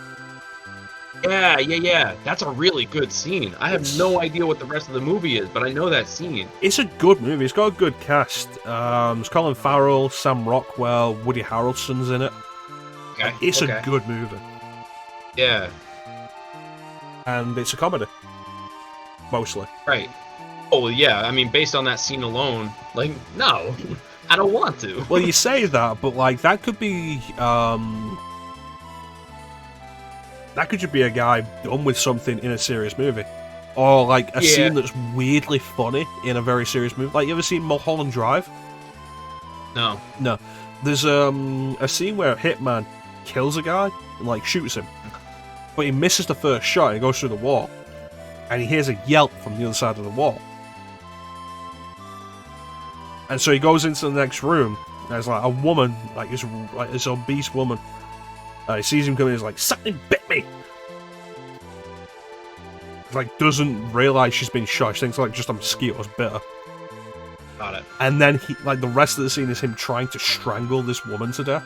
And it is so dumb and funny. Because he can't have any witnesses. And, like, it's such a cavalcade of mistakes that it's crazy. Gotcha. But the rest of the movie is nothing like that. Okay. Mm. I gotcha.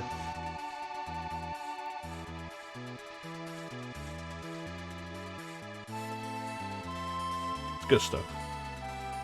But yeah, it's gonna do it for us this week. I don't feel like we did a huge amount of critical discussion. We have made progress, which is ultimately the important. We started with some critical discussion. I mean, like we've said in the past, like we've gotten to a point in the game where there's not a whole lot to really get into. Yeah. A lot of the stuff is established. So once we get to I'll have plenty to say about Dancing Mad. That's for sure. Mm. You'll have plenty of time to say it. What? You'll have plenty of time to say it. Right. Yeah. So buckle up for that. Find out next time. Dragon Final Fantasy VI. Yeah. Get it? I was gonna do the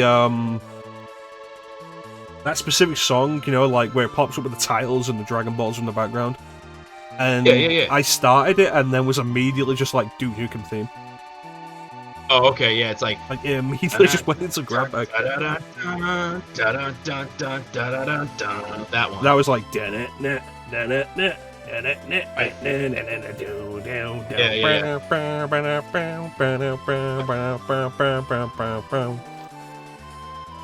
that was a mistake.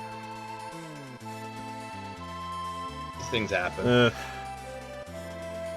I should be back tomorrow. I get home at 8. I'm not in work on Tuesday until 4, so more Suika than tomorrow. Excellent. As part of our 200 follower goal celebration. Look forward to that. Woo! Clim won't be here, but he might be in the chat. Yeah. Yeah, I'll probably show up in the chat. I'll probably be back from bowling by then. So come see what I'm like without Clim.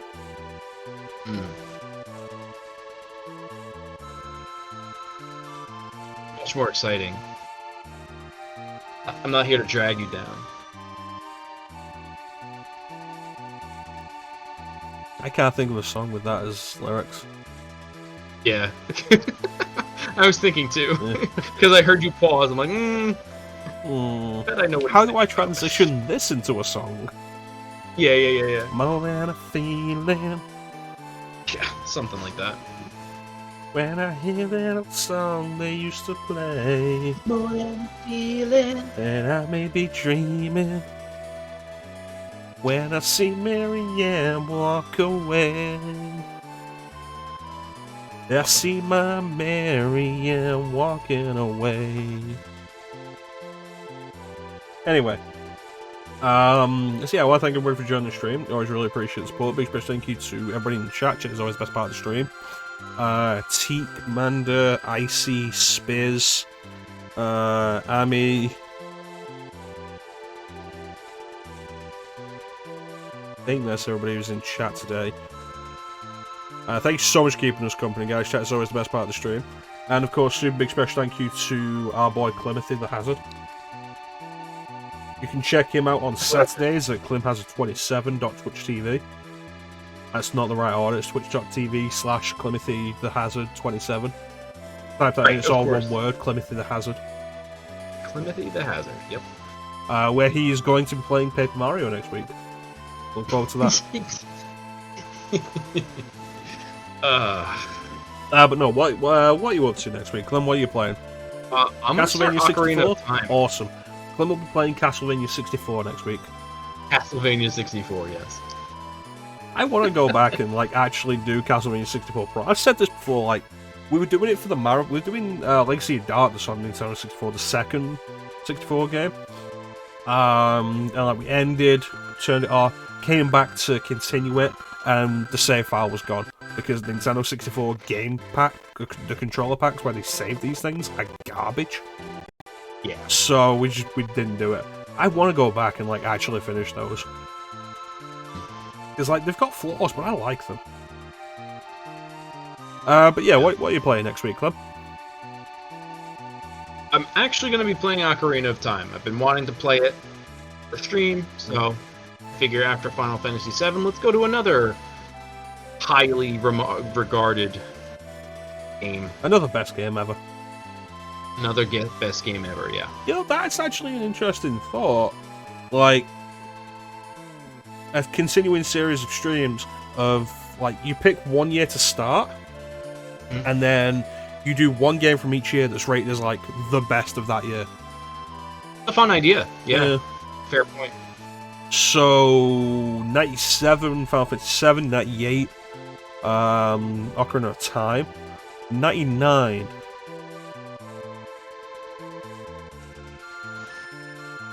Was Ocarina of Time 98? Ocarina of Time's 98, yeah. Didn't know that. Are you checking?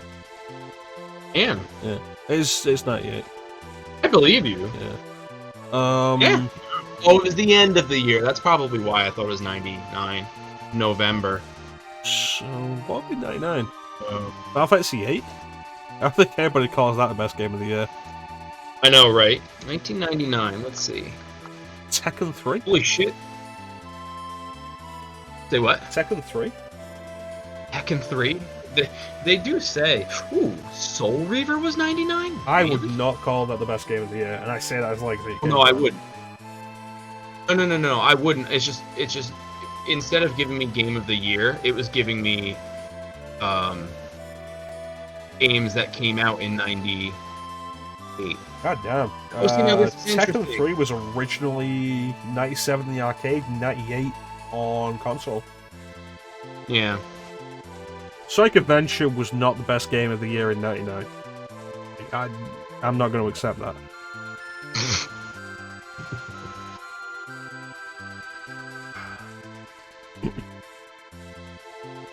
Clim will be doing vanilla Ocarina of Time. He doesn't really do mods.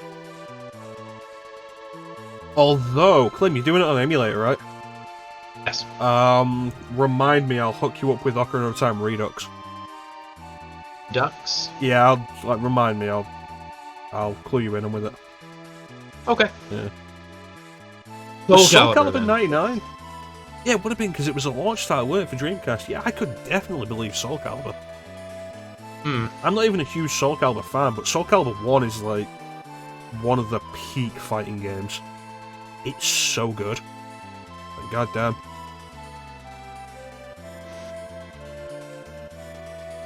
Hey, 2001 was Halo. That could be exciting for me.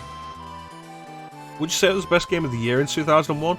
Because 2001 also had stuff like Devil May Cry. So I just looked at a Top games of the year. Well, this is this is like EICE awards. There's all different awards out there. I don't know. Whatever. I think Doesn't matter. I think None of if this you're gonna go with that idea, like you'd have to determine for yourself what you consider to be the best game of like the best games. Right. Because like, no, Halo is fantastic. Not gonna argue that.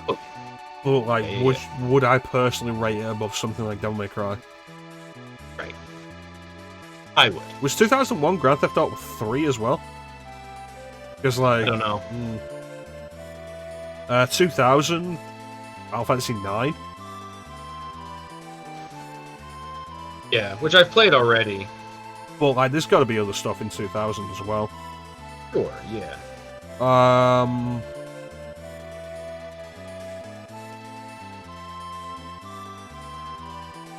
Let's pick a year.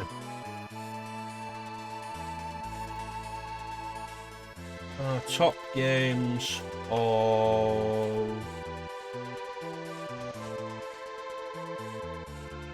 2003. Max Payne 2: The Fall of Max Payne. Sands of Time. F-Zero GX. Final Fantasy Tactics. Beautiful Joe. You know, it looks like 2003 was just a good year. True Crime Streets of LA. I don't think anybody's calling that a game of the year. Aria of Sorrow. Oof. Wow. Like, that's the point, like... Game Boy had some good stuff, but like, once Game Boy Advance comes along, you really have to start considering handhelds for like, some of the best games of the year. Yeah. But yeah, Clim with Legend of Zelda Ocarina of Time, starting next Saturday at 12 PM American time. So definitely go and check him out on his channel, twitch.tv, Clim has 27. Remember that I have streamed Ocarina of Time twice, so if you want to see how to do it right, check me out. Yep. If you see it, if you want to see it in one sitting, check Mecha out. If you want to see I did do it. I forgot about that. That Oh, took like I remember. 9 hours. That was a bad idea. I was there. I say that, but like, in the last couple of weeks, I've done like 3 8+ hour streams. Yeah. It's kind of easy. You know, it used to be where like I was stretching for 2 hours, and now it's like I'll go 4.5 hours, 5 hours, and like I feel great. It gets easier as you do it, like absolutely.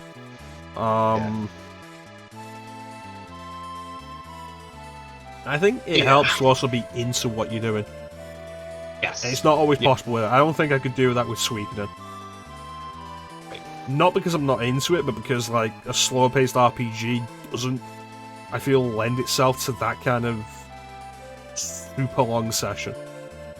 Yeah, I get that.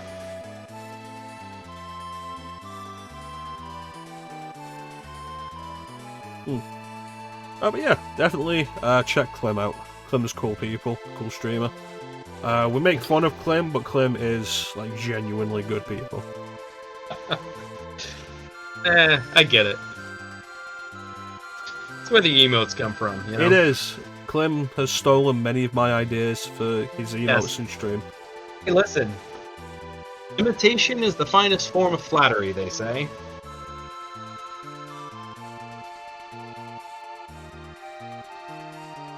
Oh, man.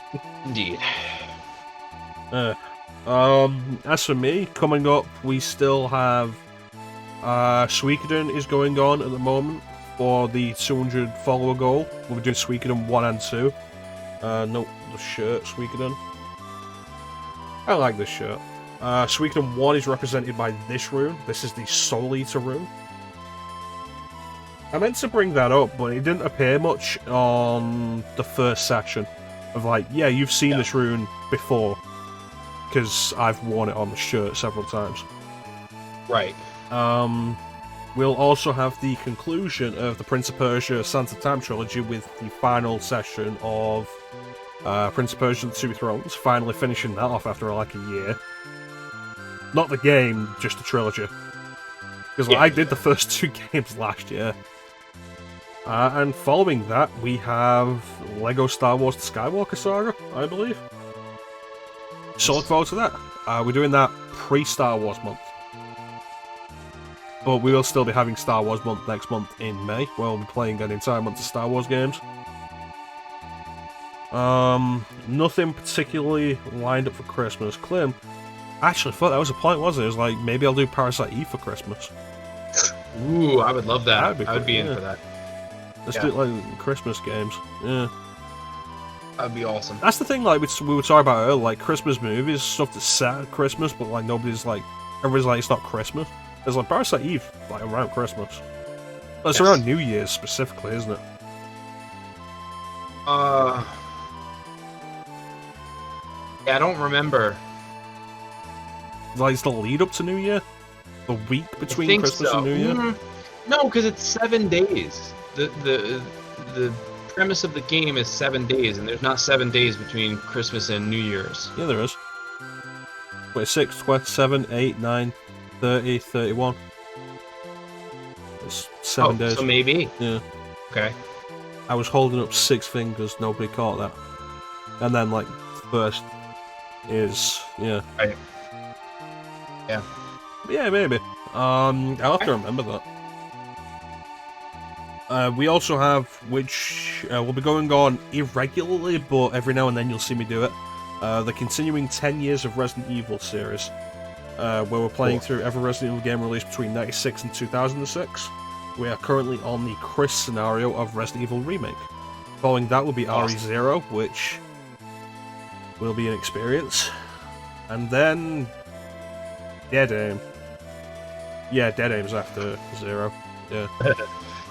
Nice. That's not me being like, oh yeah, Dead Aim. It's like, no, is Dead Aim the one after 0? It's like, no, yeah, Dead Aim. It was just the way you said it, yeah. Yeah. It's the unsurety of it. I'm pretty sure Dead Aim is after 0. Then Outbreak 2, then 4, and then Deadly Silence. Okay. But yeah, pretty much it. Clim, you got anything you want to say before we go? No, thanks for having me. I appreciate it. I'm glad we got back to it today, and I'm looking forward to getting to more of it. Excited. The intention was like this stream, and then next week would be like the last section. I forgot about like the underground castle. Yeah, but if it's whatever. We're outside now. If I do grinding during the week, we could do the castle next week, then do the Cultist Tower, and then do Kefka's Tower, and like that'd be probably a full session. Maybe the finale next week. We'll see. Yeah, we'll see. The problem is like Kefka's Tower on its own is not going to be a full session. Okay. I don't know it enough. Very few final dungeons are long enough for that. Like, how long in general is a final dungeon? At most, like 2 hours. Point. Unless it's Final Fantasy 3, because they don't let you save before. They don't let you save in Crystal Tower. Yeah. Ah, that's awful. But yeah, look forward to that. Possible finale of the critical discussion of Final Fantasy 6 featuring Clim next week. Sunday, that is 3 PM America time, 8 PM British time. So look forward to that. Definitely be here to see how it ends, and see whether or not Clim likes Final Fantasy VI by the end. Right. It's not a big thing. Like, yeah, by the end of this, we'll make Clim like Final Fantasy VI. Yeah, no. No. But yeah. We opened with that. Yeah. So, yeah. Like, no, you get your opinions out. We learn, like, specifically what you like, what you dislike. Give you the grounds, the specific points for you to hit. Say why I like something, why you don't like something. Well, there's been a few things. Yeah. I think there's been at least a couple of things that you've liked that I haven't. I hope there has. I don't remember. Yeah, I can't remember any offhand, but Yeah. there might have been. Yeah. There's definitely been things I haven't liked. Like, 6 isn't a perfect game. Like, not every game is Castlevania Symphony of the Night. Right. Yeah. I say that, I fucking despise the second half of Symphony of the Night. I suppose, that. like, last third, because, like, the first castle is longer than the second. So it's probably like last Right. third. The first castle's garbage. Anyway. That is it. So yeah, Suikoden tomorrow. And then probably more Prince of Persia on Thursday. Also, keep an eye out, because I am trying to set up when the days where I'm in work late, so I can't do streams in the evening. Try to set it up so I'm doing streams in like the morning to afternoon. Those are just gonna be like fun, casual streams where I'm doing whatever. The plan at the minute so far is like Tekken. All character endings. Something you can just come in, drop into, drop out of without worrying about losing progress. Nothing story focused. Yeah. So yeah, look forward to that. I eventually get around to dealing with it. But yeah, that's pretty much it. So, there's not really anything else to say, except thank you all for watching. Have yourselves a fantastic time of day, and take care. We'll catch you Have a next good time, one, guys. Bye. Wanna take